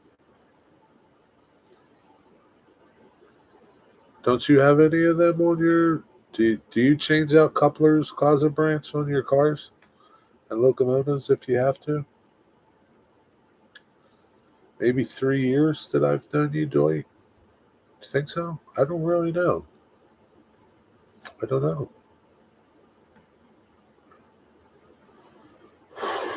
I mean, back when I started, I came into Sparky's live streams. Because really, I think Sparky was the only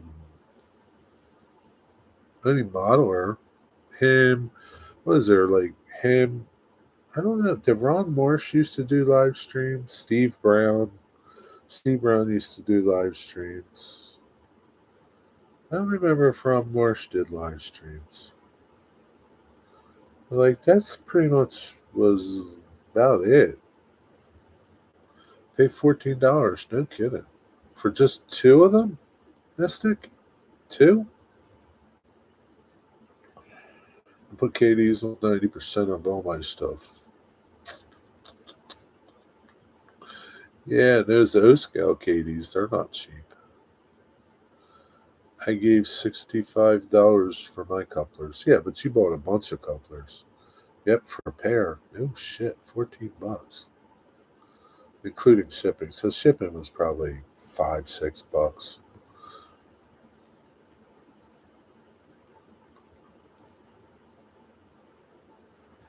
I think like a pack. I forget what it was. I looked at couplers, just a coupler.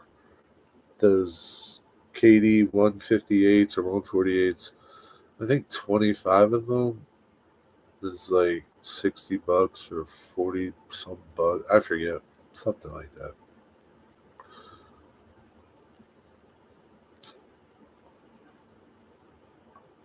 All I do know is Lombard Hobbies had them a little cheaper than Yankee Dabbler. That's all I know. Not much, like 20 cents, 10 cents. They're a little cheaper though.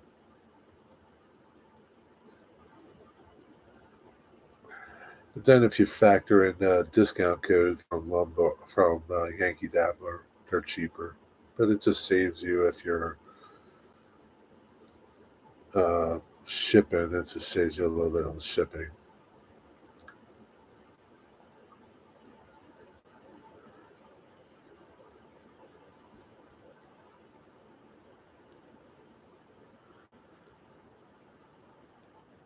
That's about microchain coupler conversion chart.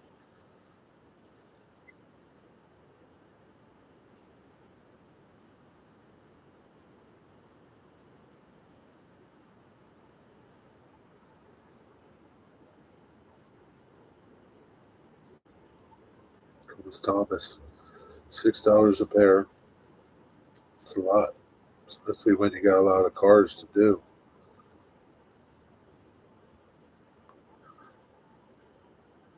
That's Closet Branch. He's N scale, isn't he, Mystic? Pretty sure he's N scale. Maybe he's HO. I don't know. Can't remember. For the old Ergos, you can consult this chart on Microchain's website. Yeah, because there's a bunch of couplers, man. It's like, Jesus, man. You look at that, I don't know, do they still come, like they used to come in that uh, paper envelope and it had all the numbers and stuff and things that it fit on there? Jesus, man. You need a microscope just to read that thing. I think I've known Jerry longer than everyone here. I first met Jerry at B Wing of San Quentin. Yeah, it's been a while, huh, Digger? That's funny.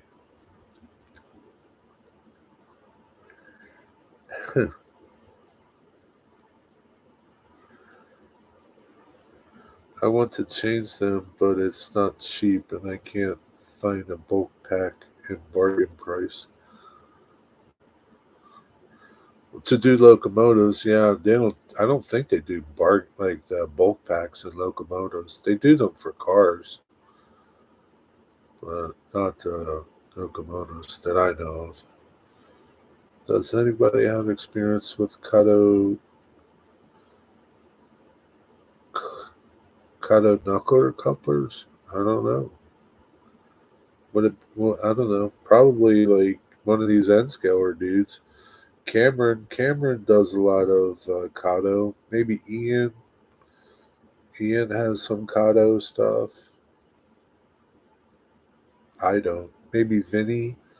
BNSF 6951. He's got a lot of Kato stuff.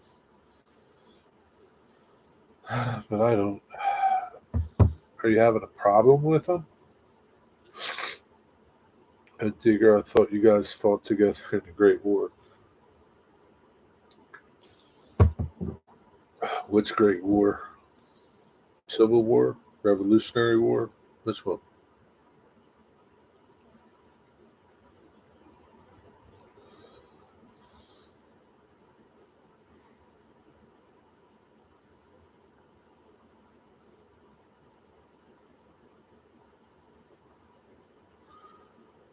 Civil War. Digger's funny. We met briefly in WW1. Yeah, just a little bit.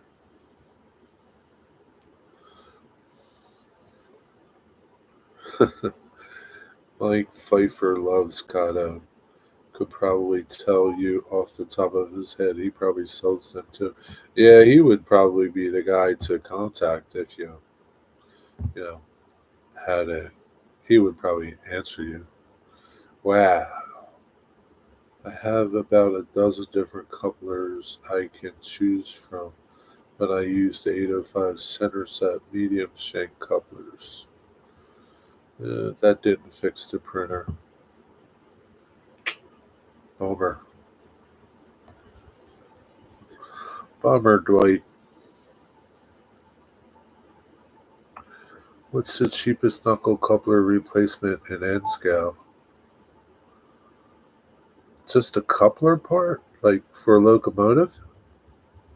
Or for a car?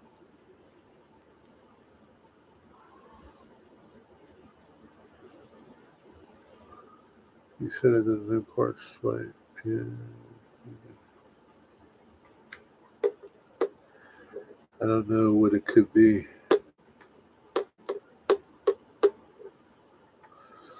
I don't know. Sounds like you're going to have to do some YouTube video searching. That's give Mike a call at Pfeiffer Hobbies. He can tell you anything you need to know about Kato locomotives and couplers.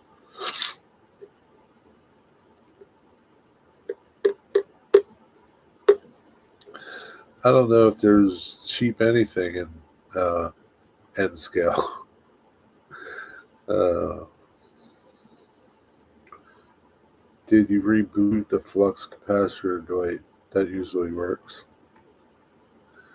Yeah, sometimes it works, sometimes it doesn't. John 2618, you still out there? Mike is N scale. Yeah, but he sells that stuff too, so he would really know.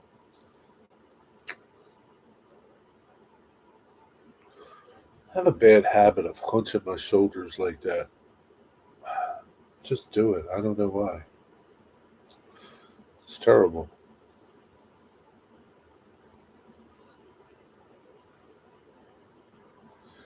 I put the new part on. It sucks.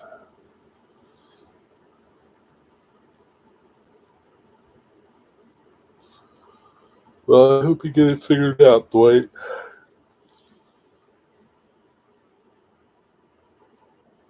I really do.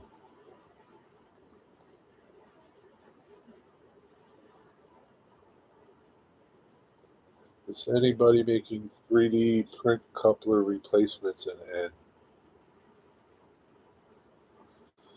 I don't know, man.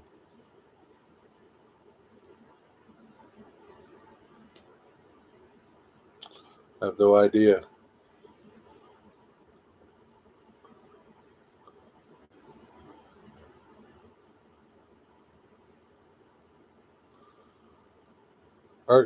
Again, Closet Branch, I ask you, are you changing couplers on a locomotive or a car?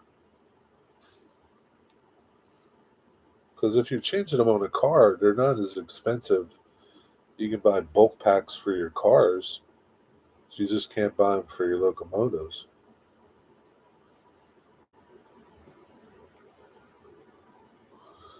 Sometimes the best place to buy that stuff, if you know what you're looking for, is at a train show.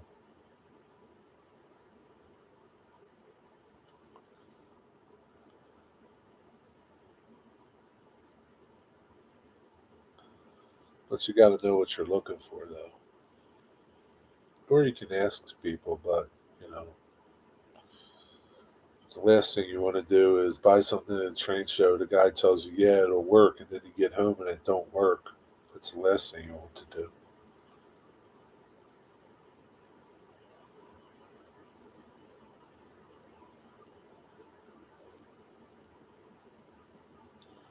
And I can't believe it's only 4:30. Feels so much later. But I did, 3 hours ago, 3.5 hours ago. 1, 2, 3, 4. Yeah, I guess I started around 1 o'clock, something like that. Yeah, 1 o'clock, I think.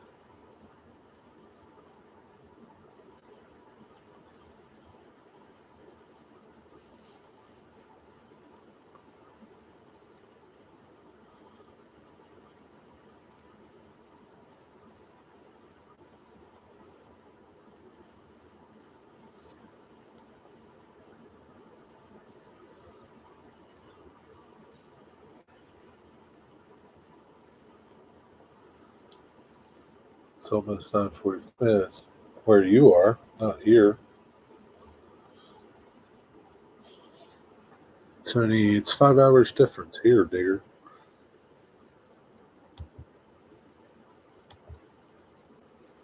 Oh boy.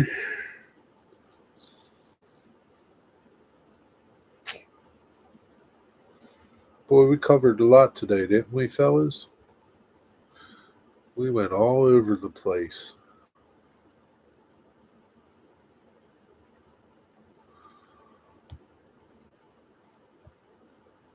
You don't get that on anybody else's live streams.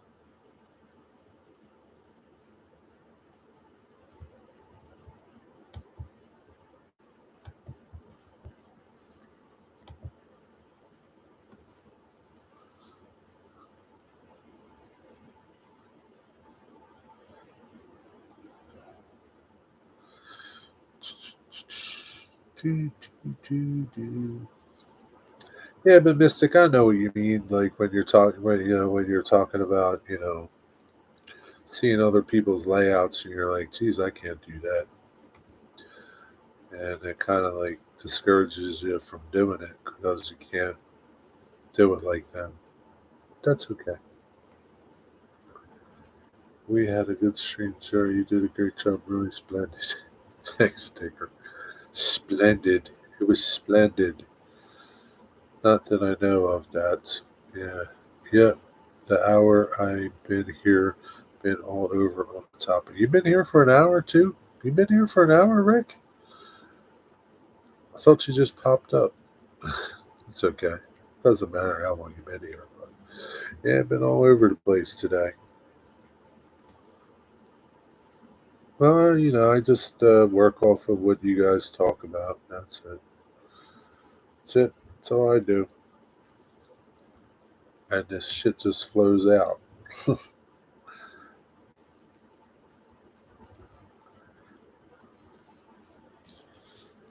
It just spews out like water.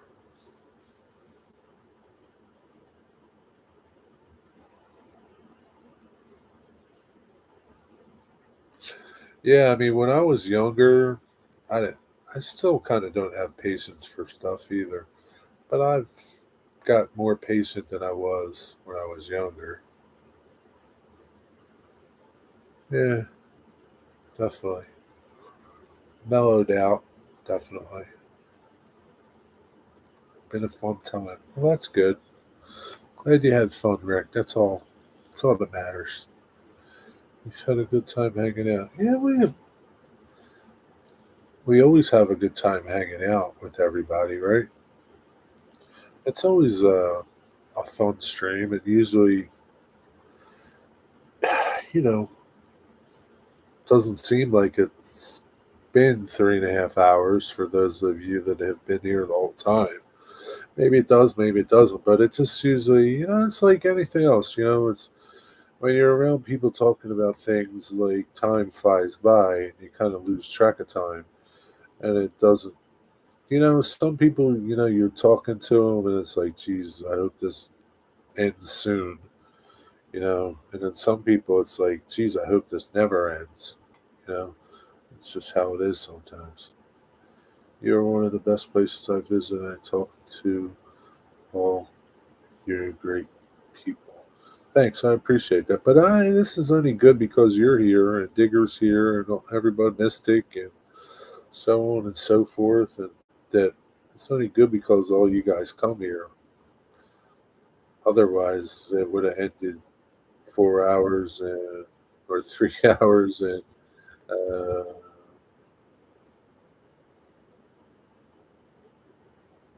40 minutes ago. Yeah. Okay, I'll make my eyes open for some empty coupler bargains. Yeah, like I said, Closet Branch, for me, the best place you can get coupler bargains is at a train show. Search around. Like, I mean, if you're talking um, like usually when I replace the couplers on my N scale stuff, I would just buy the trucks and the couplers. I didn't bother with trying to replace the coupler on the cars.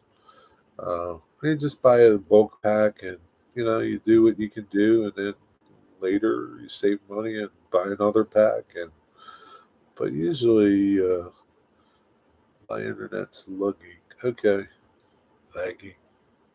But usually you can get good deals at train shows. This is one of the best streams. I mean, like in general, or just this stream? Clarify yourself, Dwight.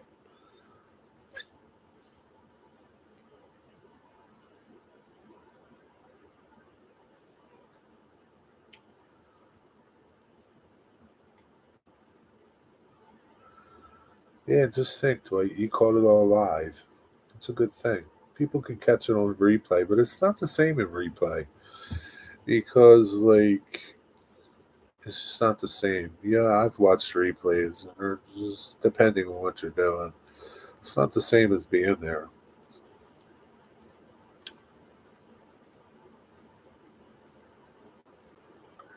My printer's freaking out. Yeah, sometimes those electronic things do that, man. I think like electronic things, newfangled electronic things. It's like they're great, but they suck because when they have problems, it's like frustrating. You know, you have a problem with your phone or something. It's frustrating because there's so much crap in there. You know, you have a problem with your computer. It's frustrating because there's so much crap going on. And if you don't know how to fix it or deal with it, then you're screwed even more. You know, it's like anything else. For me, some cars are easy, some not so easy. Some cars and engines I have to drill and tap and shim. Yeah, but you're lucky because it's a little bigger than N scale to deal with. O scale. Geez, life would be like I don't know. It just would be. It's so much easier in O scale because you can see things. Yeah, it's better if you can take part. It's always fun. Yeah, I replaced the springs on it, so it too, and I put some rubber spacers on it. I don't know, Dwight. Like I said, maybe you could do some YouTube searching. Yeah, I could never do N scale. Yeah, it's for me, it's just like it's harder now that I need reading glasses, and even then, it's hard to see sometimes. And even with those things on those magnifiers, it's hard. It's better, but it's just annoying to wear those things. It's kind of like my eyesight used to be so good when I was younger, and it's like it pisses me off now that I can't see things. And it's like, damn you, man, damn you, damn you. I just got to relevel it all. Yeah, you'll get it, Dwight. You fixed things before. You'll fix this, and you'll add some knowledge to the memory bank. Maybe make a video on how you fixed it, so that if anybody has a problem, they can come across your video and helps them fix things. Yep, unlike Magoo these days. Yeah, good old Magoo. Mm, this is one of the best streams. So, Dwight, I'm still waiting. This is one of the best streams. Is it just this stream or all the streams? This was a pretty good stream because I've been like everywhere. It's like I kind of got a little emotional just because. And this was a good one. And I hope somebody watches it and gets something from it. And I hope you all got something from it. Just a little thing, just a little bit. That's all. Just a little. Tammy, happy birthday to you. Happy birthday to you. Happy birthday, Tammy. Happy birthday to you.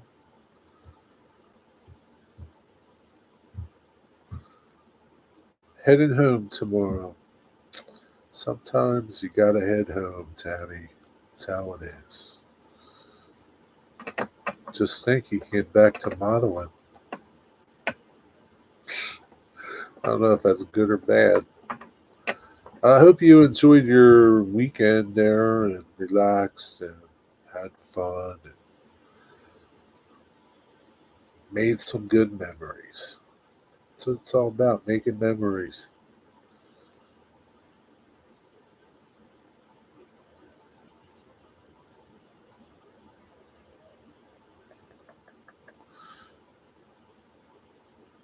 headed back to the beach for the last night.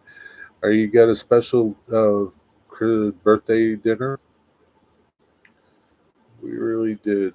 It was nice, but you always miss home. Yeah, home is, home's home.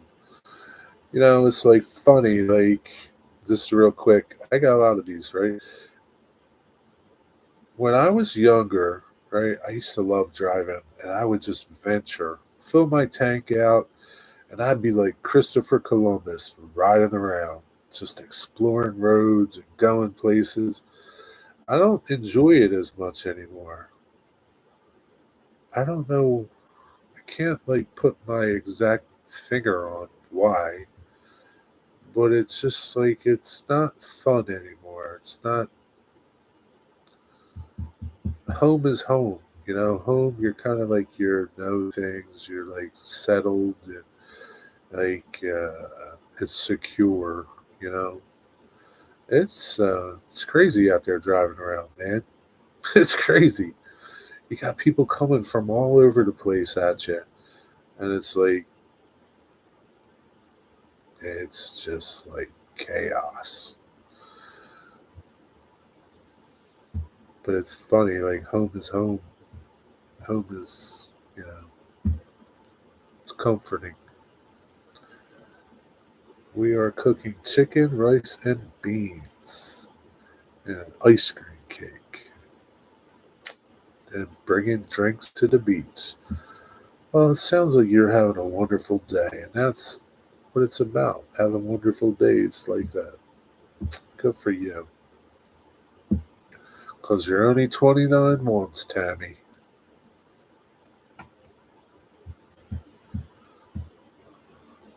I mean, you could be 29 again next year, but we know you'll really be 30. You cook a lot of chicken and rice. Chicken and rice, I eat a lot of chicken too.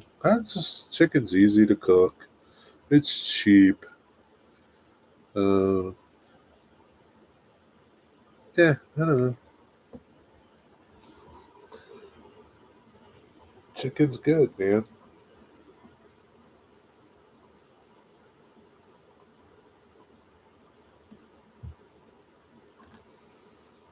Okay.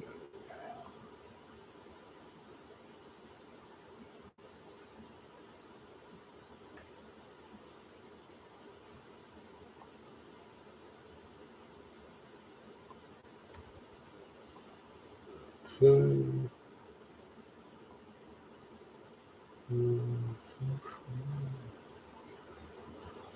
after that, this is where I wanted to check.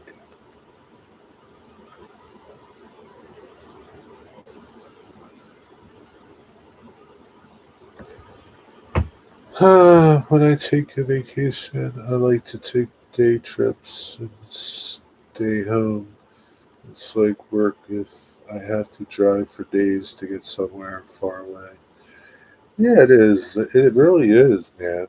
Like, when I was younger, like, well, I would ever come Friday. Well, sometimes come Friday, I would go to the beach. Or Saturday after work, right? And go to the beach. But sometimes traffic was so bad, and a 1 hour, 1.5 hour drive would turn into 3 or 4 hours because traffic was so bad. So, like, you spend all this time driving somewhere, and you're only there for a little bit of time. So it's kind of like it sucks, man. What is a vacation? You know what one is. You're on one every day. You can feel my big family cheap. If yeah, you can feed a family cheap with chicken. I just bought chicken thighs the other day. They were 99 cents a pound. They were on sale. Chicken's cheap, right? It's cheaper than steak. Man, you can buy a pound of steak for what? Like, depends on what it is, 9, 10, $11. Man, you can buy a lot of chicken for $11. Even if you like chicken breasts, it's a lot of chicken. she's got two growing boys that and her husband that like to eat it a lot. Got to feed them. Cheap. Started, but thanks again. See you soon. All right, Tammy. Enjoy the rest of your night. Take care. Enjoy your birthday. Safe trip home. And last night I didn't even get sick from it. Had a great dinner. Well, that's good. I made sausage and eggs this morning. I should have made sausage because the sausage fat kind of disagreed with my upset stomach already. So I'm going to eat bland tonight, rice and some chicken.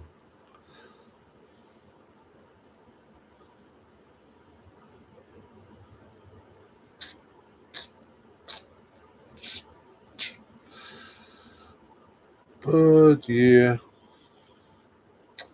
we had chicken yesterday and today. I could eat chicken every day.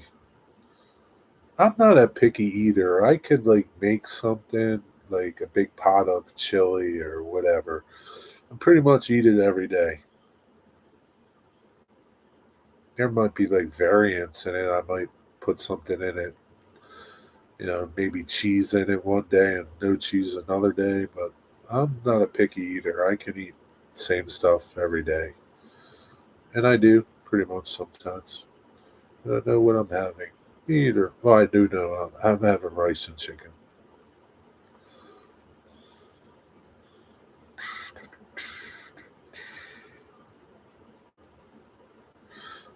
What did you have last night, Dwight?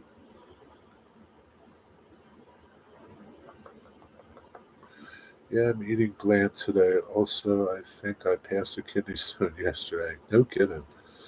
Well, I don't know. Never had one, but I don't. From what I've heard, there's like, yeah, when you pass one.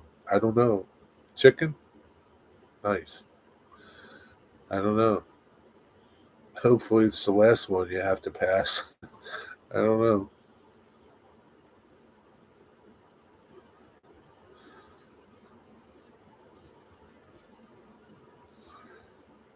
Did you have a good vacation, Rick?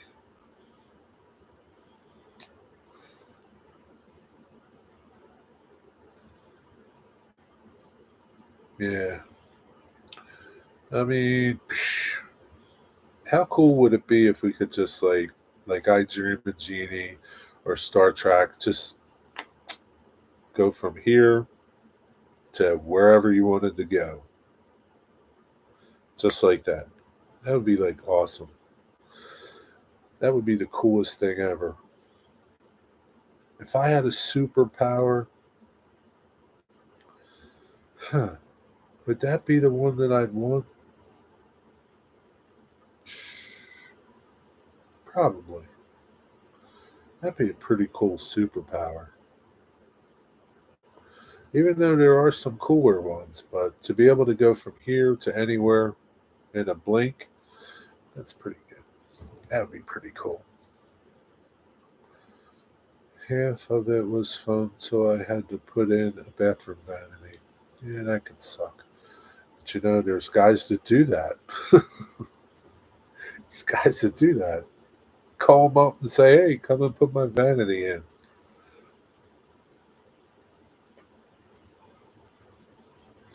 Call some buddies up. Maybe you can get away and just get them a beer and pizza. The worst part, you might have to exchange dollars. Drink more cranberry juice, Rick. That's Dwight's. What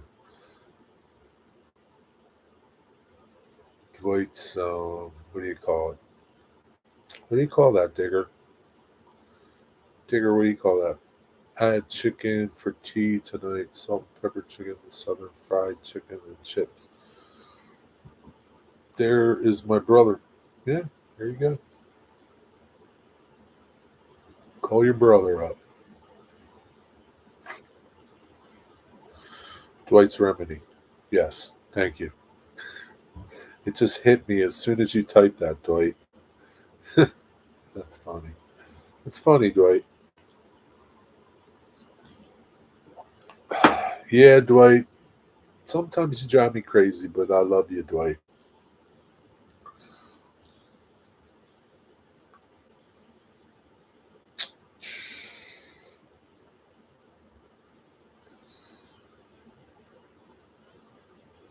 I like cranberry juice. Yeah, I like cranberry juice. It's pretty good. I really don't drink much juice, but cranberry juice is good. Some people don't like it because it's so bitter, tart, but it's pretty good.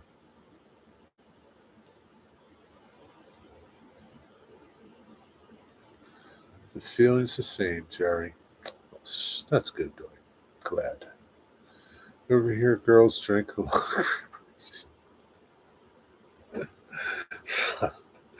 Yeah, I know, Digger. Bunch of girls over here. Why do girls drink cranberry juice over there, Digger? What's up with that? What's it do for them? Like, Digger's a big drinker.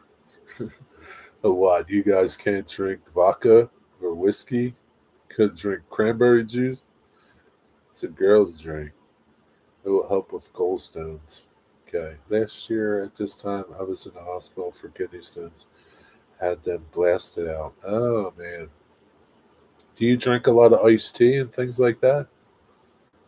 Usually they say people that drink things like iced tea a lot get them. What else? I don't know. That's what I've been told. I don't know. I don't know. But sometimes I guess it just happens. I don't know. I don't know. Too much soda pop. Why can they give it to you too? Yeah, I don't know. I thought it was just the iced tea or tea in general. I guess I don't know. I don't know. I think it prevents them from having too many hormones. Helps them through the time of the month. Yeah, maybe it does, Digger. I don't know. I don't know what the reasoning is. Well, hopefully, Rick, you're not going to have any problems. But you might want to cut down on the pop, though. I don't know. Just saying. Just saying. Yahoo. What about Yahoo? Yoo-hoo? Yahoo? I like Yoo-hoo. Does anybody drink Yoo-hoo anymore? Cherry Coke is my chosen tipple. What does that mean, tipple?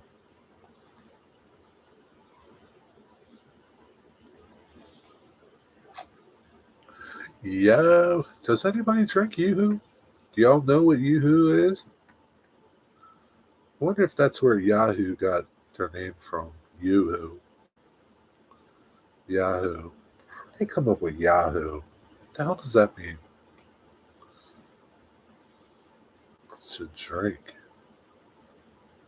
Tipple? Tipple means drink. Here you go with these fancy words again, Digger. There is a long list of stuff that can give us kidney stones. All better today, drinking lots of water with lemon. Yeah, it's good. Keep up. Keep up. Blood stuff, but high in sugar. You have Yoo-hoo? Yeah, it is high in sugar. I used to drink. I haven't had it in years, so no, I don't. Never heard of it. You never heard of Yoo-hoo, the chocolate drink like Yoo-hoo? Really? Yoo-hoo. I type in Yoo-hoo and it wants to type in Yahoo. No, Yahoo. No, it's spelled with two O's. You never heard of Yoo-hoo? It's a chocolate drink. Shake it. They make strawberry. I don't know what other flavors they have. I remember strawberry Yoo-hoo. Yeah, there's strawberry, vanilla. I never cookies and cream. Never had those.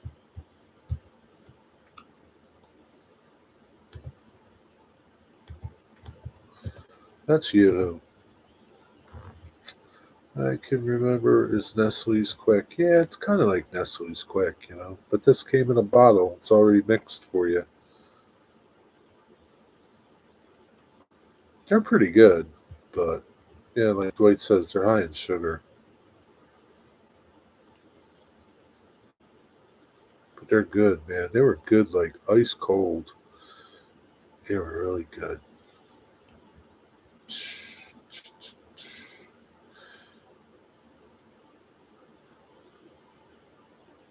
Wow, dates back to 1920. Yoo-hoo. That's crazy. Yeah, wow. Can't believe you never heard of Yoo-hoo. The history of Yoo-hoo. Back in the 20s, a small grocery store owner named Nicole Oliveri invented Yoo-hoo as a chocolatey addition to the fruit juice he sold in New Jersey. No kidding. It was invented in New Jersey. Thanks for the rustling process to stay fresh in its container. Yeah, I wonder if there's even milk in Yoo-hoo. Probably not. I don't know. But Yoo-hoo. Wow, lots of flavors, I say. Yeah, they didn't always used to. They just used to have chocolate and strawberry. Uh, what is that link, Digger?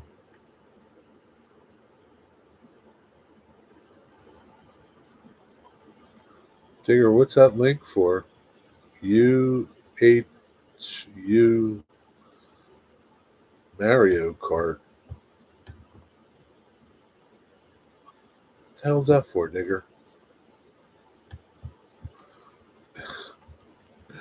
What is that for? Somebody asked you something about? Here, UHU is a type of glue. Oh, okay. Well, it's not spelled UHU, it's YOOHOO.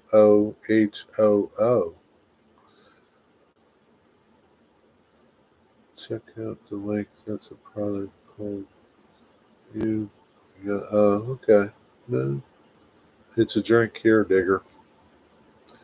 They still make it too. Digger wants to glue stuff. I guess so. Mystic, you still here, Mystic? Wonder if he's attempting the other coupler. Could be. Could be.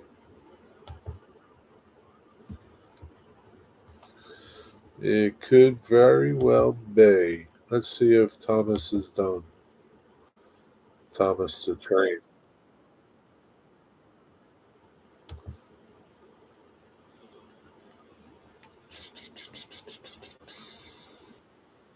Nope, Thomas is still going at Strasbourg. Oh, Jesus. God only knows how much money they make from this event. It's got to be hundreds of thousands of dollars. Got to be. Because they have a tent full of stuff they sell. Good old Thomas, man. Who would have thought that, like, it's like Disney, right? But Thomas, man, somebody is raking in the money on Thomas. Whoever invented Thomas is getting royalties from it. They're just sitting back collecting it. It's amazing. It's amazing. My son used to like Thomas. Like, I can't think of anybody that didn't like Thomas the Train. Thomas the Tank Engine, trains and toys and stuff. Boys, girls, geez, it just spans generations. You're a strange digger, but still like you. Yeah, he is a little strange, but here attempting. You can do it. You can do it, Mystic. You can do it. You can do it, buddy. We all have faith. Great. I got the printer working. I still have to fine tune it. Good for you, Dwight. See, I knew you could do it, Dwight. I knew you could do it, Dwight. I knew you could. Some people might doubt you, Dwight. And sometimes I do doubt you. Sometimes I'm going to be truthful with you. I doubt you. And you prove me wrong and you do it. And now I've come to know that Dwight puts his mind to something, Dwight's going to do it. Doesn't matter what you say, Dwight's going to do it. Dwight wanted to print his 3D engine, paint it pink. Dwight did it. Dwight did it. So there's like nothing that, you can't do. Not you specifically, but you're capable.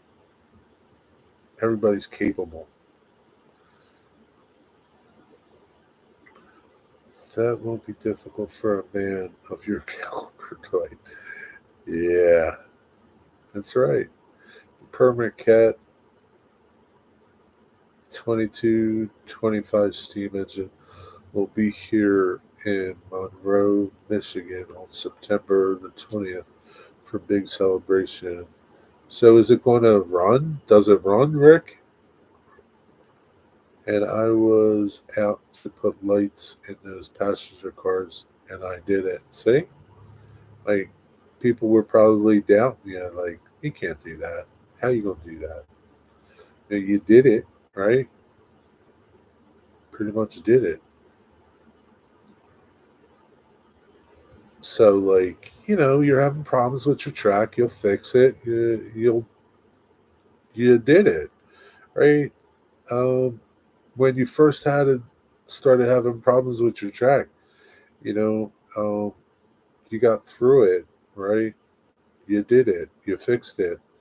Um, I'm going to be honest. I didn't think you'd be able to fix it,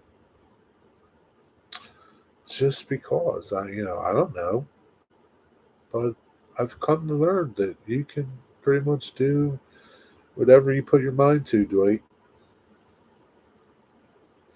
Not specifically to you. So, yeah, runs at normal run. Oh, really? Well, that's pretty cool. I really like to be able to make things look old or rusty like Digger. You can do it. Man, Digger, what Digger does is, yeah, it took a while for him to figure out. Watch some of Digger's videos and do what he does. That's all. He tells you how to do it. Um,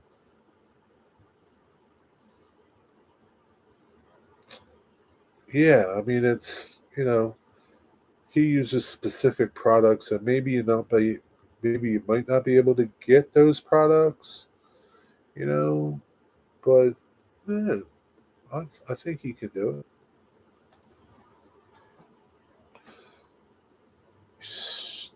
The only way you're going to do it is to do it.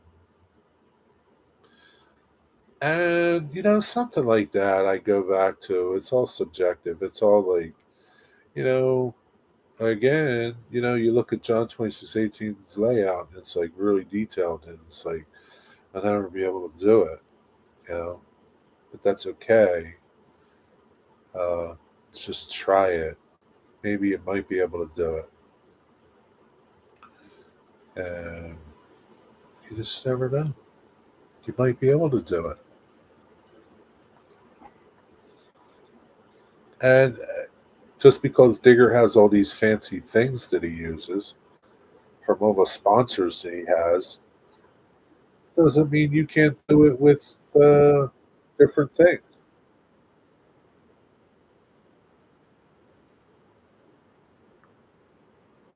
And that, Digger, should lead you to your next video that you're going to make, that you can do what I do with other products. You don't need to use this and this and that. Boom, second coupler's in. Good for you, dude. That wasn't so bad, right? Now you know for your next one and your next one. You did it. Proud of you, man. Proud of you. Yeah, because somebody's going to look at that, look at how you weather things, Digger, and say, "Geez, I can't get that. I don't want to spend the money for that. This and this and this. What can I use to do something? Might not be exactly the same, but maybe it'll be okay." So that's a suggestion for you, Digger. I have crossovers on my layout also, but I do it with 4 switches. I have a double crossover too. Okay, I missed that.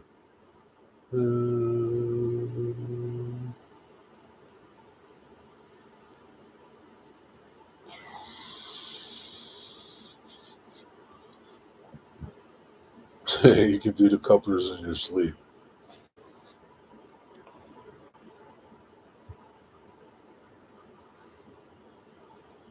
Do they make double crossovers in O scale, Rick? They're probably really expensive, aren't they? It's a good idea. I can certainly produce a video like that. Good. Good, Digger. I made mine with 4 turnouts too, Rick.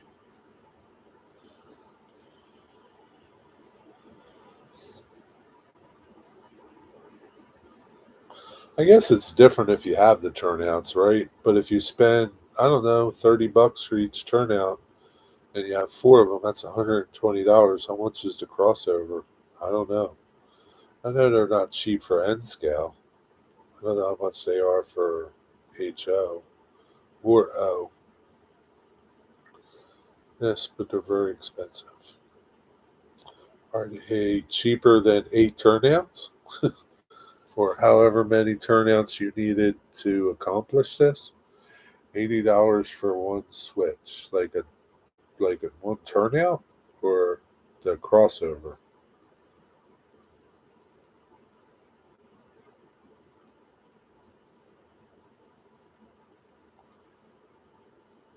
Oh boy, oh boy, oh boy. Wonder what our buddy Scott is doing today. I didn't pay that much for my turnouts. I had them for years. So yeah, like you've had them, so didn't cost you nothing really, right? $89 for one turnout. So damn. How much is a crossover? Holy Christmas. Say $90. Oh my god. 8 switches would be like how much 9 times 7? What is 9 times? I don't even remember 9 times 7. What is that? 56? $560 for 8 switches?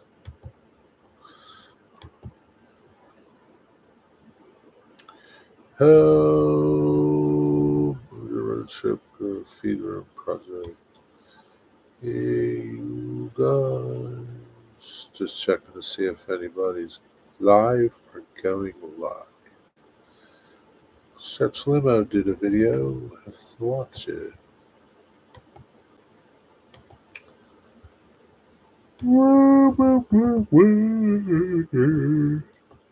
Nothing. Nothing. Nothing.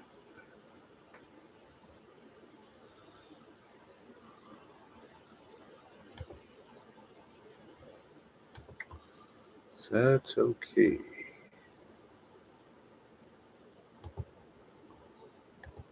Wonder if Cameron 121, Caboose 121 is still listening. You still out there, Cameron?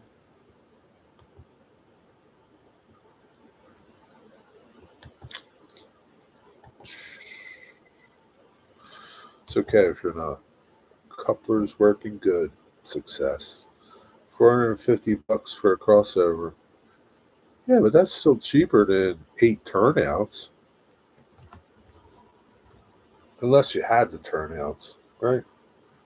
Then it's not. 90 times 8. $720 in turnouts. But if you had them, it's, You've had them. You got them. You use them. Splendid news, Mystics. Splendid. It's jolly good, splendid. It's jolly good, Mystic. Jolly good.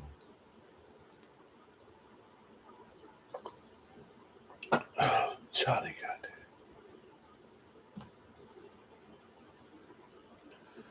How I do it, I would need two double crossovers. Okay, so the 8 led you to do the 2. Gotcha. So it's cheaper to do it that way than to purchase $900 in crossovers. Jesus. Holy cow. Yeah, it's cheaper.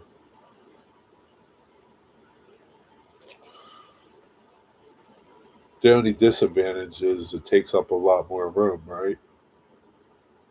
I don't know, does it? Or not? Not much room. I don't know.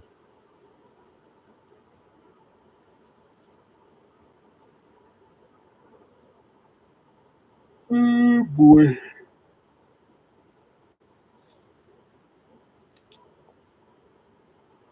One in each room on the layout. Gotcha.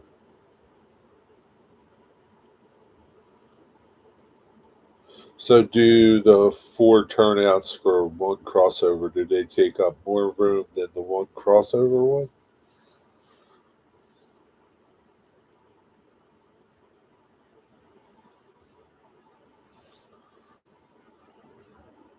Wow, I'm glad I'm HO. Yeah, see, right? Yeah.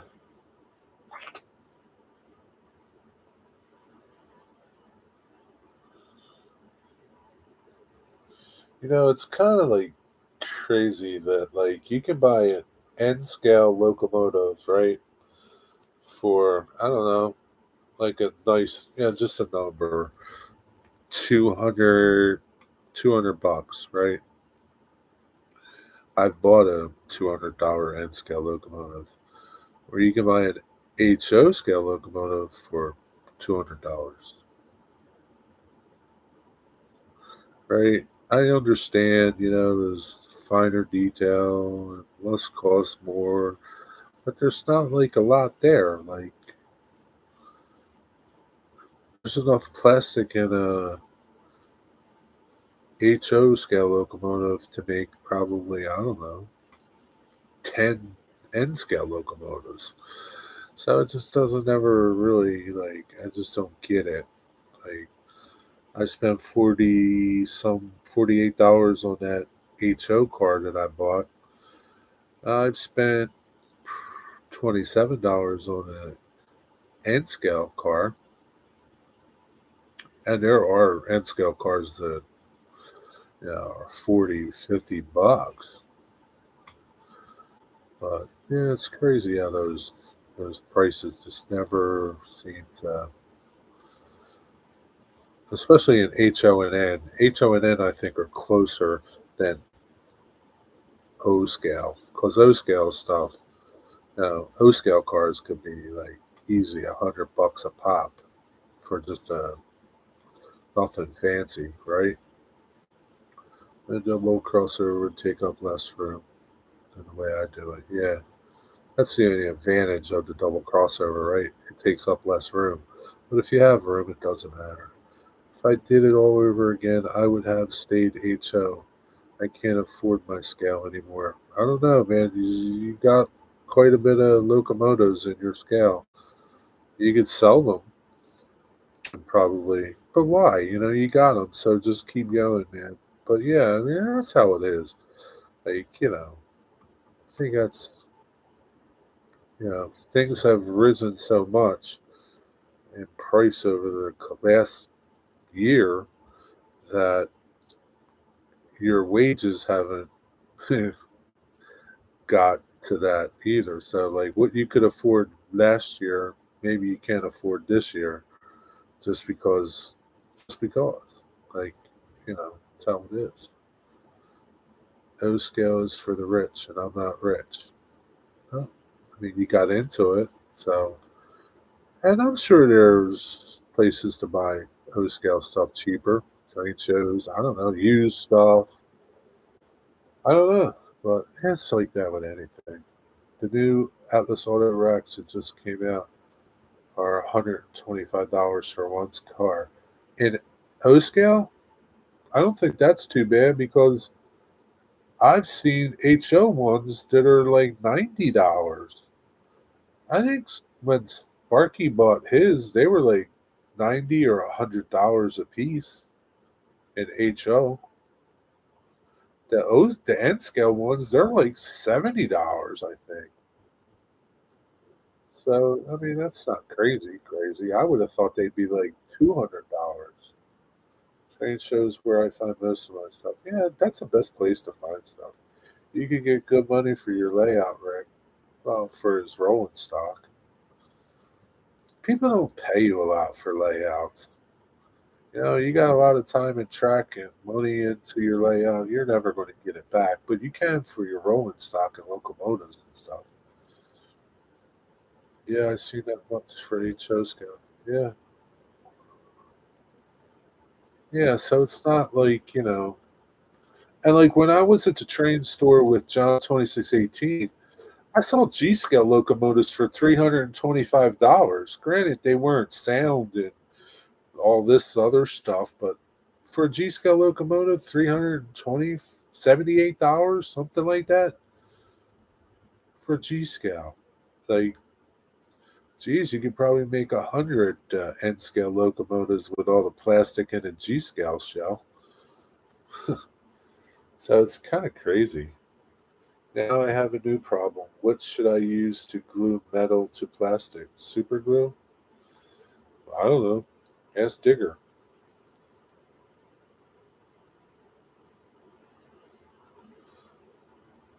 What kind of metal you glue into plastic? I'm hoping when I'm gone, I want my son to finish my layout. Well, don't hold your hopes up high for that, Dwight. Just saying. Be nice.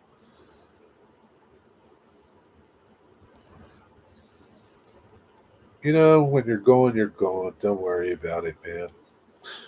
Don't worry about it. You're going, man. Can't take it with you. There's no U-holes going to heaven. That'd be nice. Maybe you could give it away or something. Super glue or epoxy. The weight came loose so the logo wobbles. The weight came loose so the logo wobbles. Huh? Well, what do you? Uh, I don't know. Super glue. Everybody says super glue.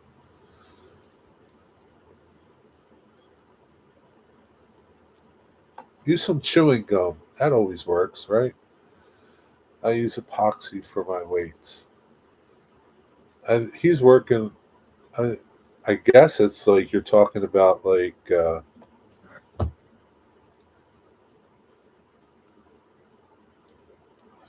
Oh, this shell doesn't come off easy. I had one shell that came off really easy.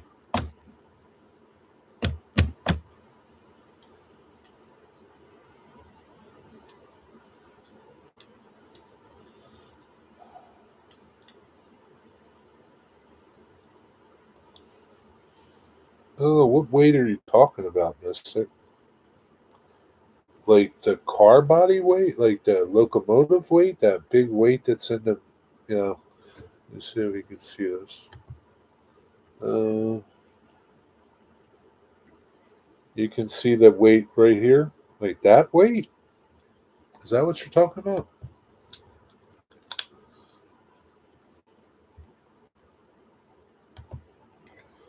I'll use some juicy fruit. Yeah, yeah. It's a strange design to this. Oh, okay. Yeah, it's a model power. Yeah, yeah. They have some like those. Like I have some model power locomotives, and I took them apart. There's like not much weight in there. Like it's kind of goofy the way they're their drive mechanisms are in there and stuff. It's kind of goofy. Yeah, I know what you're saying. Use JB Weld epoxy. One of those hoppers I bought, the weight was loose and it works really good. Yeah, JB Weld works, but super glue will work. And if it doesn't, if it comes apart, then you could use epoxy or something.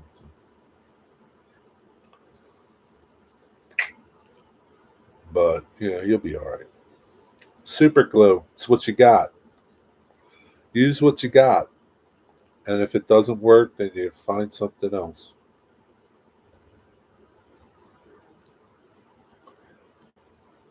Yeah, they're not. Like when I opened up my Lifelike locomotives, I was like, what the hell's this crap in here? I was like, what is this? Like I like couldn't believe like compared to like an Atlas or I don't I don't have any Kato locomotives. I have Atlas in N scale. I was like, wow, there's nothing in here. It's nothing. Like it's like, geez, man, these are really cheap. But some of them run good though. And like one of them doesn't even it's only got like one motor. Like I have this I forget what it is. It's got one motor. There's like no motor to the other set of wheels. Like what the hell? And there's no drive shaft going to it either, you know? I don't know. It's crappy. But that's what they weren't that much money, you know. At the time, like years ago, talking in the late early '90s, like Atlas was like $90. I can remember, and that was that was a lot of money for a little locomotive. So you just bought a Lifelike. It was like $10, $20, $25, something like that. So you bought a Lifelike one. Did it run like an Atlas? No, but you didn't know because you couldn't afford an Atlas, so you didn't know how it ran. It just looked okay. That's all that mattered. Only one truck picks up. Yeah, it's goofy, but they're not that expensive, so that's what they're like, you know.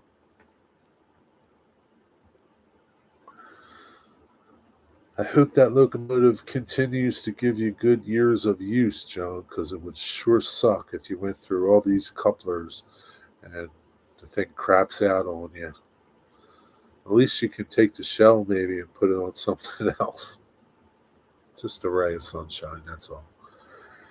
The new Lionel Big Boy is about $2,600 to buy. Yeah. Yeah, it's crazy. Yeah, when I went to just happened to go a couple of years ago to the G Scale at York, PA, and they had the big boy. I don't know. I guess it was a G Scale big boy. It was like $5,000. It's like $5,000, man. It was huge, but $5,000? Yeah, that's not me, man. I could buy a car for $5,000. I could go places in. I ain't going nowhere in my big boy in my basement. But that's you're at a whole different level there. You know, that's rich people stuff. Bill Gates, Digger Evans. Yeah, I see why it's cheap, but the show is beautiful. The events are see through. Yeah, yeah. That's all they wowed you with that stuff, right? Because that's all you cared about, right? You just cared about. Wow, the outside looks awesome, right? Looks awesome, right? If it ran, great. If it ran really good, awesome. But you just cared about the shell because it looked good, and as long as it ran, you were good. Right? That's all they cared about to wow you, and they did because not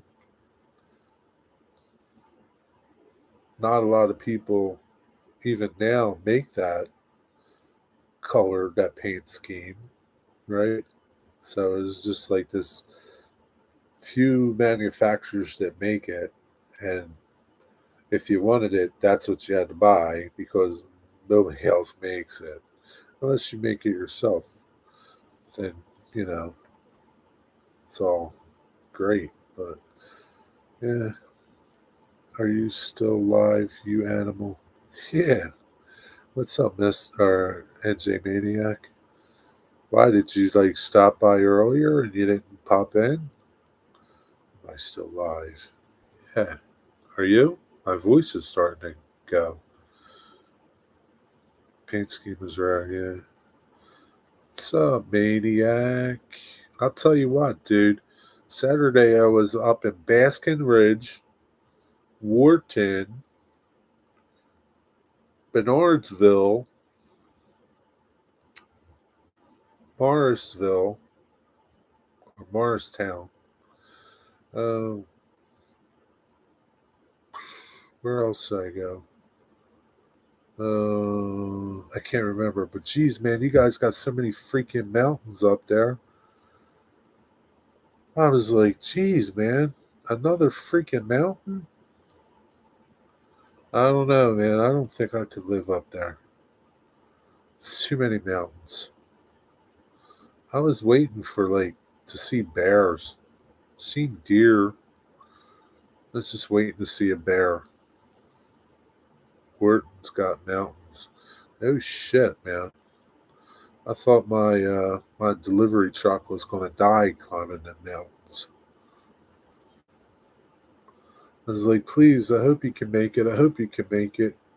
Come fish with me. I'll show you a bear. I know. Like, you see bears when you go fishing. I'm like, I know there's going to be a bear around this corner or something. It just screams bear. But I didn't see no bears. But you got a lot of mountains up there.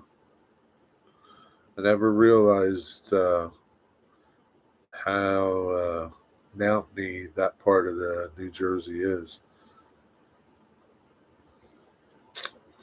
But anyway, I've been collecting this stuff I have for 32 years. That's a long time. North Jersey, yeah. Yeah, well, like North Central. Like, it's not too many mountains in Newark or Orange. But yeah, north the central part of the state, yeah, there's a lot of mountains up there. I was surprised. Never been, so I was really surprised. And what was really crazy, right? I thought was crazy. It was like you're driving along 278, right?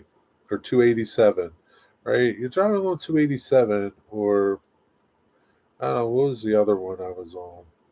78, but 287. You're driving along, right? And you're in the mountains and like you're coming down these mountains and then you get off an exit, there's a town there. Like a town, like a lot of stores and a lot of people. And it's like, what the F, man? Why did you move here and do this? Like there's a lot of flat land somewhere else. It's like crazy. Like you just get off and boom, shopping malls. Like I was like I saw a sign for a shopping mall. I'm like, who the F puts a shopping mall up here? I went through one town. What was it? I want to say I don't know if it was Garwood or the town before it. They had a Lord and Taylor's there, but it was closed up. It's like a Lord and Taylor's up here. Jesus. Yeah, wonder where you were. I just told you.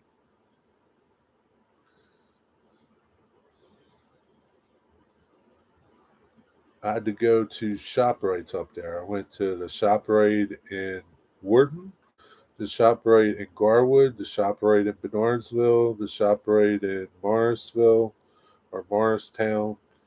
There's a couple of them there, I think. I went to the ShopRite in Springfield or Spring something. That's where I went. I saw Breadman. I was like, yo, man, what bread company you work for? Paramount. I'm like, nah, that's not my friend's company. You suck. Springfield is off of 78. Yeah. Yeah. Went there. cool little towns, but like I was just blown away that like there's a Lourdes Towers there. It's closed, but there was a Lourdes Towers there. It's crazy. I was just waiting for like hillbillies to pop out, but there's no hillbillies. It's pretty up there. I just couldn't live up there, man. Up there it just means snow. Snow can't be good on those hills. Do you live in a city? Yeah, pretty much. Yep.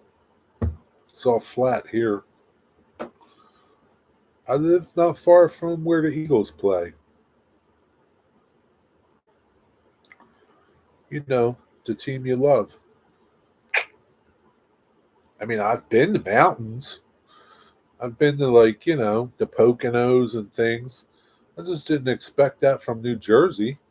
You're close to Lincoln Financial. Yeah, probably, I don't know. Depends on traffic. 10 minutes, 15 minutes. Yeah, not far.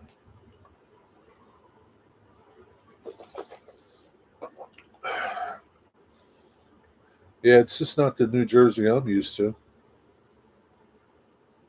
She's near the Liberty Bell, Gettysburg. They're nowhere close to each other there.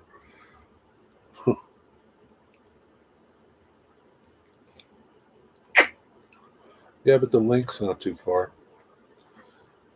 I can sometimes see fireworks if I look out the window, but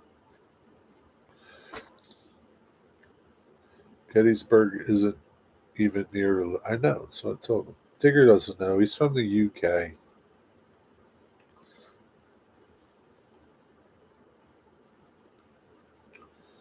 He lives between both. I do, technically. I live between you, Digger, and the Liberty Bell too. Does that count?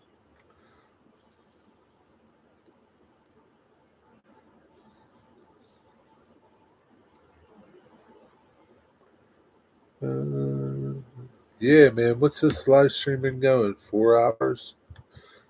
almost 5 hours, man. I just had a lot to talk about today. It was a pretty good live stream, NJ Mania. Yeah, that counts. Okay. I don't expect you to rewatch it all to see all the goodness of it. But it was pretty good. It's pretty good. Yep, still going strong. Yeah, getting close to, wrapping it up because I think Edward comes on in an hour. So I'll hang around for a little bit more. That's long love. Never seen you live this long. Not sure if you're a pops, but no pops. But thank you. Are you a pop? Happy Father's Day if you are. No, I think the longest live stream I did was 5 hours. 8 if you count that after mine I went to somebody else's. But my own, I think 5. I'll I'll I'll surpass that today. Just because I didn't have nothing to do today. Came home early. Just started. Yeah, my longest is 5.5. Okay.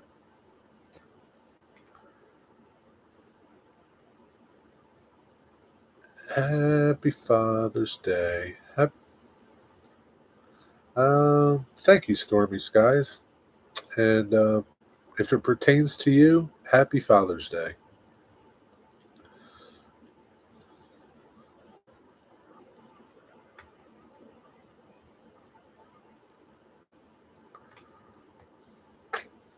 We've accomplished a lot here today, Stormy Skies. We got Dwight's printer working, Mystic's couplers on, and so many other things. Steve says thanks. Okay. Stormy Daniels. It's not the same, but Sounds like a productive day. Somewhat. Yeah, it's always a productive day. Somewhat. Sometimes they're not, but this was a pretty good day.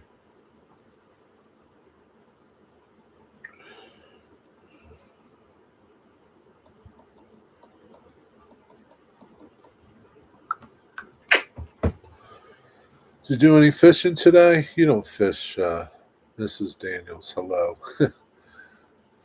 Um, you don't go fishing on the weekends, right?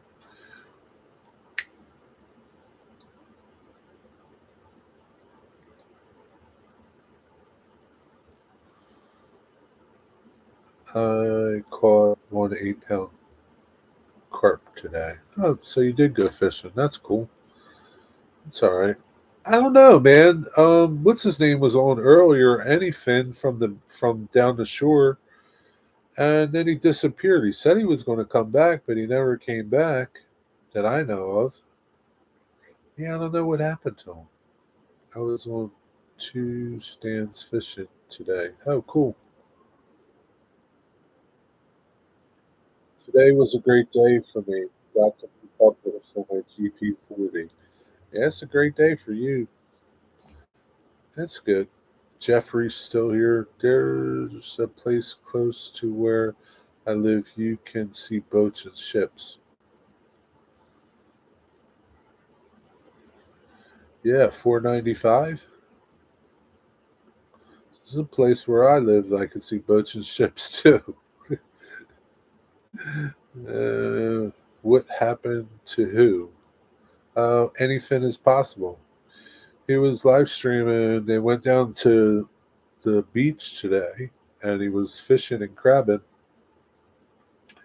And I don't know. I guess he said he was going to go someplace else, and I don't know if he ever came back or what. But yeah, he just popped off.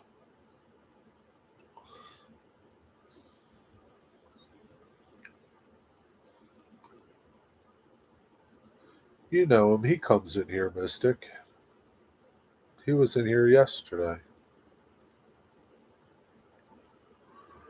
Jenny, is that you, Jenny? Jenny, Jenny, Jenny. How are you, Jenny?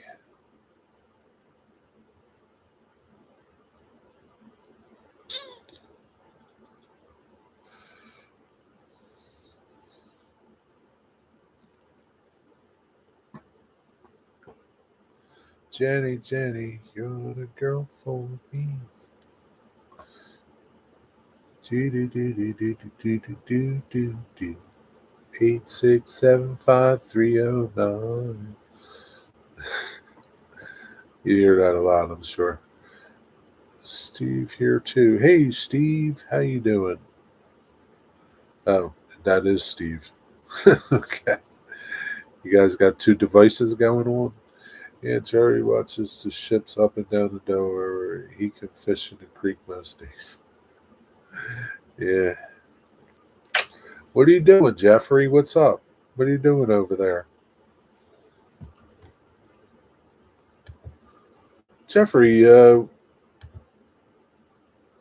haven't said much about your uh, trains anymore, like your HO and your N scale trains. Did you like give up on them? What's up? Are you still messing around with them? What's going on over there? I don't see no videos about them anymore, or you don't have any on this channel. Got them on another channel. I can see the boats in the lake freighters. Really? That's pretty cool.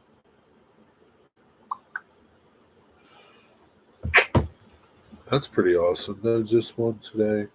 I'm typing for. Tell him to type himself.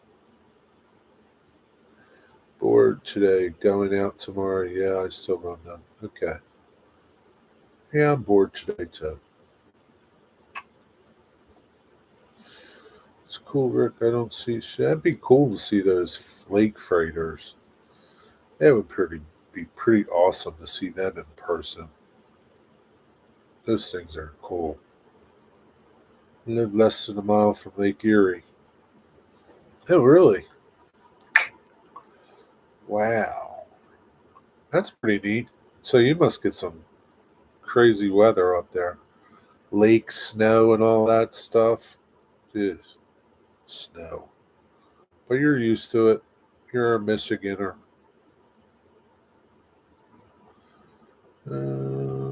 We've seen those big lake boats in Duluth.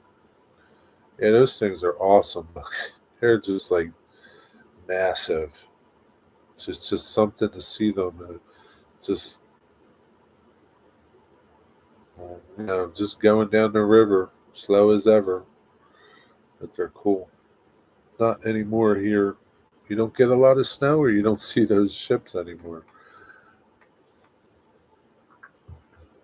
Jerry, you see the containers piled 15 on one another on this. I'm surprised they don't. Me too, man. It's amazing how those. It's amazing how those containers stay on those ships. I know they all lock together, but just think of like when that ship's out at sea, what they're like going through. It's amazing. And like just because like you see them like above deck, there's even more of them below deck. There's like a ton of them down there. Depends how big it is, but yeah, it's crazy. Yeah, you see those big abandoned ships on the Delaware River. Yeah, there's a couple of them there. You sound like Digger now, Dwight. Oh, have you ever seen that big abandoned ship on the Delaware River? Oh, yeah, yeah, the USS America. Is that what you're talking about? It's not abandoned anymore. Somebody bought it and they're doing something with it or something. They're trying to restore it for the museum or something. But yeah, I've seen it. It was at the time. It was like the fastest cruise ship. I think it holds like a record for crossing the Atlantic, something like that. Look it up. The USS America. USS America. That's not it. Or the SS America. Cruise ship. Cruise ship. Boop, boop, boop. SS America. It's called the SS America.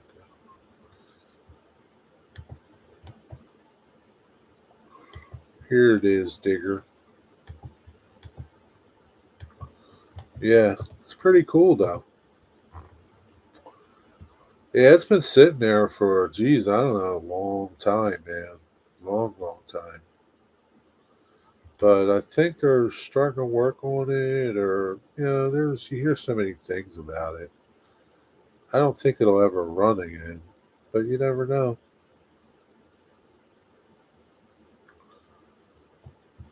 It'd be cool to go inside it, see what it's like inside. How'd you know about it, Dwight? That's the CSX Navy Yard, I believe. No, it's like a little bit further upriver. It's across. It's actually, I don't want to say directly across from the USS New Jersey, the battleship over there in Camden, but it's kind of close to that, Jeffrey. It's a little bit up further. It's on the other side of the Walt Whitman Bridge.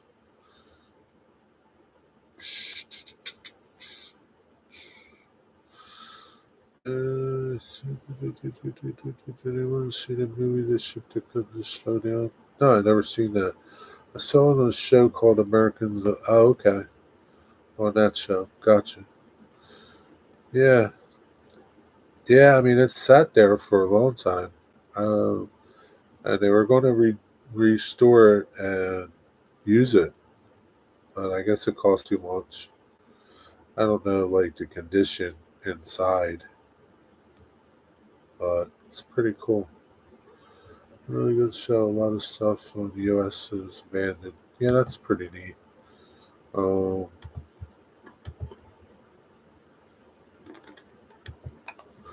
you,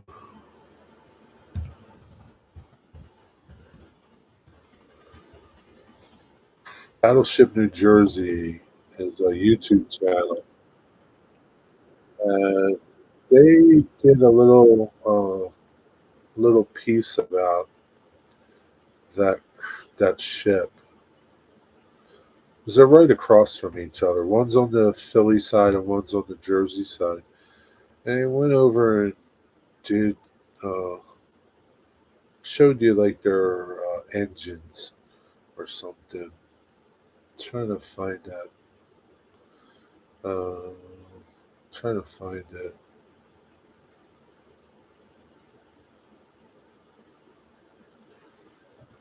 Shoot.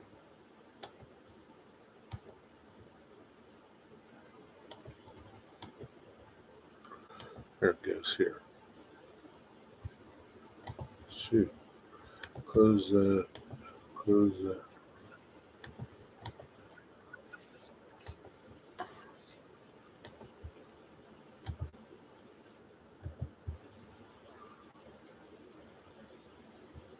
Here's a video on it. It's pretty interesting if you want to watch it. Snack run. Okay. Cargo ship on the Burmy River. It's called the Willis B. or P. Boyer. You can go through that. They made into a museum. That's pretty cool. Yeah, they really should make this into a museum. And again, I don't know how intact it is inside, but when the Battleship New Jersey people went over, it looks pretty nice in the engine room. I don't know about the rest of the ship, but that video was like from 3 months ago. I don't know how long ago they went in there, but it's pretty neat. And I'm pretty sure it still holds the speed record. I'm really sure. First ocean cruise ship in the United States, 1940s. Signed in wrecked.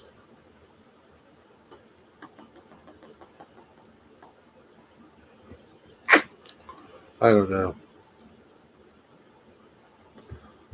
but it's pretty cool.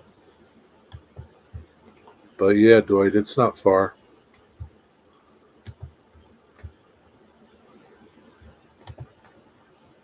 Maybe one day I'll drive by and show you. Like you can't get in, like you can't get to it. It's not like I can walk on it or anything. Yeah, there's probably a bunch of wrecks in the Delaware River.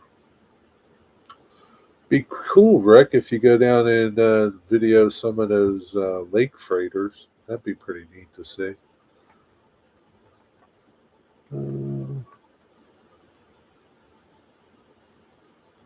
Wonder what Mystic's getting for his snack.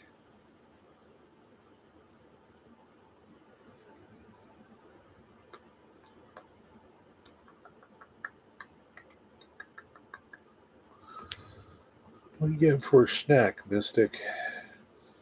Fitzgerald is about 5 hours from me. That's kind of far. There was I can't remember the channel. I don't remember the channel at all. But that what was it? Anderson, the M. Anderson. With the Edmund Fitzgerald. Edmund Fitzgerald. No. Arthur M. Anderson, right?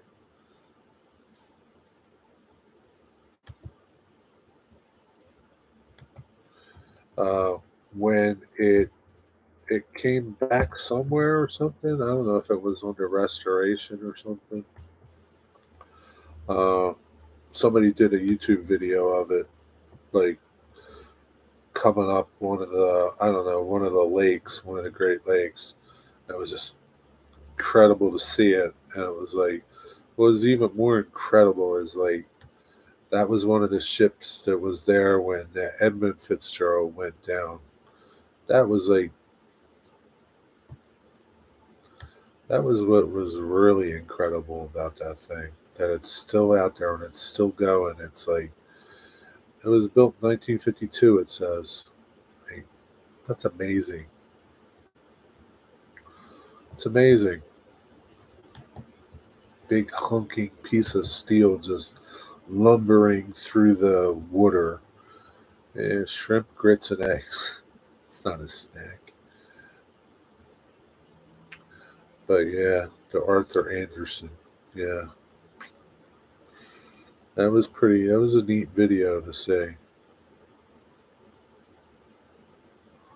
And I don't know. I guess it just came back from whatever. I don't know. They still use it, I guess.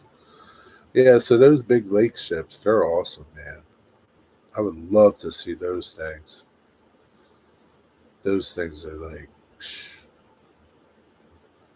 they're amazing. And those like everything that surrounds those things, like all those ore docks that they go up to and get loaded on, they're awesome too to look at. I think Split Rock has that's what his layout is. Split Rock Thomas over there, that's what his layout is. He's got like an ore dock. They're pretty awesome. Edmund Fitzgerald. There's a song about yeah, the wreck of the Edmund Fitzgerald.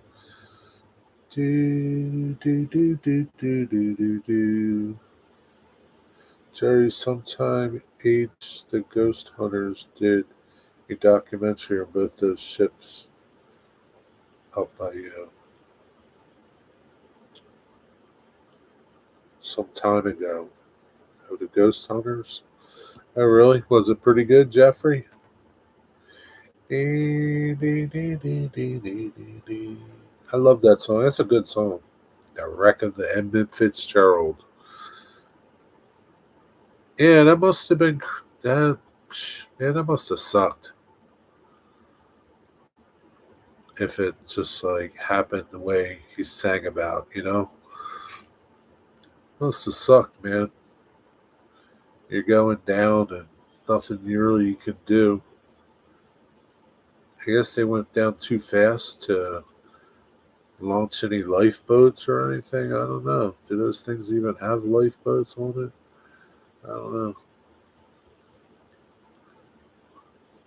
Did he just pass Gordon Lightfoot? Did he?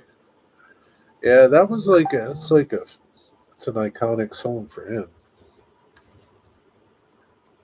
Oh boy.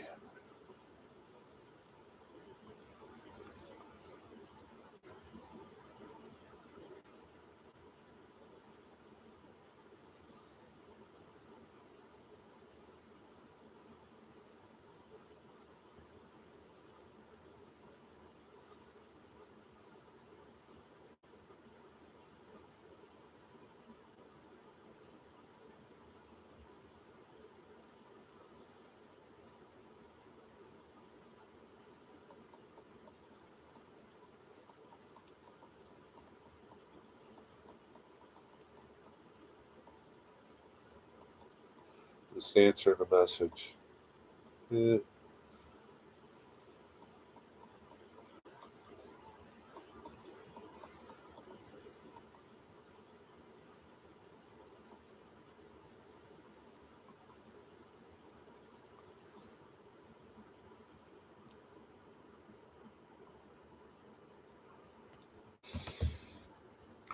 5 hour stream. Have I hit the 5 hour mark?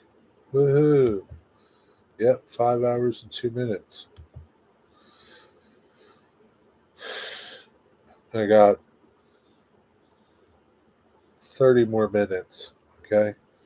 That's where I'll have to cut it off. Because Edward's going to come on, I think it's 6:45. I don't want to get in Edward's way.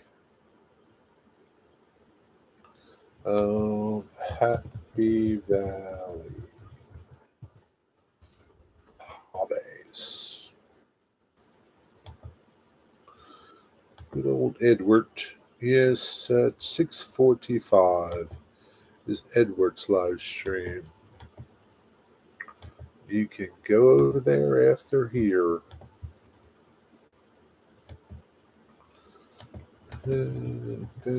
That's Edward's stream. Cool Ranch Doritos, dip famous Amos cookies, living like an animal. Jesus, man. That's nasty.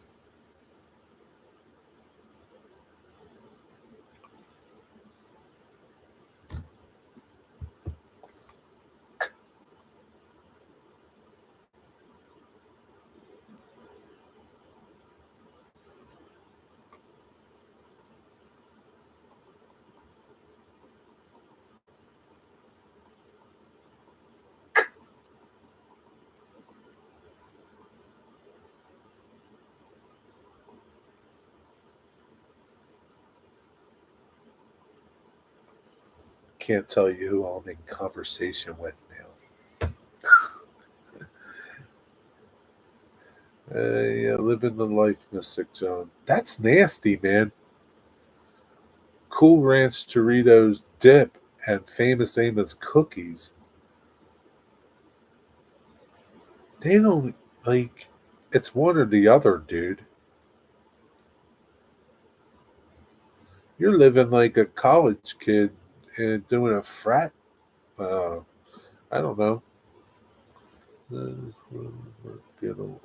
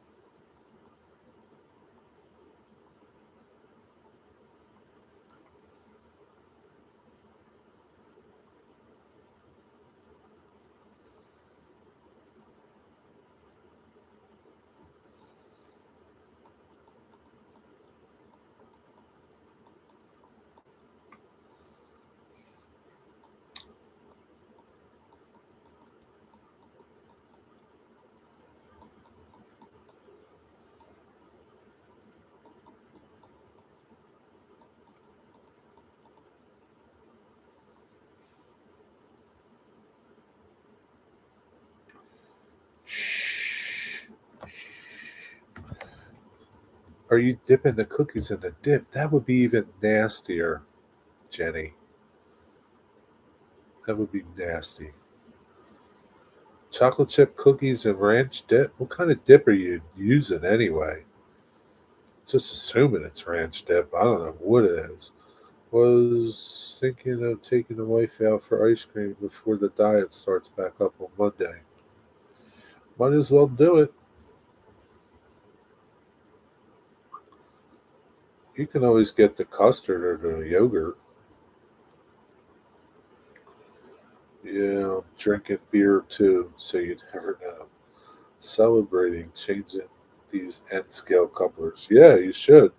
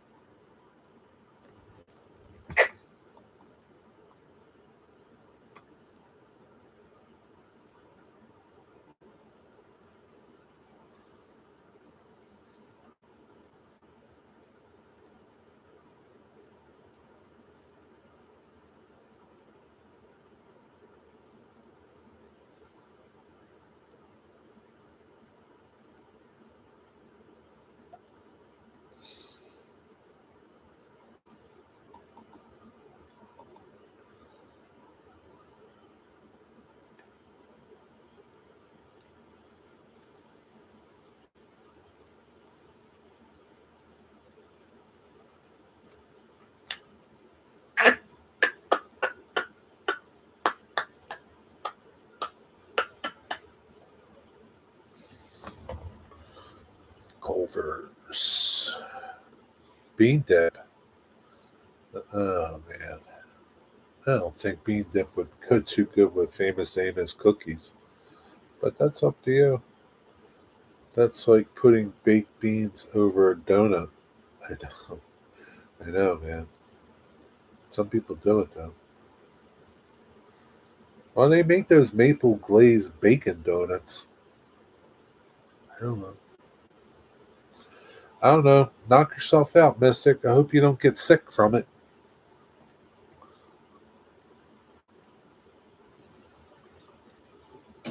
It's like a college kid trying crazy things.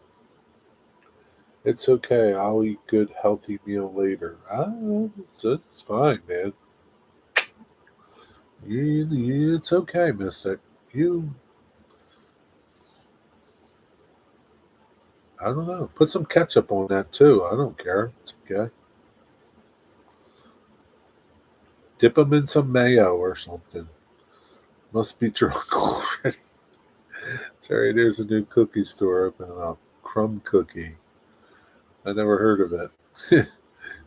Rick says you must be drunk already. Could be. Barbecue sauce. Yeah, you put some barbecue sauce on your chocolate chip cookies. It's in Delaware. Okay.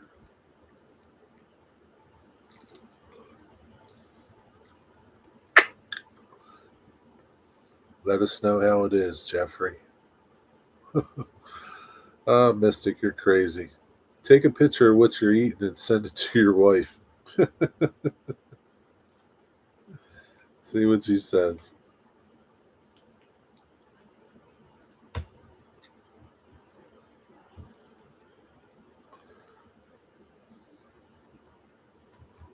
See what she says.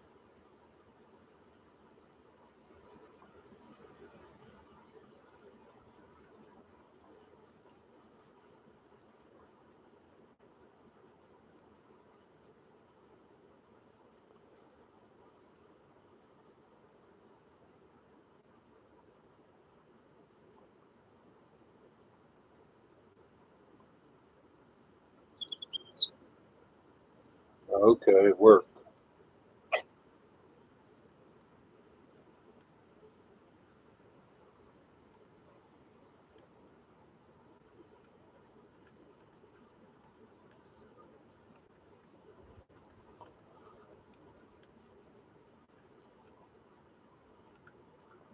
Let it go. This isn't for you, it's for me. I was able to open that file. Looks pretty impressive. You put a lot of work into that.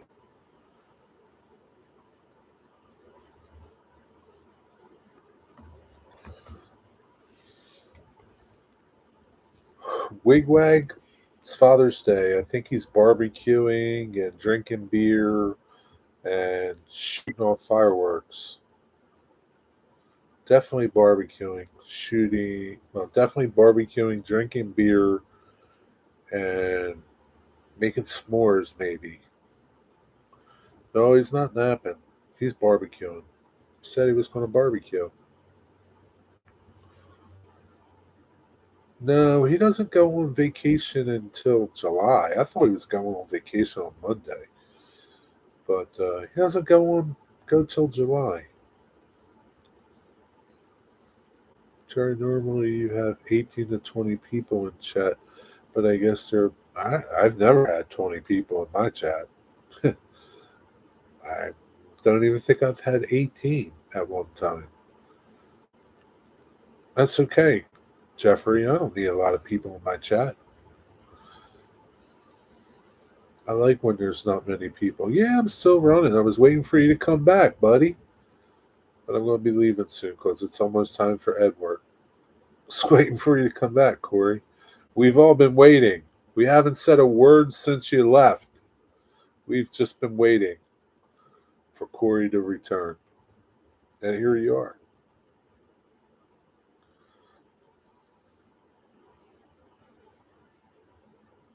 No problem. Just for you, Corey. No problem. But it's Father's Day, Jeff. I didn't think anybody would come in, let alone I don't know how many people are here. 5, 6, 2. I don't know. Jerry, where do they do fireworks near you? Don't forget the Wilmington Western Railroad. Yeah, I know. July 4th. Probably the stadium will do fireworks. Sure, all the neighbors will do fireworks. I'm not into fireworks. They're cool, but I think they do them. They used to do them over in Prospect Park, but I'm sure one of the boroughs will be. And then, like, you could just go to the river, Jeff, and you'll see some fireworks across the river. Yeah, you see fireworks everywhere. But 4th of July is not too far away. All right, Rick, enjoy your ice cream. Thanks for stopping by. Enjoyed having you. It's always a pleasure. Have a good night. Take care. See you during the week, probably. So, how was your barbecue, Corey? Was it good? Was it good? I guess it's the last Stroudsburg train. Has to be at 6 o'clock. And Thomas is still going, Jeffrey. Pretty good and tasty. Would you go back?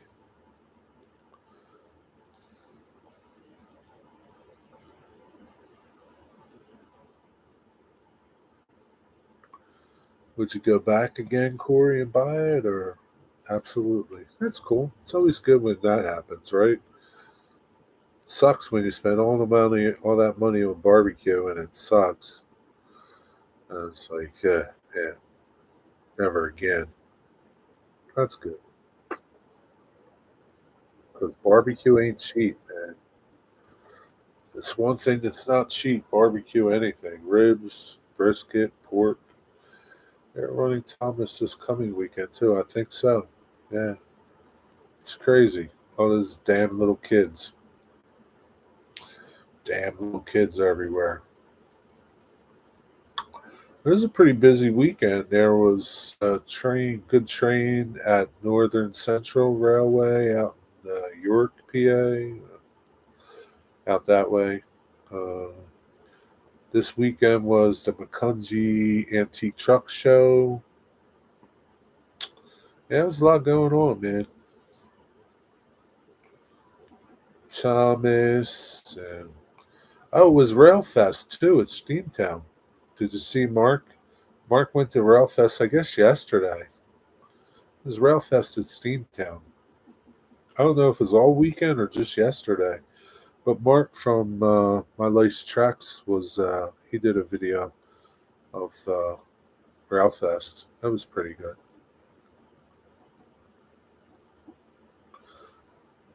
I need to get up there. Yeah, one of these days you got to get up to Steamtown. Steamy Town.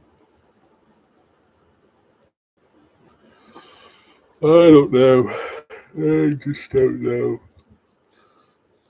I know what we were talking about. Tuna Head is on sabbatical.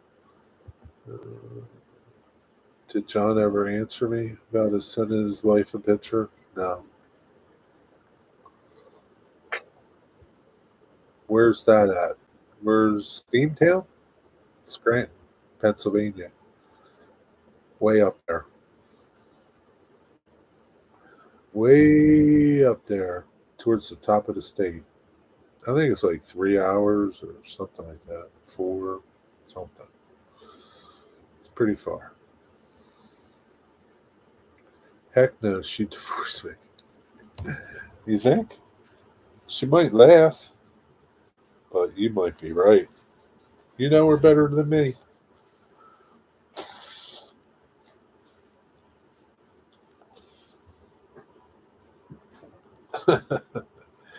You don't want that to happen. Then you'll be eating those chocolate chip cookies every night. You don't want that to happen, man.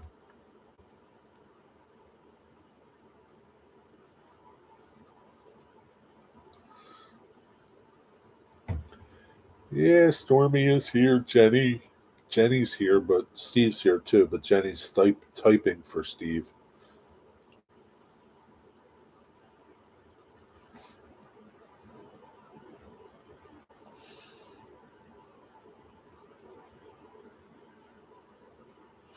I figured you'd be staying there a little longer than you did, though, Corey. You didn't stay too long. Or you did, and I just don't know. I don't know when you left. But I guess, how much longer? How much can you take of in laws? I don't know.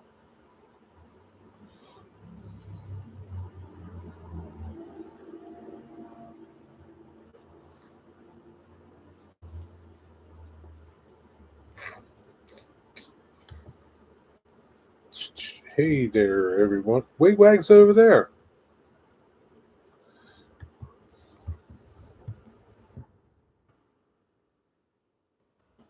I believe Wigwag's over there, and he hasn't come over here. What a hoser. He probably doesn't even know I'm live. That'd be funny if he was inside all day, didn't have nothing to do. He could have hung out with us. We all have to get up early. They had stuff to take care of. Yeah. Wigwags deliberately avoided us. I don't know. I don't know. Maybe you just didn't get a notification. Can't answer that, Digger. Oh, I see it. He don't like us anymore. I don't think that's the case. I just don't think he got a notification. I was at 6:14.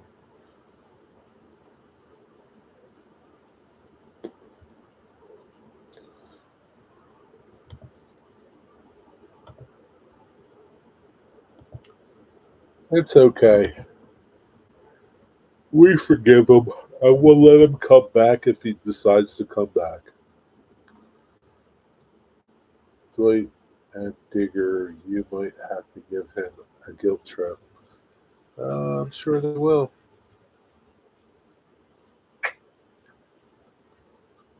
I'm sure they will, Corey. Maybe Mystic might give him one too.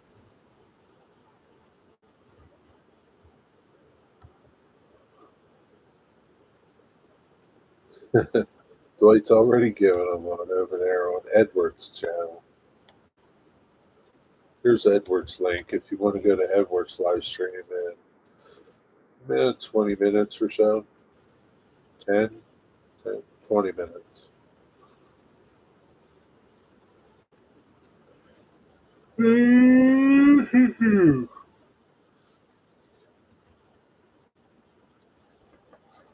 Good job, Dwight. Give him hell over there. Tell him.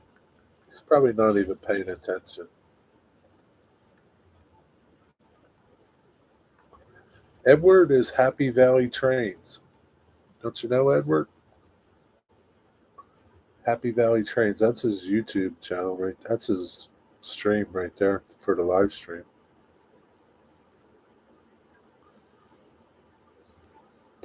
He usually streams every Sunday about this time. Sometimes he does it during the week too. I'm not sure, but Sundays usually. 6:45 is when he goes on. I don't know why 6:45, but it's when he goes on. Don't you go over to his live streams? I thought you did. I thought I'd seen you there, but I guess not. I'm used to calling him by his channel name. Oh yeah, Happy Valley Trains. Yeah, Edward. Edward's his name, but yeah.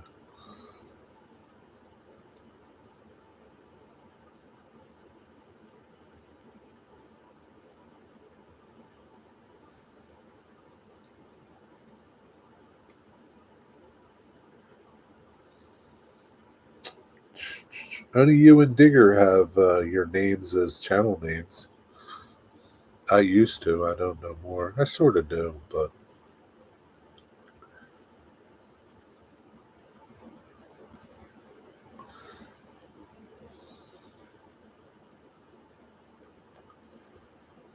Oh man, I slept okay, but I'm kind of, I don't know. I guess sitting here for 5 hours is kind of boring, sort of. Not really boring, but not doing much. Thinking, talking a lot, but not doing much. 5 hours and 23 minutes. Wonder if that is my longest live stream. Let me go look. Da, da, da, da, da, da, da, da, da, da. How can I search that?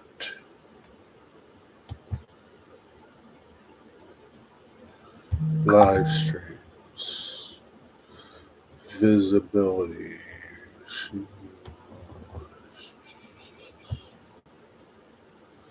Number of people, views, date. Can't know if you can. Yeah, you can't see what your longest live stream is. Uh,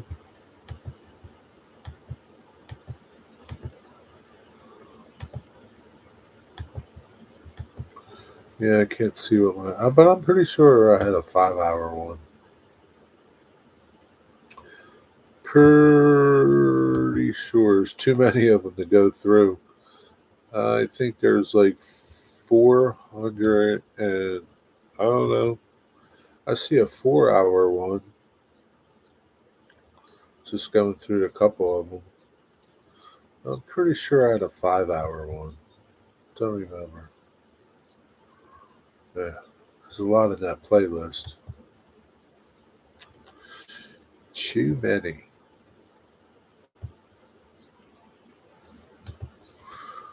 Too, too, too, too, too, too.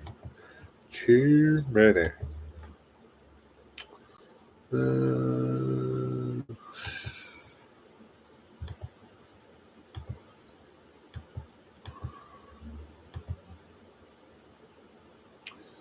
I know there's some dudes that do like 24 hours. That ain't happening. Well, now, Wigwag, how come you didn't turn up on Jerry's today? We all were waiting for you. You were too busy? Digger's giving him a hard time too now. Yeah, that's funny. Give him a hard time. Go over there and give Wigwag a hard time. People were asking for him. Where's Wigwag? And I said,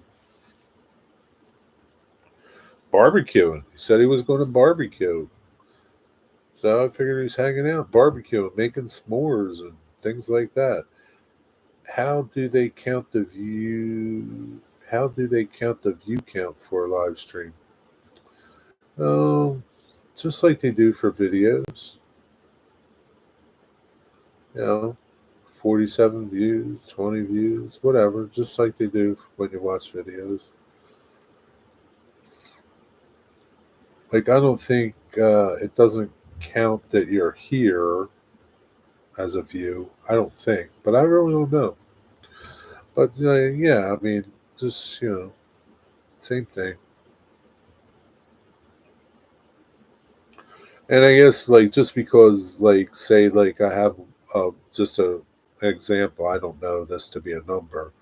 If I had a live stream that had 73 views, doesn't mean somebody sat there for 4 hours watching a video. It's just like, I don't know what constitutes a view. 30 seconds of viewing? 10 seconds? I don't know. But I mean, there's retention. Like, there's that retention analytic to see, like, oh, how many people stayed, which usually isn't many when you have a long live stream. Only 19 more hours to make 24. I can't do that, dude. I got to work tomorrow. I will never do a 24-hour live stream. I could never make it. Never. I wouldn't be able to make it. I'd be like, see, fellas.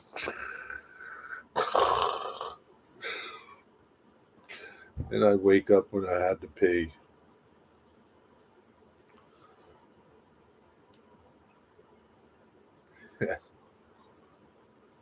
So, all right. That's where we're going to end it. Right here. 3 hours and 28 minutes. Say 29 by the time I say thanks and all that stuff. Dwight Curley, thanks again for the super chat, super sticker, super duper. I appreciate it. You didn't have to. I know you wanted to, but you don't have to, Dwight Curley. I appreciate you. I appreciate you just being here, as I do you all. Yes, I'm leaving Digger. I need to eat. Edward's coming on. Let Edward get some of your peoples. Great stream. It was a blast. Yes, it was a good stream. It was probably one of my better streams because it went from here to here to here to here. It was a good stream. I liked it. I appreciate you all. I really do. And those of you that watch this later, maybe you're not going to watch the whole 5 hours. And it's a shame you're not going to hear me say I appreciate you too. But I appreciate everybody that watches. Y'all have a good night. Enjoy the rest of your Sunday. Have a great week. Have a good Monday. And just remember, you can do it. You can do it. Whatever it is, you can do it. Peace. Say yes. Most excellent. I appreciate it. Appreciate y'all. Where's the button? I need to find the button. See y'all. Over and out.